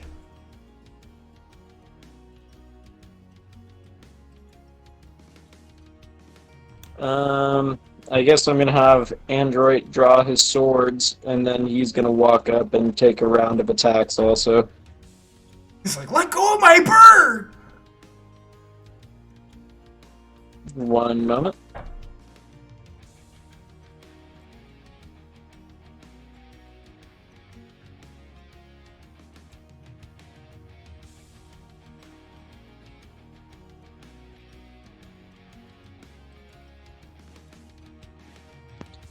It's obnoxious how you have to click this thing 38 fucking times sometimes to get it to switch tabs. Yeah, I know. Yeah, roll 20 is kind of finicky. That is a hit, sir. 37 is a smackaroo.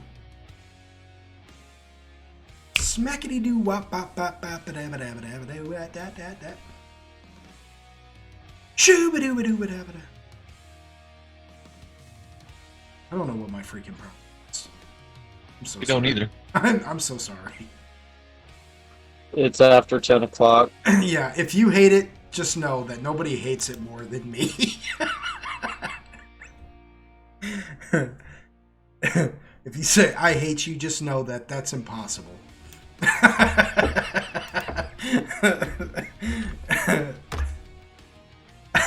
All right, 25 points of damage off of that boy. That guy. That you know, that is a hit. That is a smacky smack. Smack smackaroo. Oh, I've been forgetting to add the plus 10 for justice and honor, but regardless, that would hit it. Yeah, that did hit it. Yeah, you just like take your gauntlets and they just form up like Voltron into swords in your hands. You just go running up on this thing like, my bird! Don't worry, Solar. No, I'm sure you said something more courageous than that. Oh, I forgot to roll that damage. Oh yeah, roll your damage. 28 is a miss, though.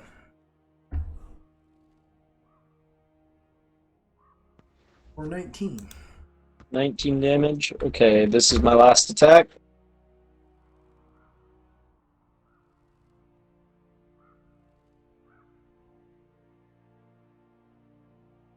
$28 is a And miss. that's a miss. Yep, that's an old miss. Okie dokie. That's what I got. Alright, so you just run up on that thing and you're just slapping it while it's got Solar pin. Okay, gonna roll for this broad.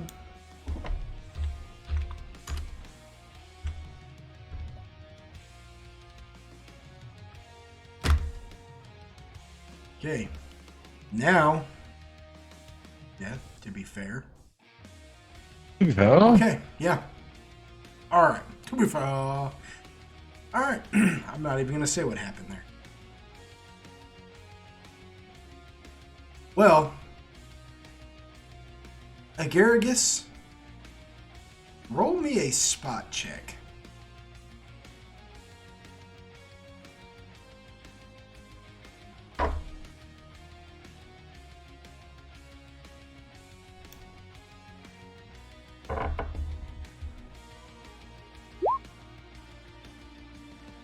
Nice. Well, you didn't say anything earlier. Oh, did Agaragus fall asleep? No, she was just away from the computer for half a second, so I rolled it for her. Nice. Alright. So, is she back? Yeah. Can you hear me? I can hear you. All right, Agargus. So you see all this going on, and everybody seems to be. You happen to look over at the water, and you see the water bubble, right? And you see the creature peek its head up out of the water and look around and see that all its forces are dead. And she actually sinks back in the water, goes swimming down deep. You watch as the bubbles form, but then eventually she goes so deep you don't see any bubbles. And in fact, it's not even bubbles because of breathing, because she doesn't even need to do that. It's bubbles from just friction of her body moving. And eventually, you know, she must have gone deep, because now eventually the water's not stirring at all.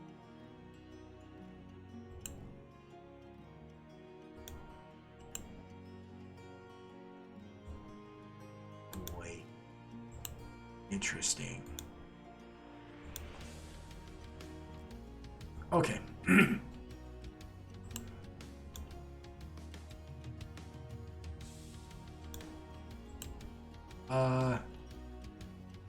And it is your turn now, Agargus. Okay. Yeah, I'm gonna keep scooting.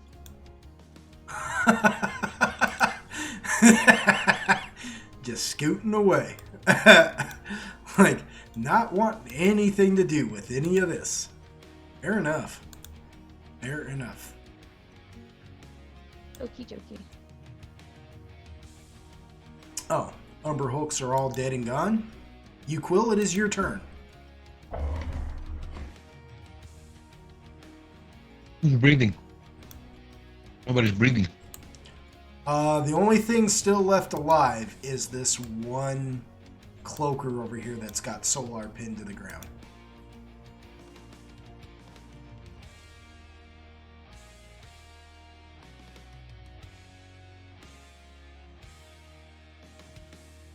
Oh!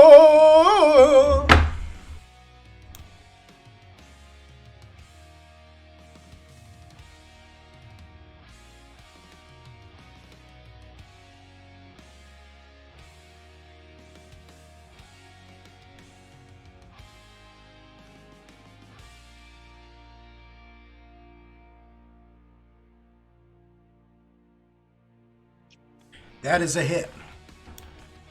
That is correct.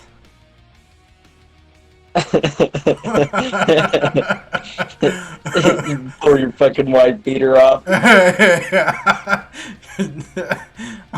is correct.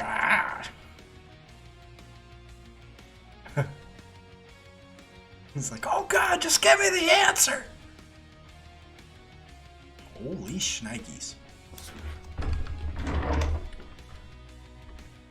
For 42 points of damage. 26 is a miss.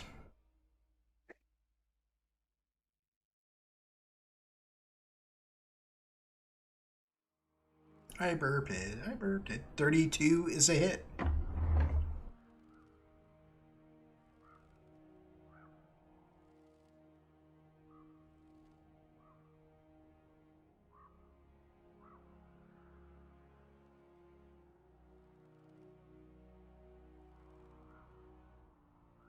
$25 points of damage. Wow.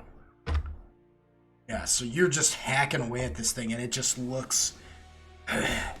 It's like looking labored. If it were breathing, it would be breathing laborious, but it's just making gargling noises. Fair enough. But it ain't dead. 25 is a miss.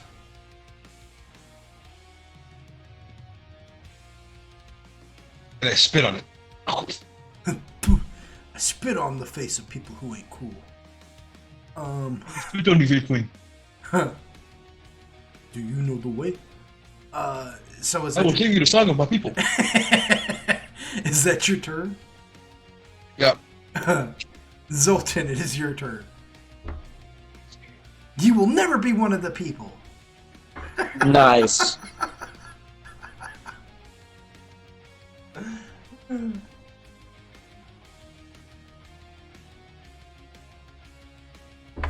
Daisy, Daisy, go ahead and make your move.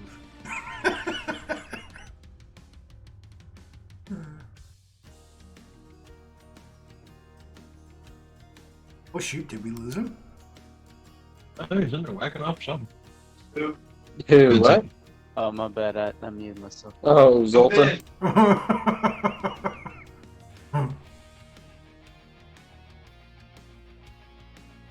It is your turn, Zoltan. What you gonna do, buddy? Suck at What you it. gonna do when the whole triple for you, brother?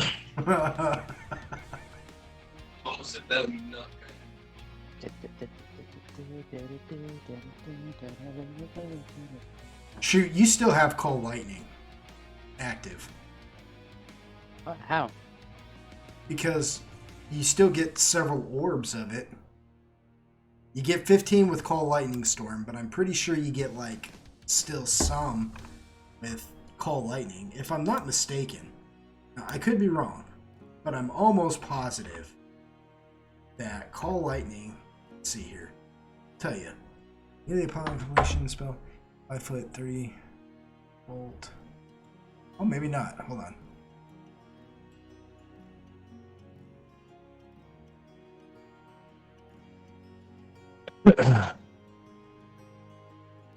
Yeah, you may call a total number of bolts equal to your caster level, maximum of 10 bolts. So you've only used it once, so you still got 9 bolts hanging out.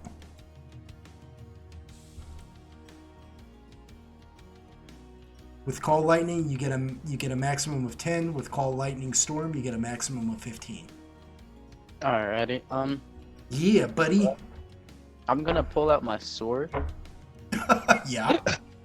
and I'm gonna use the little healing blast, Cool. and that should affect him, and him. Android, Uquill. No, Android's not in it. He's Alright. literally 1 foot away from me. Yeah, but Damn Uquill and Solar. Yeah, and Cool. Jack and Magus, if you say that wrong. He's not. He's not, though. Alright, go for it, bud. I don't remember how that works. It's like half the level for the character. Half your level? Yeah, 48 plus half character level. Oh, okay, so what is your 20? So 10. 48 plus 10. Do I roll that? Yeah. Alright. Slash 4. I'm not even typing.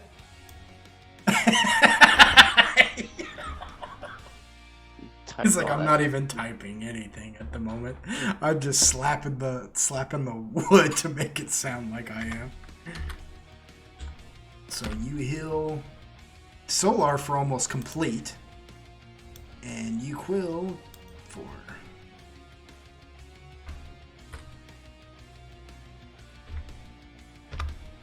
pretty freaking close. So you Quill, you should be at 140. And Solar's at 120. Does that affect me as well or no? Yeah, you're within the blast. Alright, so Yes. 31. Ah, now we know why he did it. well, no, I did it for everyone. No, I because know. everyone- I'm just giving you a hard time, man. and then I'm just- I'm using the flaming spear because F the lightning. Oh, the flaming sword or the flaming strike. I'll tell you this right now, okay? No, the flaming Just spear, not flaming sword. here's the thing, right? You've already got the lightning used. Can I use Instead the of lightning? instead of using a spell, just go ahead and use the lightning. I'm almost positive it's gonna work out for you, and that's just me being nice. Don't waste a spell. Don't They waste don't a spell. I'm gonna be upset. Roll 3d6. I mean, you're gonna have to roll really freaking low. Yeah, you put him at -6. It's dead. Yeah. Yeah, Uquill almost killed it with his last attack. He was just like, it's short. A little short. How do you want to do it? I want it to be electrified where its head pops off right in front of Uquill's feet. Oh, okay. So he throws a lightning bolt and it goes like into its eye and goes throughout its whole body and just fills its body, and it's like ah! And when it does that, Solar just quickly just like kind of scoots away and just lets this thing like Solar reflexively just bites its tail right off its body to keep it from transferring. Yummy. To him. Yeah, just snaps it in half, and the thing's just like that, and its head just pops off its body and rolls at your feet, Uquill, while you watch all the energy just come out where the neck, where the head used to be, just. And again, the thing just becomes like a limp piece of leather and just. Normally, I would have had Solar roll something to keep himself, but because I'm the one that suggested he do that, knowing that it could have transferred over to Solar, I gave Solar that free. You know what I mean? Gangster. Yeah, because we're so close to being done with this fight, and it's already almost 12 o'clock. I'm just like, let's not dilly-dally, y'all. Let's not dilly-dally anymore. So, that is the end of the fight. As you know it, the Formian Queen doesn't seem to have returned. And you guys watch now as Draken Magus backs himself up against a wall and is just staring at you all now. Like, Draken Magus goes, you said? Yeah, he like backs himself up against a wall. Not into a corner, just up against a wall. He doesn't have his weapons raised, but they do look like they're ready. You know what I mean? Like, they look like they're at the ready, but they're not raised necessarily like he's ready to fight. And he's just eyeballing each of you now. And he goes, well, what now? Android's gonna chuckle at him and be like, now we get the fuck out of here. He says, that thing didn't come back up out of the water. Nope. He goes, it's dead, right? It's undead? Undead? Yeah. It's not dead. It's in there somewhere. Yeah. Do we leave it? Or do we figure out what's keeping these things alive? I don't know about you or what kind of invested interest you have in this, but I'm going to say this right now. It knows you, and he points at you, Uquill. I saw it call you out.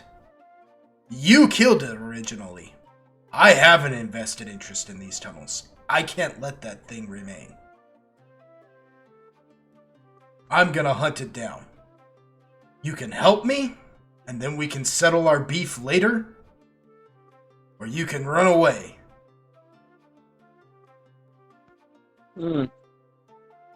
Well. I guess that's one way of looking at it. Yeah. I vote kill him first. Android size. Might as well kill it. Again.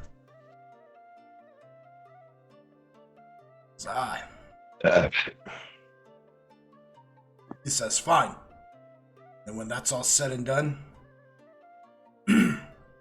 we'll settle up with each other. Fair enough? Sure, why not? Because that thing ate one of my Banam daughter. I can't have that.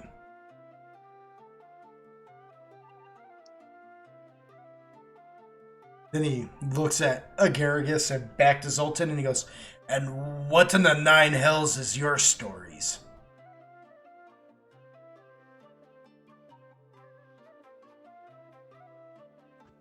Repeat the question? He says, now what in the nine hells is your stories?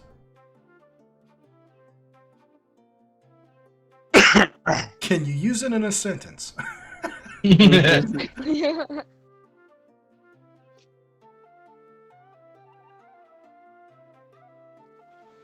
was once a thing with another thing, and a thing with a thing. You know what I'm saying? You know what I'm saying?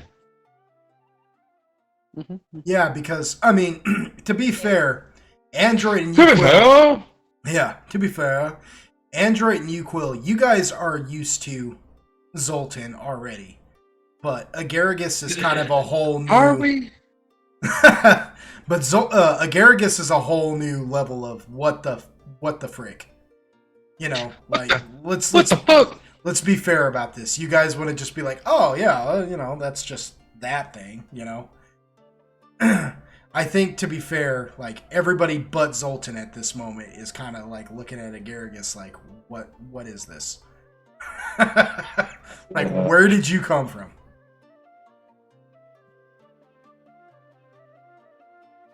At least, I mean, don't let me tell you how to play your character. But you know what I'm saying. I feel like you're telling me how to play my character. No, yeah, I feel like I was too. That's why I'm like, well, I mean, to redact this a little bit. All I'm saying is you guys don't have to be hostile or whatever. But I'm just saying, you know, that is. Fuck, we do that look like a penis with a mouse on it. But I know for a fact Dragon Magus is looking at it like a penis with a mouth on it. Yeah, and he's and he's asking Zoltan or Agaragis, whichever one wants to talk, you know, he's just like, where did you come from? Came from the underworld. Not just now you didn't. I know what the underworld is. That's clear. The underworld. And he looks at you kind of curiously. He's like, the underworld? Yep. Yonder. Not under. The underworld.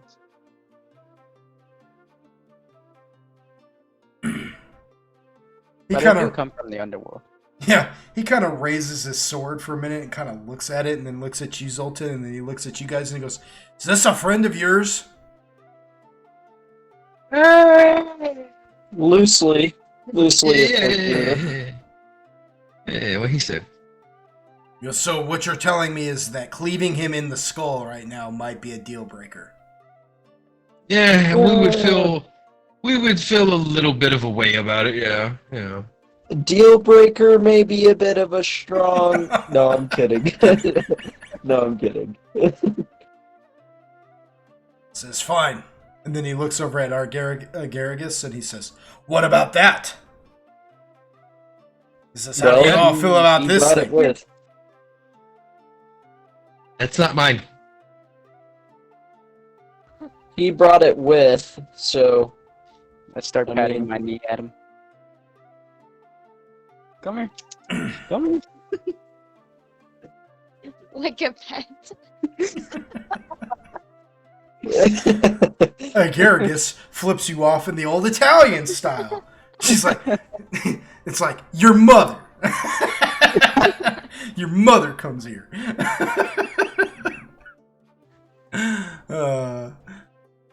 So Draken Magus looks and goes back to you, Zoltan, and he goes, and then he looks back at you, Agaragis, and goes, do you talk or what? Yes.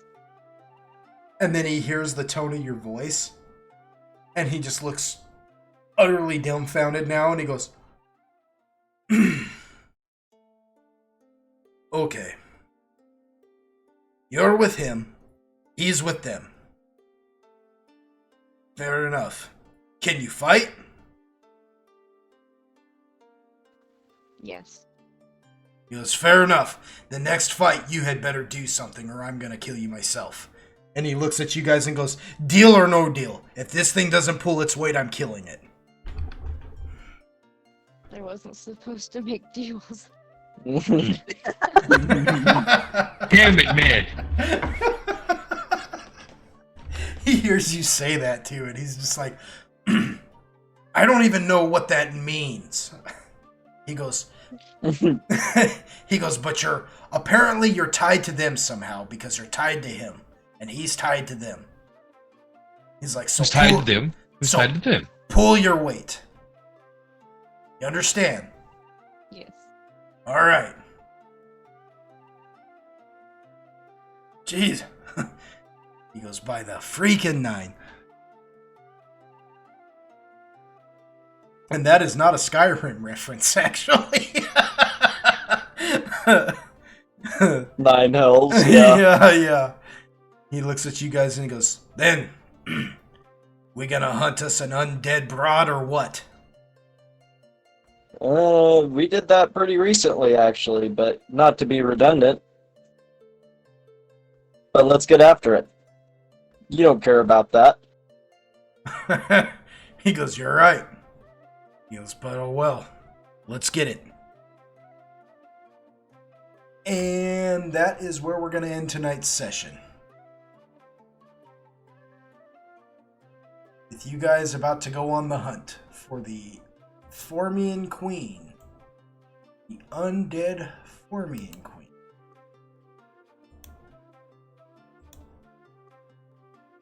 Alright, y'all. Nice. Yeah. That was a pretty tasty little session there. Yeah, not bad.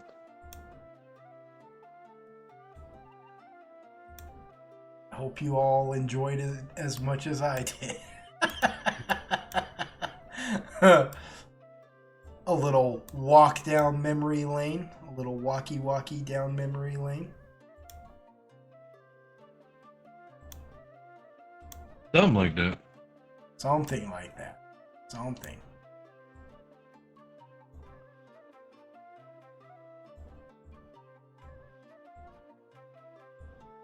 We had fun. Yeah. You guys did some stuff, didn't you? You did the one thing you were did told. something. You did the one thing you were told not to do. Zoltan. You made a deal, Zoltan. Huh. Excellent. You made a deal. I got kissed in the end. He's happy. Yeah. Yeah. Simp. You sure did get kissed, didn't you? Yep. That is no, that's what they call a moray. I can't stand Oh, fuck you. What? What'd I say? What'd I do? I can't stand you. What'd I do? What did I do? You know, I'm just talking about, the moon. When the moon hits your eye. It's the eye. That's It's some amore. Do. Bells will ring, ling-a-ling-a-ling, ling-a-ling-a-ling. Amore. That's amore. When I was little, I couldn't say amore. So for whatever reason, I would say Miranda. That's This nigga. Miranda. I would go, that's a Miranda. Do. Yeah. This motherfucker trying to arrest people. So serious. Nice. So, yeah. Talk about having the right to remain silent.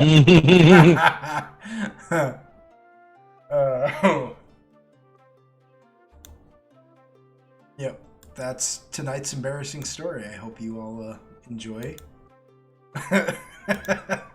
Hope you all appreciate that. Thank you for coming to my TED Talk. Yeah. My TEDx. My TEDx talk.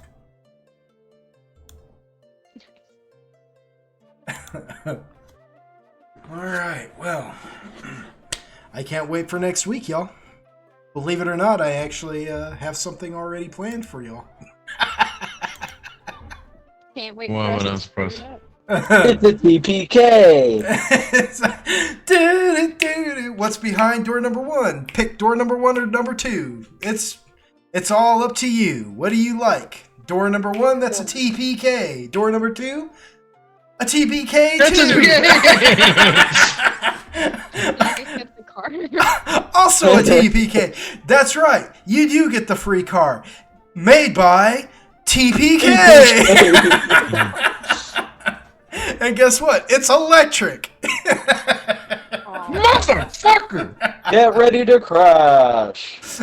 Get ready to crumble! Okay, I'm over. You thought you were gonna park? You're gonna park right in the TPK zone. Park right in the 9 hells. Reserved right for you.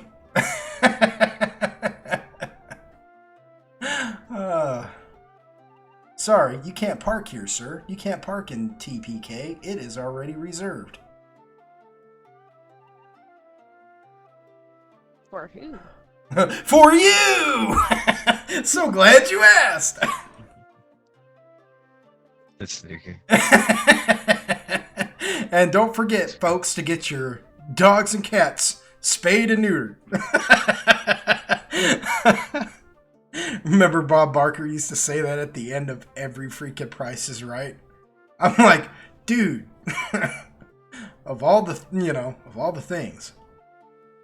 Don't talk trash about my dad. It's like, what the fuck are you even talking about, you old ass man? He was speaking the truth, okay? I hate that Bob Barker. I don't want a piece. I want the whole thing. You're gonna get it now, Bobby. Now you're gonna get it, Bobby.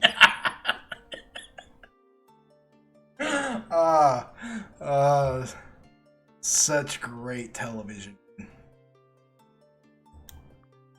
They just don't make it like that no more.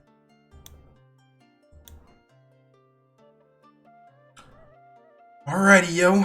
I'm going to sign out of this OBS. Thank you, everybody, for watching and joining us on our first annual ever. Our first annual. I don't even know if that's right. What is the word? Our maiden voyage. That's what I'm thinking of. Something wrong with you? Our maiden voyage of Adventures in Loxos, them old school gamers. And yeah.